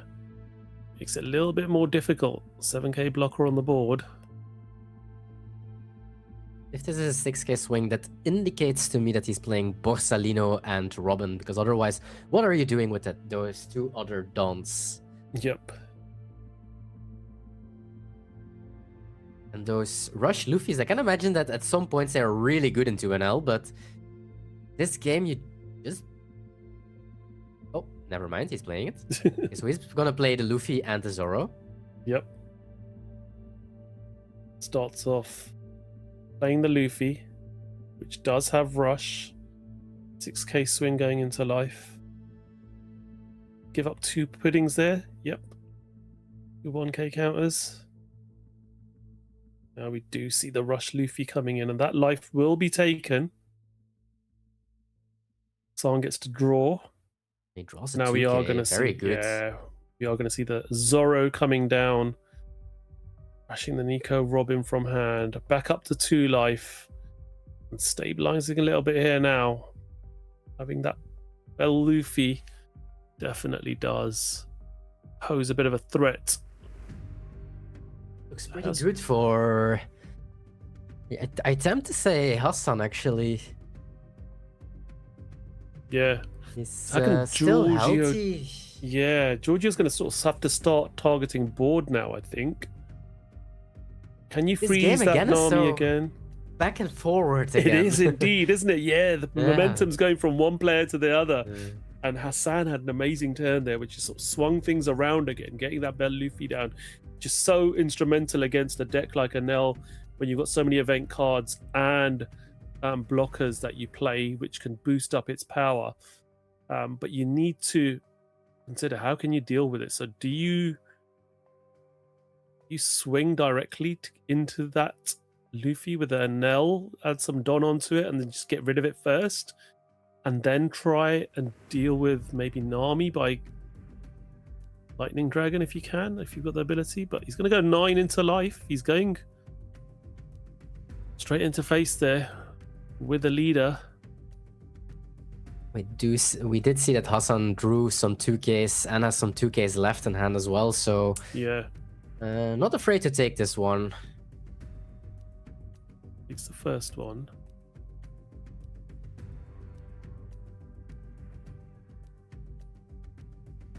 It's going 10 into life.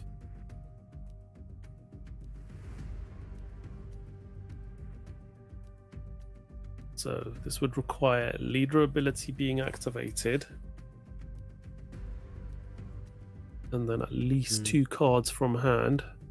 Yeah, he's the So first thing it'd that be 3 he's cards. checking is how many Eltor Yeah, are in trash, because otherwise you can take it and try to bait them to go for it. They can on how Yeah. much they can swing with that Reiju, but if you didn't see enough Eltors, it's quite dangerous, and the mod might be, well, it might be a lot more than you expected. So he probably needs to counter this one already.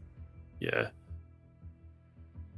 So 3 cards would be required at a hand minimum to deal with this. Leader ability to put you to 7 and double 2k. You do have to double 2k with Baby 5 and Leo.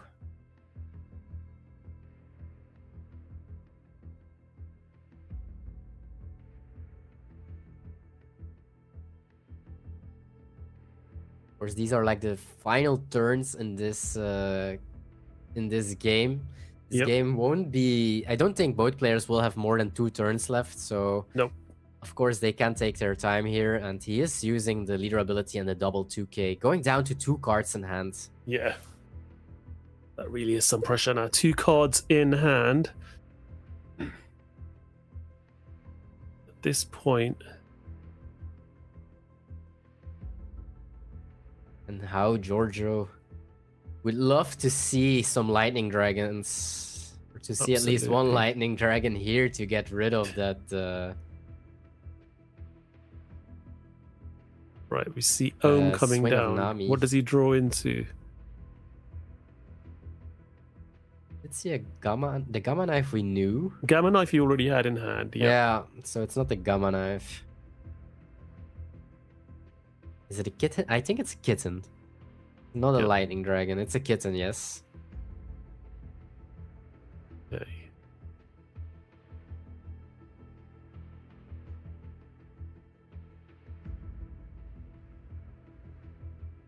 Let's see. Ooh, that's a big Ooh. Luffy. That's a very big Luffy. Also, Yeah. nice to know for upcoming turn that you can't counter out of this Luffy with spells Yep. from hand.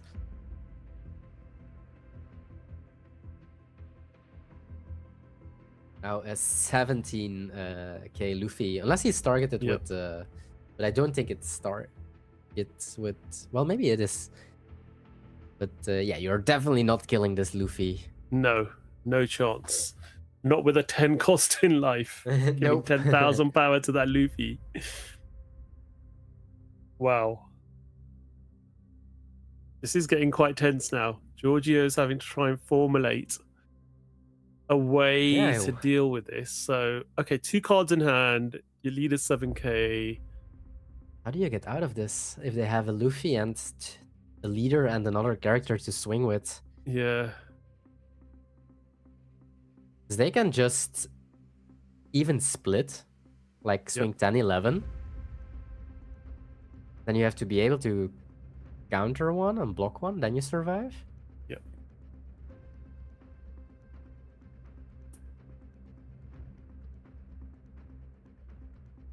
Do you have that much counter? I think that's the whole issue here for Giorgio. Yep.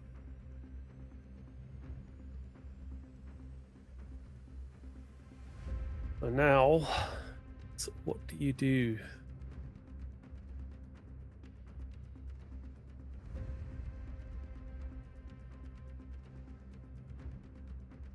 Didn't use leader ability yet.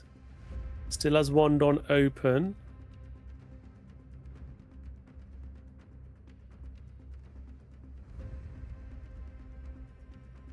You gonna, yep. Okay, he's resting one. He's gonna cycle, try to find some cards. Lightning Dragon is what he's looking for. Yep. That's I don't think that we see a Lightning Dragon.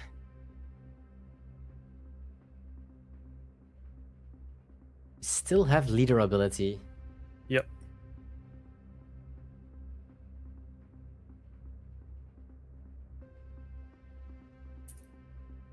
Taking his time. As said, this is probably the final turn for both players. Yep. Both players won't get 2 turns anymore. Exactly. He has no counter at all, I think. I think I saw pink Gamma Knife 6 cost. Yeah, And I'm not sure Eltor. what Hassan's got in his hand. We know that. Yeah, yes. Okay, he's gonna go 7. 1k. Okay. Oh, we only have a 2k counter and a blocker. And they have 4 swings, so Yeah, I do this think that is- this is the final turn and that Hassan is gonna take it. Yeah. He's Yeah, it's a shame Giorgio couldn't find the right pieces there. It's just going to be a matter of, yeah, trying to stop this now. And I think we're going to get 9k swing from Zoro 9, and 10, Nam. yeah. Yeah, 9, 9, 10. Yeah, or 3. No, it's 999 even.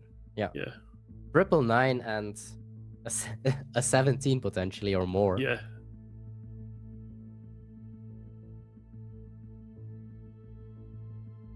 Okay, let's see how he formulates this.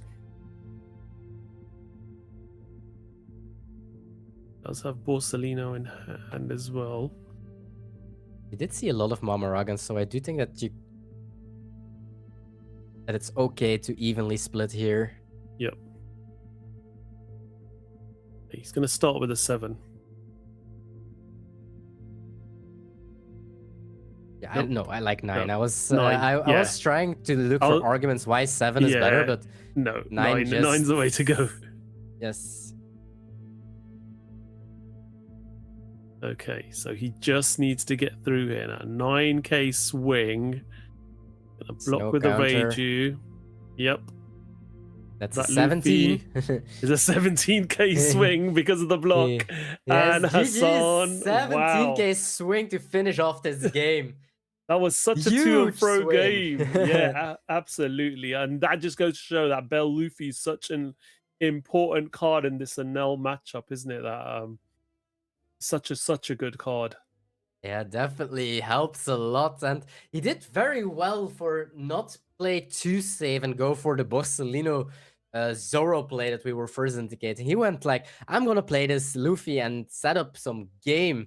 I'm going to heal to 2, play this Luffy setup game for myself, and I will win at least into 2 turns as well. So congratulations to Hassan going 8-0. That puts him almost certain into the top cut for tomorrow, into top 32. He needs some very bad luck if he doesn't make it. And that means that he potentially, well, for certain, he has already a very beautiful top 64 Boa Hancock. He is 99% secured a finalist set with a fantastic Zoro, by the way, in it. And a spot into the finals, which he already secured, by the way, in Venice because he got top 4. So congratulations. Still, the NL is not out of the race. He is at 6-1 or 7-1. 7-1, yeah. Even 7-1 even. So he's also still 1 game off potentially for top cut. So don't count him out just yet. Yeah, absolutely. That was an amazing game, toing and throwing there, and it just goes to show how fine the margins were. We thought, Enel had it there, and then just being able to get that Luffy out and just apply the pressure, the Nami, and I think did he try and freeze the Luffy? or No. he it was, didn't. He did the -1 no. on it, I think. Yeah, it was. Yeah, Yeah, the -1, but And that's then not he really trying realized- because there's no 0 cost in the deck. yeah. It's something that we didn't mention, but definitely something to not to forget. I didn't see any Thriller Bark. Yeah, true. It's I think it's Yeah. I'm gonna call it the Sky Island version maybe, but we didn't see Yeah. any of the Thriller Bark. It would be really weird that he's just not drawing it, but he did play he's playing Baby I'm 5, says 2K, he's playing the yeah. Luffy, so maybe it's a whole different version that is more tweaked into some other matchups, but still very well played, going 8-0. Again, Absolutely. I have to say. Yeah. Well, I think I remember we did have Hassan on stream during Venice, and I'm pretty sure his build was that build without the Thriller Bark, which I was very impressed with. I was like, thank you for not playing that Thriller Bark engine. It makes it a lot more sort of like thematically different, and it was a very good deck to watch. But yeah, as you say, Hassan goes through XO, as we say, after 8 rounds undefeated, so pretty much guaranteeing that top 32 spot tomorrow with his win rates. But let's see how it goes. 2 rounds to go. Penultimate round's about to come up, so don't go too far. Round 9 will be starting.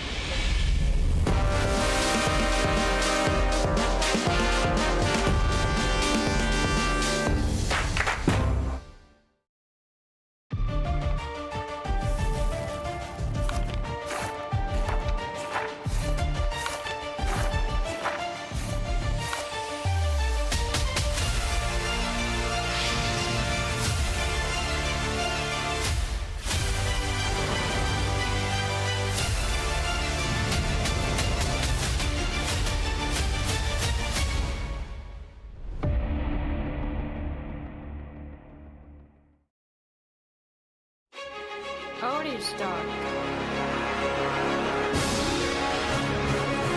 ただ神図工に輝いたのはジョーカー選手となりました。世界の頂に無敗で上り詰めたのはガンノス And Kane scoops it up. We have your champ, Cross.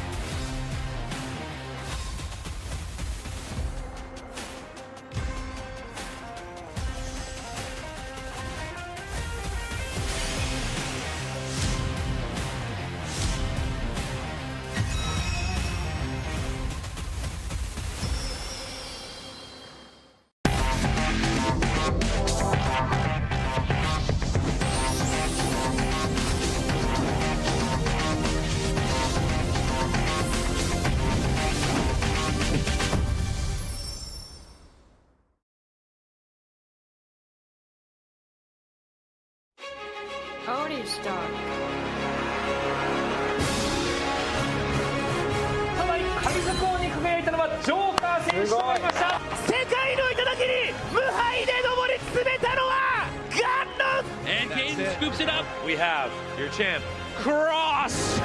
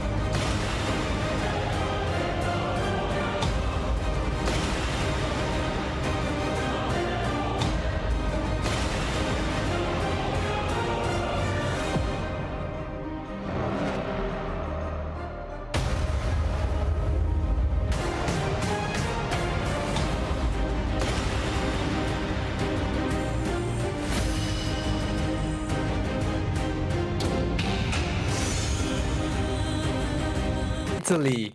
We are here with 1,024 players, and we are down to only 4 players that are currently undefeated. I'm joined here with Tosh. What do you think so far about the tournament? Yeah, it's been a really fun day of action for sure. And we're going to go to table 1 and bring our top 2 players over. We're down to 4 undefeated from my understanding. So this is the penultimate round from what I believe. And we will be going in to this matchup, which is a Nell mirror match. So again, when you hear the mirror match, sometimes you're like, okay, right, it can be a bit of a either a bit of a stalemate or it can be a bit of a to and fro. And I think having played that in El Mirror match myself, this can be a really, really interesting and fun dynamic as to how this plays out. You're playing it a little bit differently than you would if you're playing another deck. It's all around managing your opponent's board and trying to maintain that board dominance. So it'll be interesting to see how these players both manage to deal with that. We've got Giovanni versus Mandu here. Yes, Giovanni, you might definitely have heard of. Giovanni is maybe one of the greatest Italian players of all time. I think he had so many hot streaks. He won several regionals, and he's now back at it again. He's playing Purple NL. He is at 8-0, so he is like 99% sure that he is going to the top cut. However, winning right now is super relevant, not alone to secure a 100% going to that top cut. It's also just super relevant because in the top cut, it's you're not rolling the dice anymore. It's about your seat. The higher the seat, is the person who can decide the dice roll. And because he's playing Purple NL, as I mentioned before, if you're going first, that deck is God tier. Going second, it's still tier S or 1. So, but the higher your seat is, the more chances that you have to go first, of course, especially if you are like first seed, for example. Yeah, absolutely. Yeah, exactly. It's seeding is so important going into day 2 because, as you say, you know, we don't do dice rolls. Highest seed gets priority to go first or second, so that just makes it so much easier on your day. Anel likes to go first. You want to make sure that you have that choice and you get the advantage in game 1 and game 3 to be able to do that. And like you say, you know, it's really important to try and get that game 1 advantage because time is a factor, because you're doing best of 3, 1 hour. Sometimes game 1 can go up to 40-45 minutes and doesn't leave you much time for game 2, which means you're not going to get to game 3, so it becomes a bit of a stalemate. So really does affect how it plays out. But as we were saying, you know, we've gone through today, 8 rounds concluded. We are at round 9 now. So 8 rounds, we've got 4 players who are sat on X0 undefeated. Going into these last 2 rounds, we do continue until we have 1 player undefeated to find the best, to make sure that Swiss pairings and top cut is done in a fair way, that everyone gets the right standing. So we are going to make sure that that is resolved. So yeah, looking forward to this particular matchup now. As I said, Anel versus Anel. I think it's going to be crucial to see if either of these players are playing Holy in their deck, in their deck, because that can make the difference between this matchup. Because a lot of decks don't play it simply to try and add more of those 1 costs in there for the chance to filter their deck early on by playing those little 1 cost, doing the Dom -1 to be able to draw and get the right cards that they need and the events that they need. So sometimes you do find players are still playing the Holy, and that can be instrumental in this particular matchup in the mirror match. So we'll have to see if either player have got that capability to be able to play those or not, but we'll see. So we're just waiting for the players now to get to their tables, and we'll be able to go into this matchup very, very shortly. As we mentioned before, we are slap bang in the middle of our European regional season. This is our 6th of 11 regionals happening before our season 1 final. So today we are in Italy, in the wonderful city of Lucca. And next week we will be in Toulouse. So not next week, in 2 weeks' time, 3 weeks' time even. We'll be in Toulouse for the end of June, where OP16 will be legal. So OP16 officially is going to be out from Friday. At the moment, there are release events going on, so you can obtain cards and play in release events in your local game stores, which are TCG Plus qualified. They have booster boxes for you to buy a week early and for you to go and play. And then next week, you will find on the 12th, OP16 will be out in big store retail stores, and a week later it becomes legal in major tournament play, which means from the 19th of June onwards, you will be able to play it in regionals. So looking forward to seeing how OP16 changes the format. Obviously, we've got some new cards coming with OP16. We've got new leaders in the form of Yamato, which I'm really interested in playing. We've got Ace, Luffy, Buggy, Marshall D, Teach, and Sengoku, all bringing leaders. So do let us know in the chat as well if you've had an opportunity to go and play any release events yesterday or today. What you got from your packs. Was there anything special? Did you get a super parallel card, often referred to as mangas, or any of the wonderful new SP cards as well? Really interested to see. Ruben will be back on stream in just a second, so we will bring him on, and we are just waiting, like I said, for our players to be able to come back, to come on table for us to be able to show you what's gonna be our mirror match and our penultimate round. As we said, we've got Samuel versus Giovanni. Giovanni, as we know, a top player from Italy, has had so many top cut finishes and top 8 finishes throughout the years in the One Piece card game scene here in Europe. So really looking forward to seeing how these two play out. 30-minute round, obviously, today, and both players look like they're ready to go as they've lined up their life, got their hands ready, and we're about to start this 9th round between these two players. Fist bump goes, our timer starts, and here we go. So Giovanni has advantage of going first, decides not to play anything. We've seen this a lot today with RNL players, not choosing not to play anything in turn 1, but we have Samuel here going second, playing out the Ohm, and also now playing a pudding, just searching top 4 cards for an event.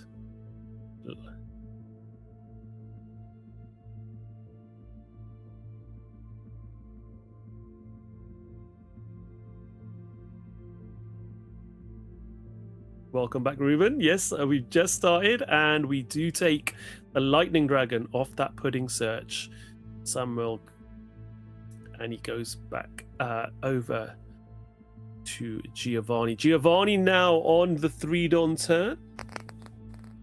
Has the option to activate leader ability to get an extra Don up. Be able to play a 4 cost if needed. It seems to be the sort of play. We've seen this, haven't we, with earlier on today as well. But no, decides he's going to go with Shura to begin with.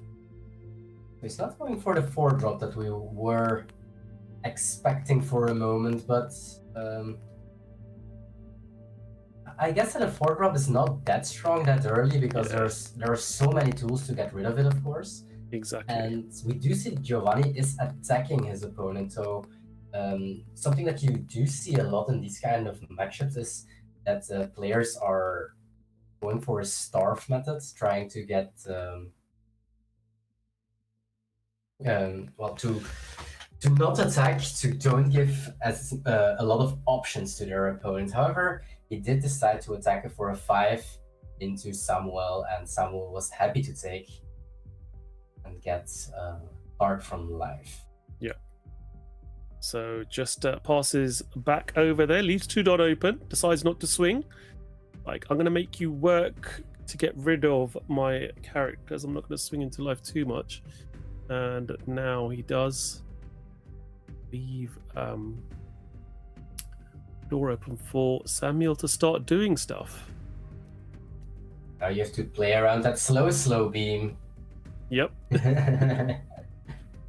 But we do have some options in hand as Samuel, if we want to keep that board nice and clean. You wonder if Samuel is going for the same approach and going to attack into Giovanni, or if he is going to ignore and try to starve so he doesn't give Giovanni any cards extra. Yeah. Well, he is gonna use that 4 Don that he's just got after using a lead effect, and he is going down that route to get Reiju up now. So does have Reiju out, but obviously Reiju is very susceptible at this point. Only 5,000 power with 0 events in trash. This is the moment. Will he attack, yes or no? Yeah. So he does have a couple of options. He can get rid of one of the Shuras. So he's going to start off with a 5k swing into life, which Giovanni happily takes. And then we are now going to see Don -1 for Lightning Dragon to draw. Just to cycle some cards. Yeah. And now potentially use... Oh, well, he's going digging again. Lightning Dragon again, and just passes. So decides not to deal with any of Giovanni's characters at this point. It's pretty much a standoff between the two players here at the moment. Just swinging with their leaders and just trying to establish boards. Swinging with leaders, but not with the characters, because they want to keep the board. And we don't have a 6-cost NL. We do have a Reiju. Yep, and we are going to see Reiju being reduced heavily here. Minus 2,000 power, so within El Thor territory here. And yes, Reiju does get KO'd with El Thor. 1,000 power looks like it's on leader. Yes, 6k swing going into life. Forcing out an event. Counter, or you either take that? It's in doubt for it, because if you want to counter, you need to do it with El Thor, and El Thor is just such a good card in the mirror match to get rid of all those small bodies. But yeah, so he decides he's gonna take it. Yep. Just because he really doesn't want to get rid of his El Thors here. Yep, Divine Departure was the card he got from his life there. And we see Holy come down, so he does play the Holy. Such an important card against the blue-yellow Nami matchup. Yep. It's so much pressure. But now we do have enough for Giovanni in the trash. 4 events there, so that Reiju is now a 9-cost, 7,000 power. The Holy obviously is plus 2,000 power in your opponent's turn. 6,000. It and any Ohm on board. So we now have Shura. Get that rested on. Yeah, not easy to deal with this Holy for Samuel. Or it is already very costly. The only thing that he really can do is like swing with Ohm, minus 1k on the Holy, make it a 5, Mama Ragan, and try to swing into it. But that just seems so expensive. So he's going for that 6-cost and now trying to look for some answers. We do have a kitten here as well. Yep. So we do see the first of our 6-cost Anels come down on the board now. Samuel did pick up the kitten. Yeah. Now needs to trash a card from hand.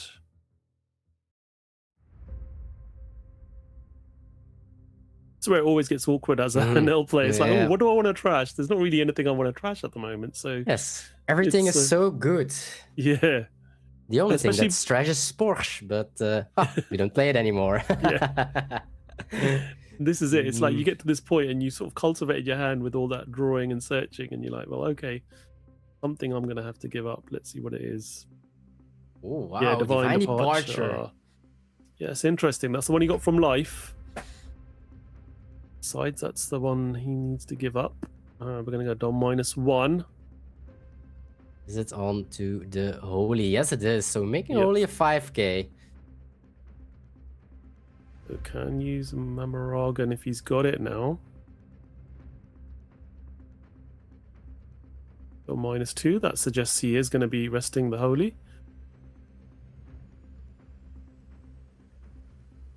Still very tough to get rid of. But of course, in the worst case, if you can't get rid of it, you can potentially, if you have it in hand, of course, the Lightning Dragonet. I don't see it at the moment. I see a Kitten.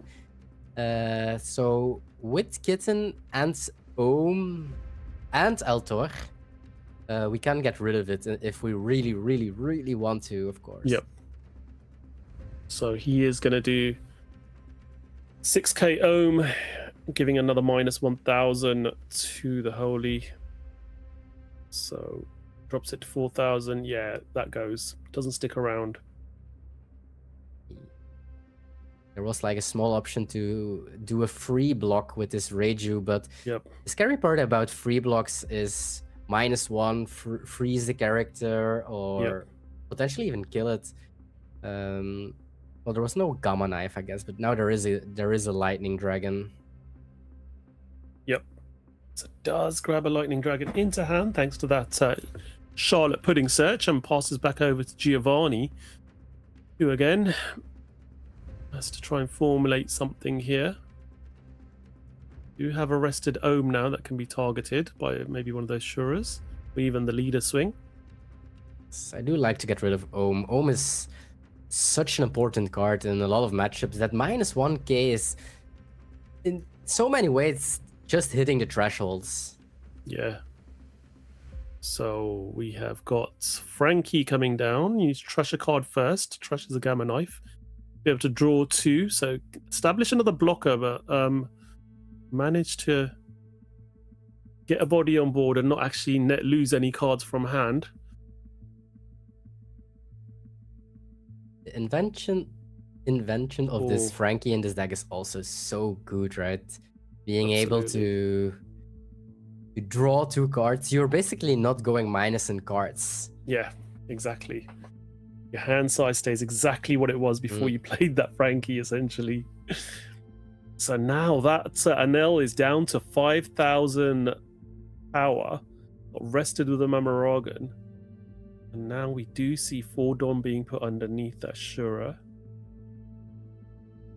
One Don still open. We are going to see that being reduced by another 1000, down to 4000. Just wants to be really sure that it dies this turn. If you miss on killing it, then you lost a lot of your tools for basically nothing, actually. So gets rid of it. Yep, he's got rid of it. So 6k swing was enough. Now swings with leader into the Ohm, gets rid of the Ohm. The Wandon that's still left up, that was potentially there if he did want to counter out that first swing from Shura. Could have gone 6 again with an L leader, but because he chose not to, managed to get rid of the Ohm with a leader and managed to play his own Ohm with that Don left over. So very good turn there for Giovanni, leaving Samuel with just 2 1-cost puddings on the board. But we all know in this mirror match, things can change very quickly. Looks like Giovanni's got the advantage, but you can see this turn ending with eventually the opposite way round. But it all depends on what Samuel can do now with the odds available in hand. We had quite some games going back and forward, but in a Purple NL mirror match, it's definitely going back and forward. Like, yes, we still can't say who is ahead here. Well, Giovanni's got another Reiju and Frankie in hand, but I didn't see an Anel. We just seen Samuel play a second Anel now and doing his search off that. So interesting. Pressure card.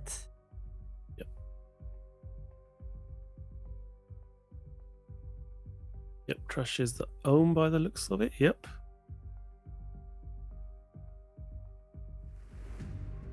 UK onto the Shura. Of course, getting rid of some small bodies.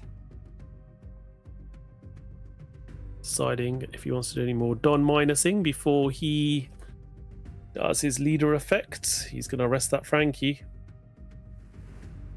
Such a good card, Mamarang. Yep. It's maybe the best card printed in this set. Yeah, we see it utilized in a lot of decks which Yes. are purple, don't we? It's not Yes. necessarily specifically just for Enel. A lot of purple mechanics obviously allow you to ramp Don, so sometimes that Don -2 isn't so bad. You do get to draw a card off it as well.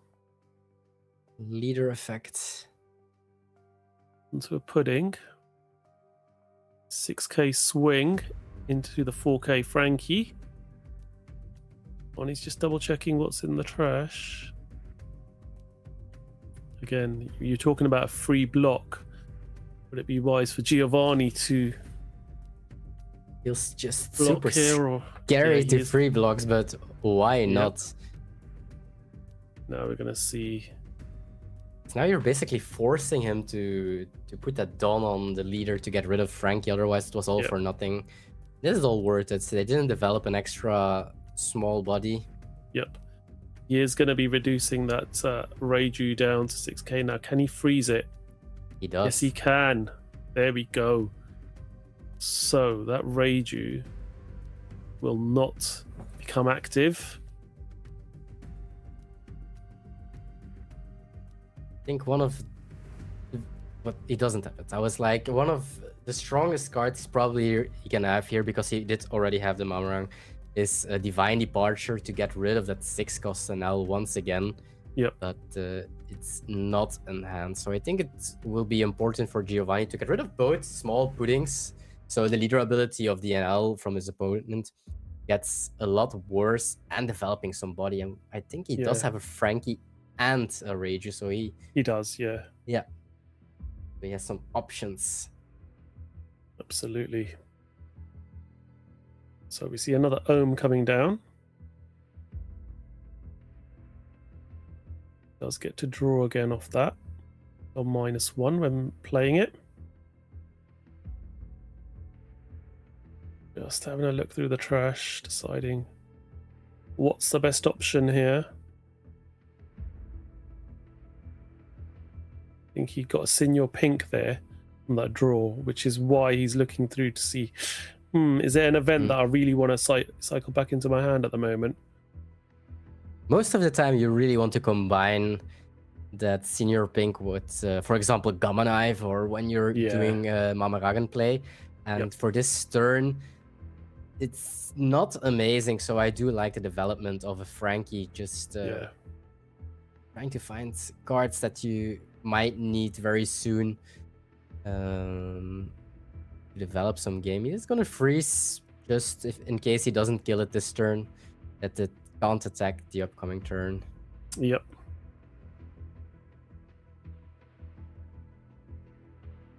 Yep. Both those puddings are frozen.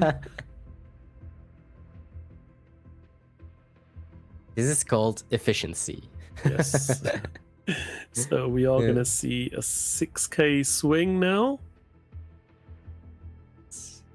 Is he going to push a little bit for the leader, or is he really wants to get rid of the board? And it looks like he is really wants to get rid of the board. Oh no, it was on leader. Yep.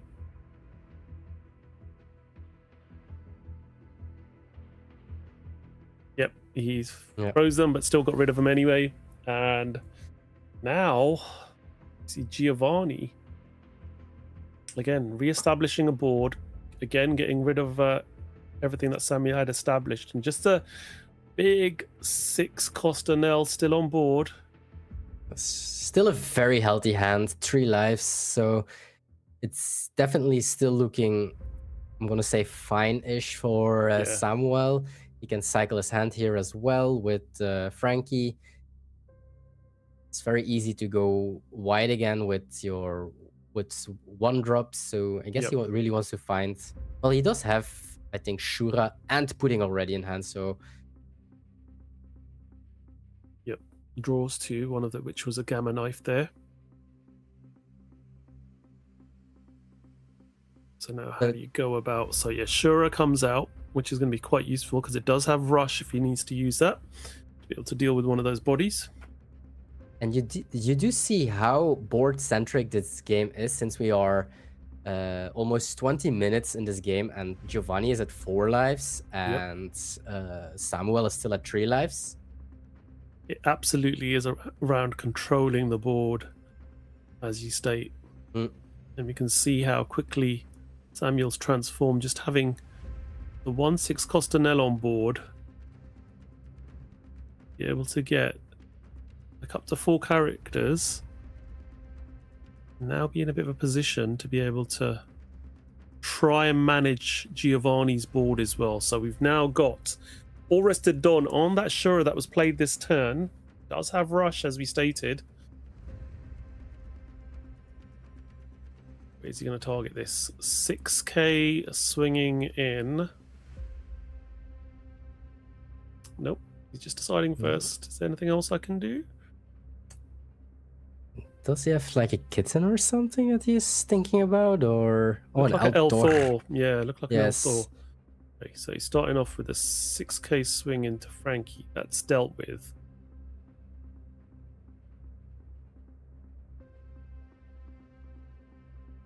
You can probably swing that Anel into the Reiju to get rid of that. Okay, he's reducing the Reiju to 6,000 power. Is he gonna try to get rid of it with his big 6 cost now? Because how funny as it is, suddenly if he gets rid of this Reiju, suddenly you will think that it's again looking very good for Samuel, right? Absolutely, yeah. Well, he's now swinging 6 into 6 with leader.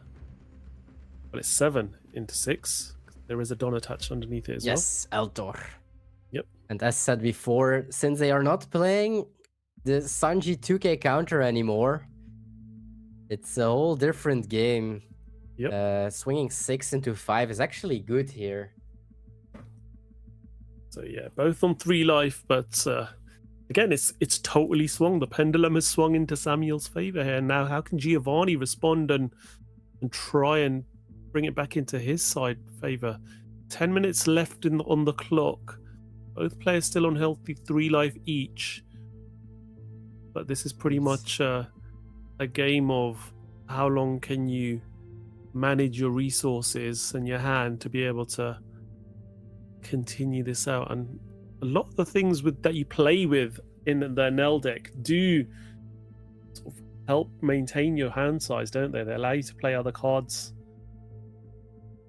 draw other cards, sorry, should I say, from your deck to be able to keep your hand size very successful. Yeah, it looks really tough for Giovanni here with the hand that he has. He does not really have a lot of event cards in hand. Yep, he's managed to play the Trafalgar Law, and 2 cards lost from Samuel's hand now, down to 5. That is very important to try and keep your opponent's hand size controlled, so that's really good play. Do now see Frankie being rested with Mamaragun.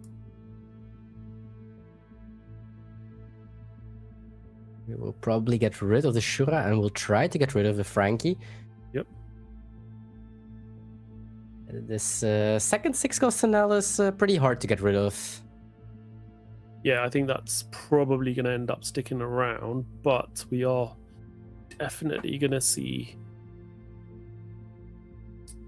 Giovanni targeting that Frankie for sure. Yep. Deals with that fairly easily, as you were both saying. You know, there's not much counter for the rest of your stuff other than your Anels. So, leader effect. Holy? Redone? Yep, he's playing the Holy. He's gonna Eltor and back again. Now it looks good for Giovanni. Yeah. That's how back and forward this game is. Every single turn that they play, you think that, oh, now it looks good for them. Now it looks... Yeah, double attack. You are taking 2 life there, and now Shura can still attack into Shura. Oh, I do think that he forgot for a second. The double attack that Holy is not only Holy, it also is to Ohm. Yeah, exactly. Because that Ohm does get double attack as well. So yeah, we're now seeing Shura being dealt with, because he did give the -1000 to that Shura when he swung with the Ohm into life.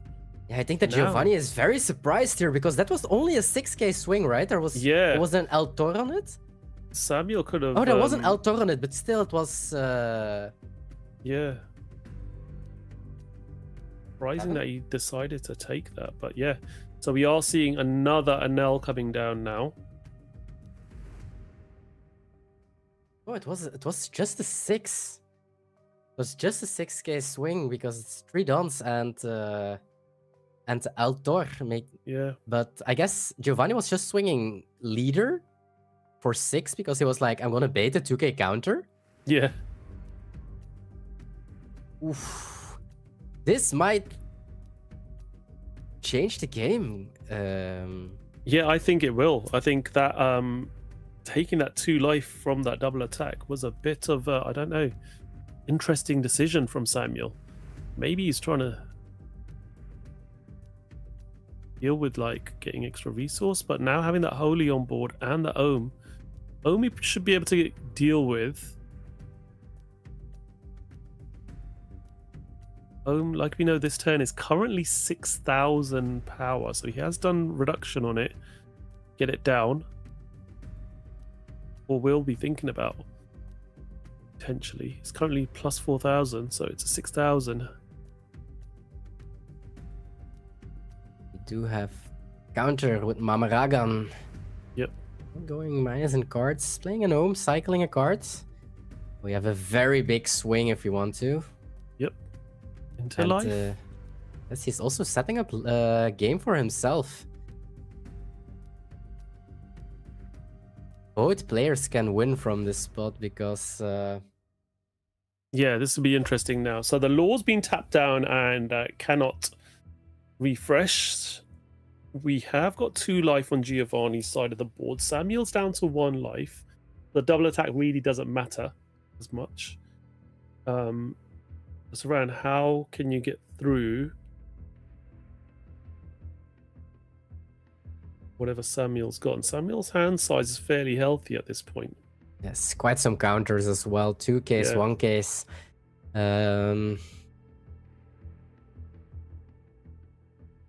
Will be a very important turn for Giovanni.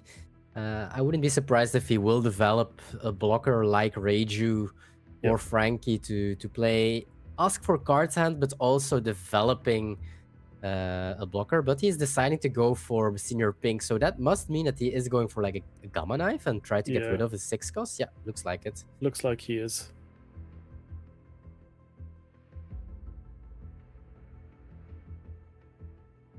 We are going to see the Gamma Knife being played now. Reduce the rested Anel down to 5,000 power. And is that last card in hand an Altor to get rid of the Ohm as well? It is. El Thor deals with the Ohm. Gives his Leader own effect. plus 1,000 and can give minus 1,000 to that Anel. He's going to deal with that Anel first. Yes, 4 onto 4.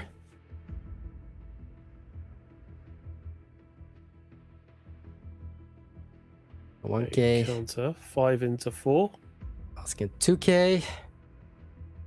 And then that last hit he can't protect. There we go. Gets rid of it. So yeah, that was a pretty good turn by Giovanni. It's Giovanni's still on 2 developing, life. asking cards. Yep. And yeah, now for Samuel. You can't really go for a game. Best way of going for a game is a Shura, but I would not feel pretty confident with only a Shura going into 2 lives and the hand of Giovanni. Going for a Reiju. Yep.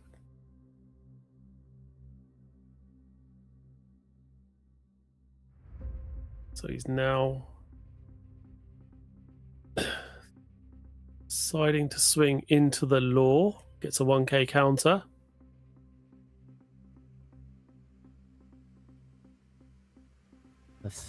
Only a 1k is very protectable, I would say.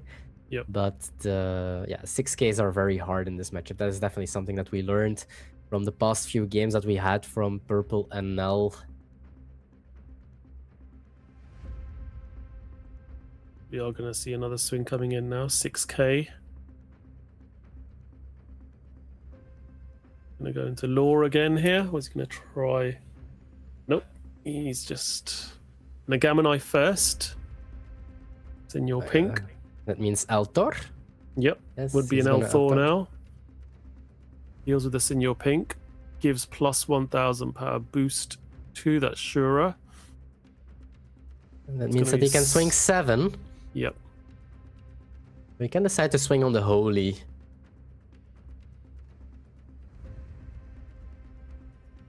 Still on the Law. I guess this is safe because this is 2K, 1K, and then this can swing for 10 into To a 6K Holy. if you want to.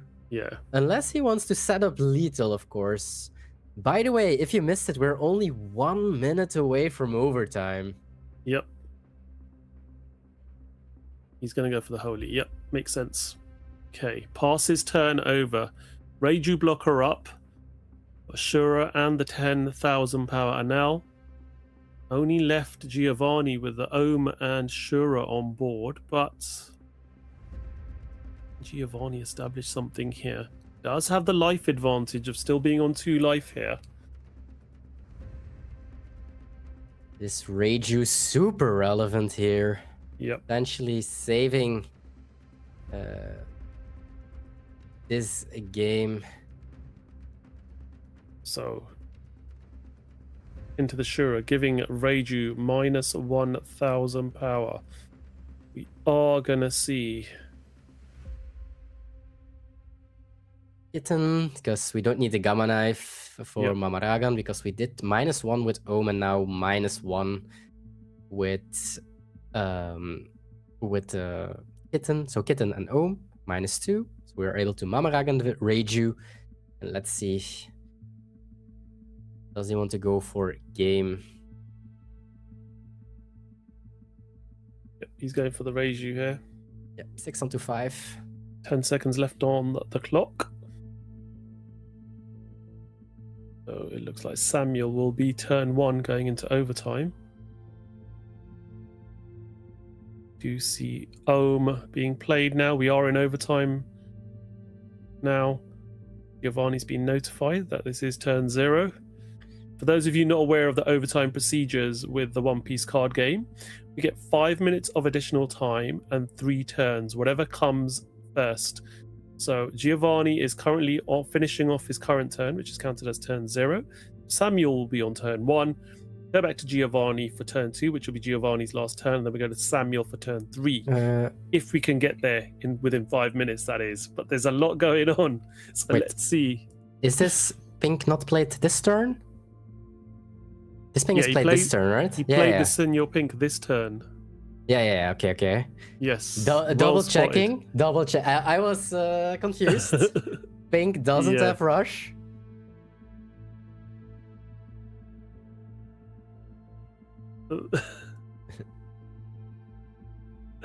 It is late in the day. Yes, both players also hitting well fatigued, spotted. Yeah, exactly. But I don't think it matters. I think that Giovanni has this game in the bag. However, of course, we don't know precisely the hand. Yep.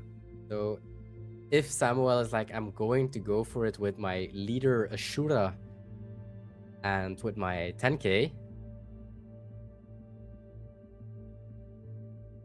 Okay, so we've got Pudding coming down. We take the L4.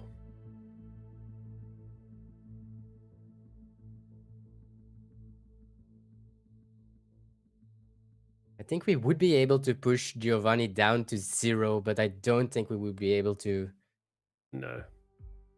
win. We don't really see the hand. I think I'd see double 1k.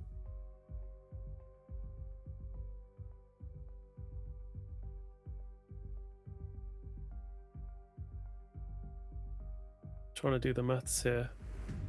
So Gonna go 8. 8 into life.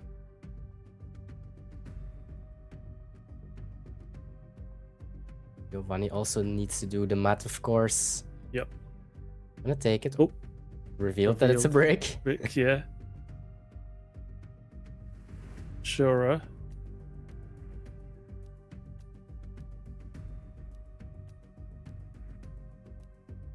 Dom -1. L Thor to give it +1000. Get rid of that ohm.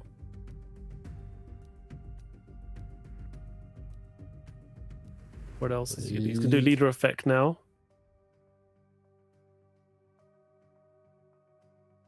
It's only for 3, so that makes it 3, 4, 5, 6. Yeah, he's attaching the other 2 Don as well. That's 8,000 power swing going into life now, probably. Yep. We've got the counter for that. And that's going to be it. Giovanni's going to win this one. Yep. You can put him to 0, but... Yeah.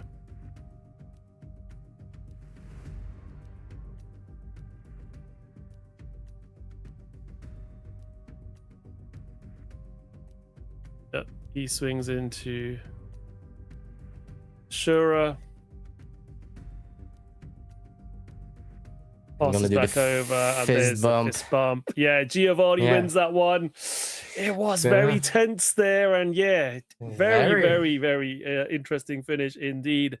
Giovanni takes the win, goes into round 10. XO guarantees his place in tomorrow's top cut. So well done to Giovanni. But yeah, both players I think are still very much in contention of going to top cut tomorrow. I'm pretty sure that both players will make it, of course, because his first loss is against at least a 9-0 player, so his strikebreaker should be very high to make it to tomorrow in the top 32. So, well, congratulations already to both. I'm quite sure that both players will make it. If not, my apologies if I jinxed it. But yeah, this was a Purple NL show-off. Yep. And really nice to see. As aggressive as the deck is, we did see still 35 minutes of gameplay. Yeah, absolutely. And this was it. It's just toing and froing because both players were concentrating on their board and not their life. It was a matter of trying to keep control of your opponent's board. The minute you let them get too many characters, they're going to overwhelm you and take over, and it becomes very difficult to then claw that back in. So very well played by both players. Went to time. Giovanni ended up winning that one. So we've not got much time now. We're going to be going to round 10 very soon. So don't go too far. We'll be back for our round 10 matchups. Don't go too far.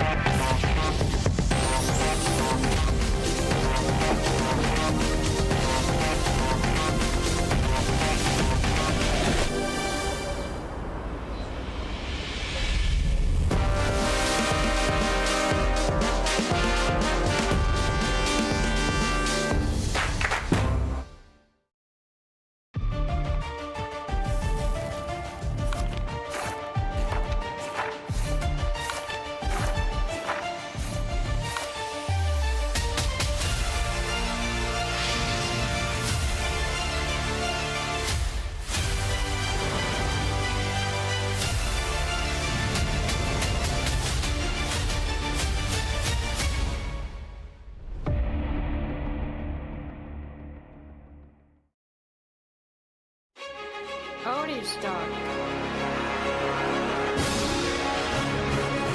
ただ神底王に輝いたのはジョーカー選手となりました。世界の頂に無敗で上り詰めたのはガンノン And Kane scoops it up. We have your champ, Cross.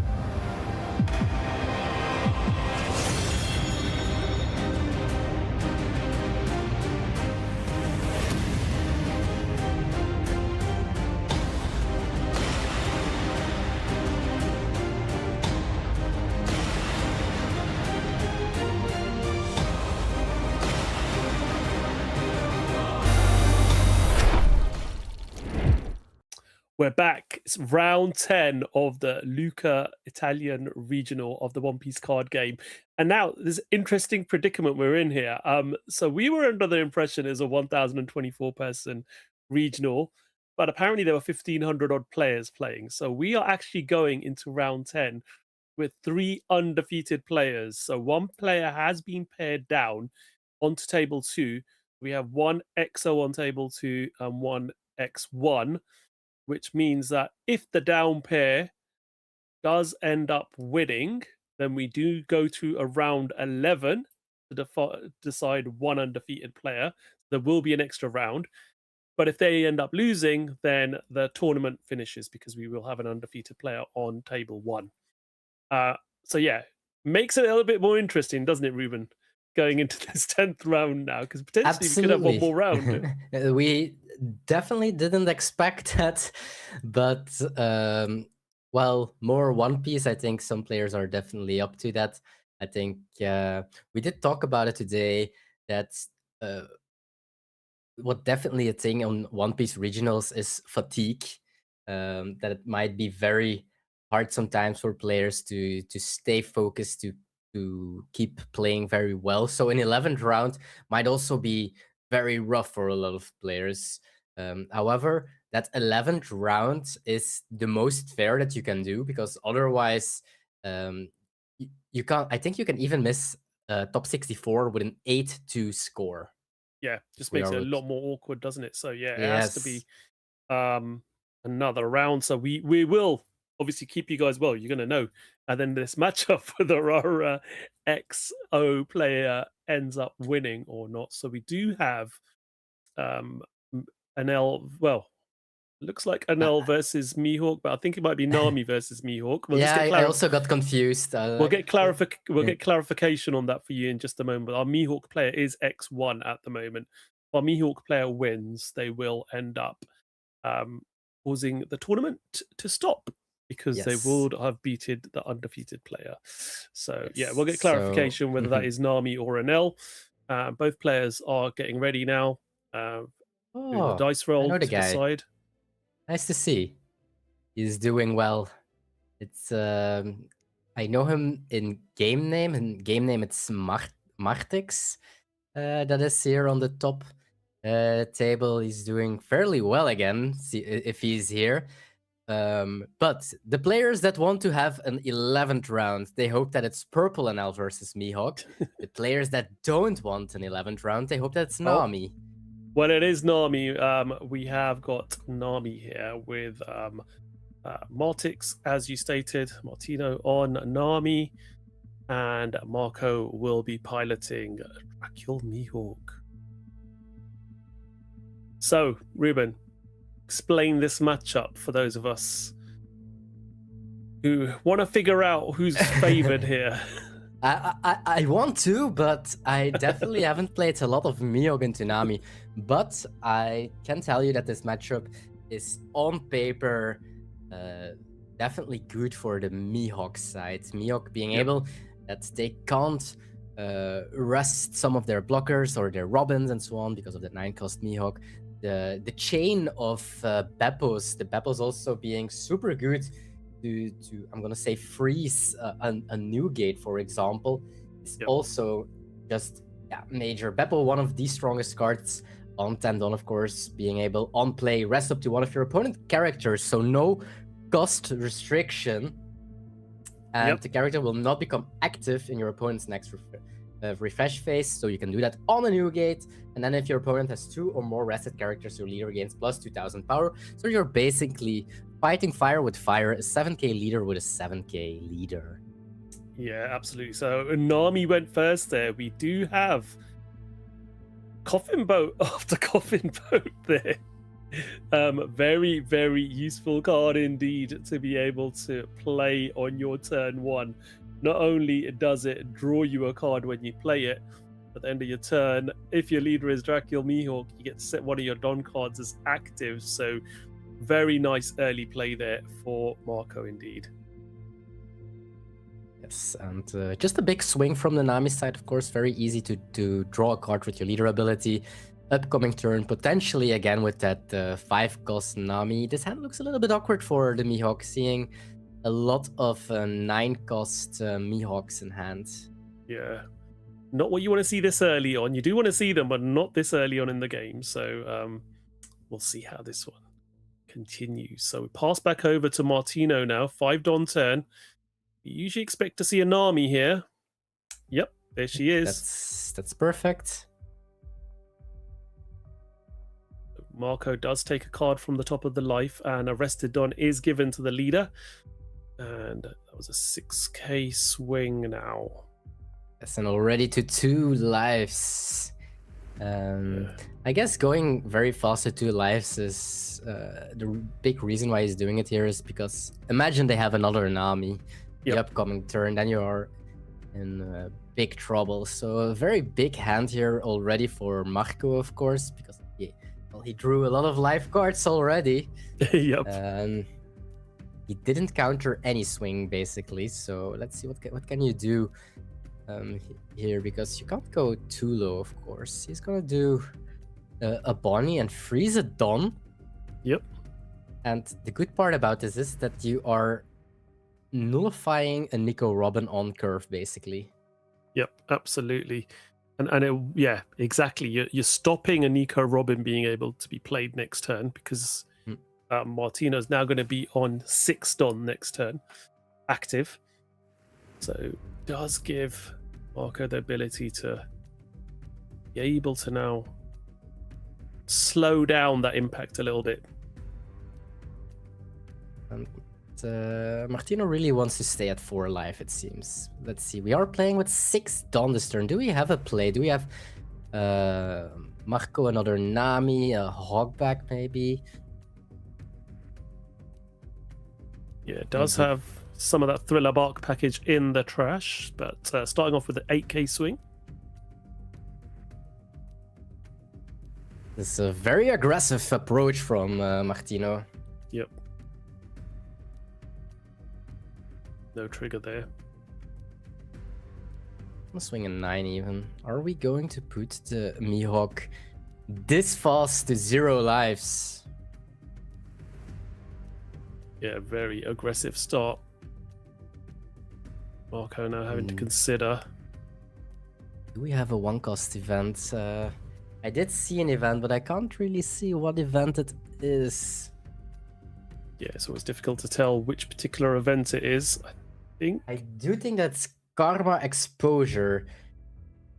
Yeah, Says, Karmic Punishment, I think.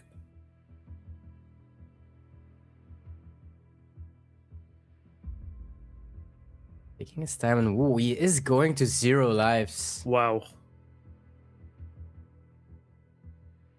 That is relatively very fast. And I do think we are at 8 Don, so we are also not able to play a 9-cost Mihawk, which is giving us an extra 2k basically in hand.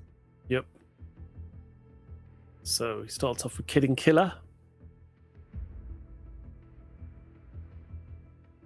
Did have that in hand last time, and now he's utilizing it this turn. We have 6-cost Law. I guess that's a blocker. And you are able to play a blocker, take back a 2k if you really want to, and freeze the Nami with Perona maybe, or with Bonnie if you want to pick up Bonnie again. This looks really tough actually for Marco. Yeah, he's gonna. Play the Law.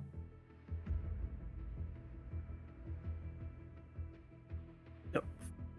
Picking up the Laboon, playing a Bonnie, freezing the Nami again.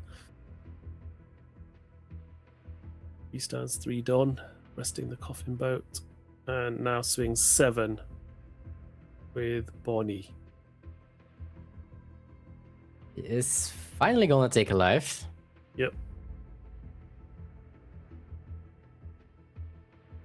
Another 7 with Leader. I want to say it's not leaving any Dons open, but of course we do have Coffin, and we do have potentially a Kitten Killer if needed. Yeah, absolutely. So, let's see. Up to 9 Don. What can Martino do here? Starts off with a 7k swing. Marco does need to counter out of this one. He's going to block in 2k. I'm gonna play Nico Robin. So Kumasi goes to the trash. And we heal 2, go back up to 4. And then get to draw a card of leader ability as well. So pass this back over to Marco now. Now, what can Marco do here? So we need like a chain of Mihawks and or Beppos here to But fight we definitely know he's got the Mihawks. He's had them from his hand. He had 3 of them from the start. So... Yeah. So can he just keep those? You Can also he have now double reestablish? Yeah. I have to formulate something here. This is going to be really difficult.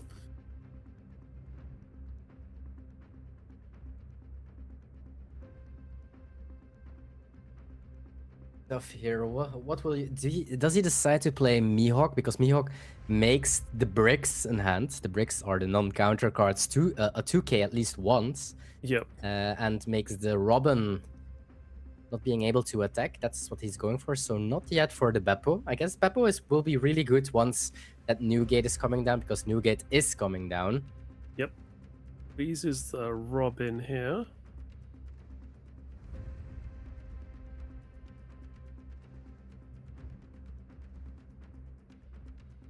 Leaves the Nami with 2 swings. So if the Nami really wants to, can go for a double swing the upcoming turns by splitting even potentially more. Yep. I guess he can go for the Perona right now if he wants to.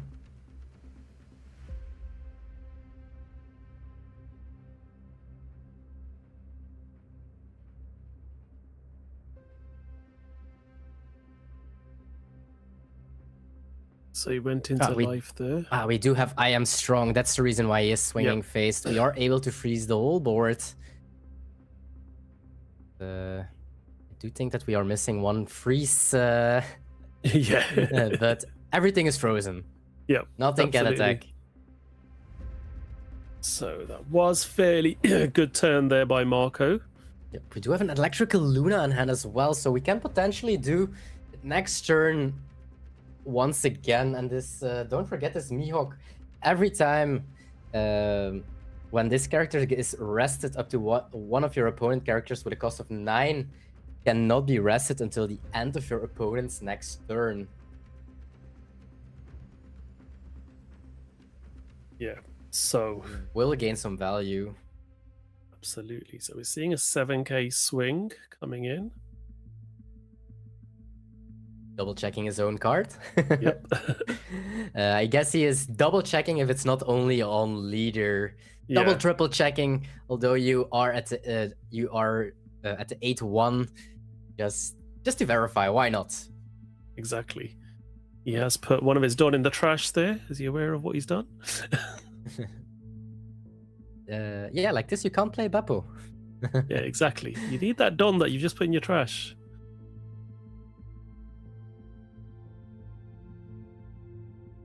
He doesn't really have like very big events at the moment. Yep, okay, now he realizes. Yep. Okay. Breezes. I do wonder, because he's able to electrical Luna, the Nami, the Perona, and he's able to freeze the Robin because of the Mihawk. Yep. So he is able to freeze the whole board again.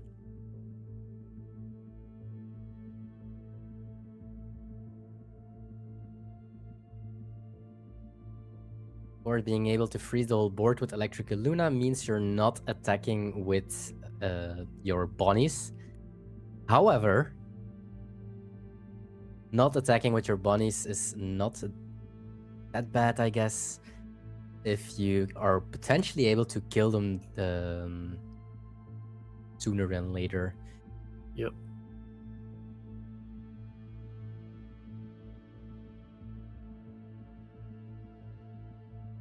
Still close. It was looking very tough for the Mihawk, going to 0 like turn 3 or something. Absolutely was. So now looking to decide what play here's going to be.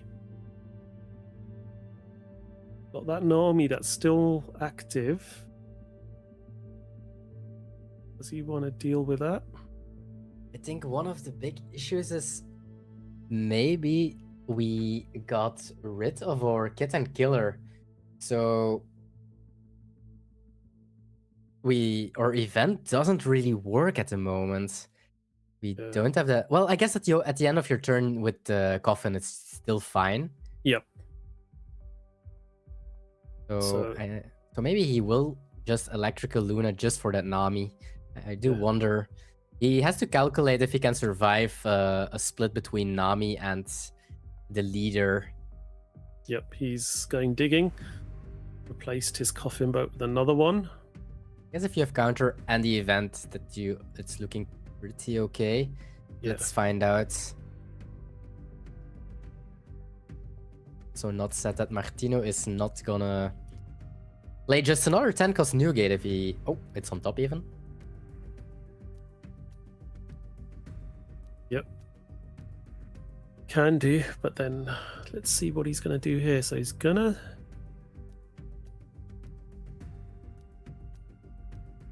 To touch it on that 10 cost Newgate will not see play this turn, but it's to calculate now as well if he can survive if Marco is going for it the upcoming turn. Yeah. There is a 9k, there is 11k. Yeah, it's just going for the Newgate. Yep. Decides to play that. So draw 2, trash 1, and then he's going to put 2 Rested Dawn on the Nami leader and the Nami character. You can swing 7 and 8. So go 7 into Bonnie. I want to tease out a 2k, then go 8 into the Bonnie. For some reason, I think that Marco is really happy that he's swinging onto the 5 cost Bonnie.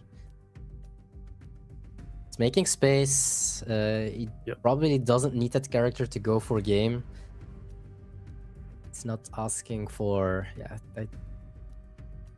Yep. Okay, here we go. But now there's 2 10 cost Newgates, and you're only able to freeze 1, of course. Yep. So what can you do here? 6 cards in hand. He's making sure that his opponent knows. Yep.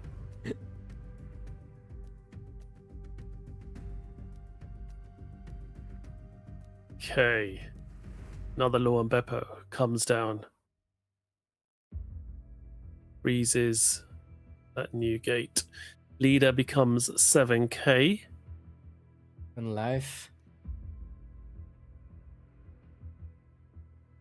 But the split is too big, of course, if you let them have and Newgate Nami and leader to swing potentially the upcoming turn, so See how this Mihawk swing gets dealt with. and I think that Martino has quite some 2Ks as well. Yeah. I do see a Zeus, I did see Girl, those are the 2 only cards that I saw. Yep. I'm gonna take that one.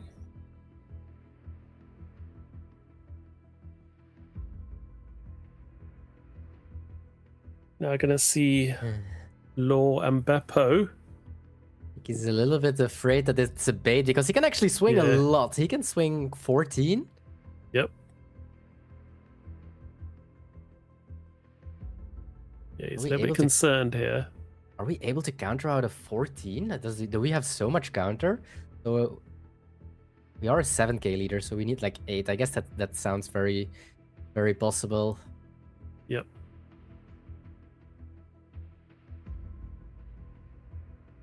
So that was enough counter. Gets the leader up to 7k. How many cards does he have left in hand now? Is that 2 or 3? I think 3. We are still able to swing 9 with Bonnie if we want to. Yep.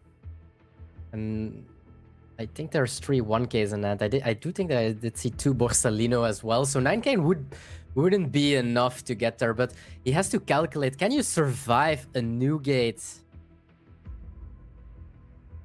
Yep. Swings into Nami, which cannot now bring out another character because he's down to 0 life.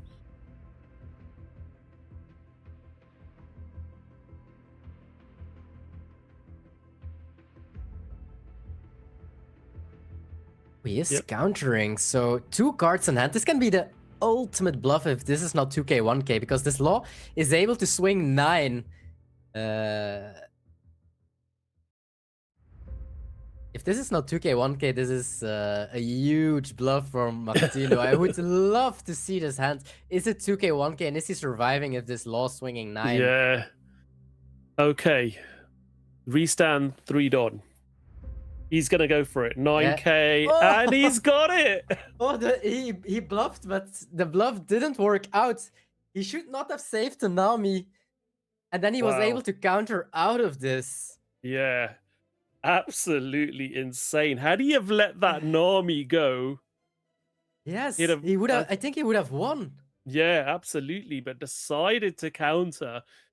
And wow, what a finish. Marco takes that win with Mihawk, meaning that that's it. We're going to end at round 10 because our undefeated player there, Martix, ends up losing that game. X1. Both players are X1, so they are guaranteed going into tomorrow as top 32 players. Oh, Mihawk is But it- X2. We had a down pair. Yeah, the Mihawk was the X1 player. Yeah, so he's X2 right now, so it's not guaranteed. But the Mihawk won. Oh, yes.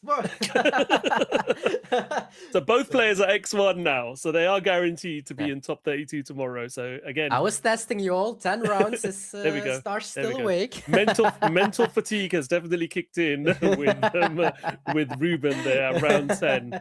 But yeah, it does mean we have concluded our action for today. So we're going to talk about this regional. Obviously has been a fantastic day, hasn't it, in Lucca in Italy. We have got more regionals on the road to our championship season 1 final. Our next one is going to be up and coming in Toulouse on the 27th and 28th of June. So 3 weeks from now, OP16 will be legal for that regional.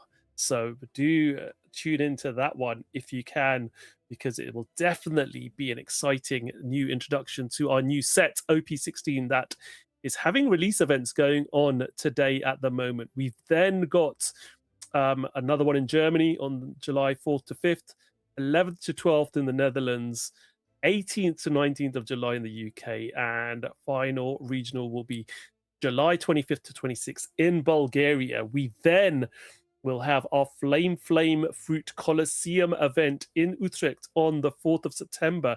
Same day as we're going to have our last chance qualifier for those who don't make it into the season 1 final through our regionals or our store regional championships. So that's a really exciting matchup as well. And then finally, we will be going to Utrecht on the 5th and 6th of September for our season 1 final. I'm really looking forward to this one. Really exciting. Have loved all of our season finales up to now. So it's going to be a real epic showcase of all of our top players in our European scene. So looking forward to that. So as we stated earlier on, our top 32 players from today will be going into Top Cut tomorrow. Totally different format tomorrow. Be 1 hour, best of 3, 10 minutes overtime. And it's going to be very, very interesting indeed. The top seeds will have the choice of going first or second, the higher seed in the pairings.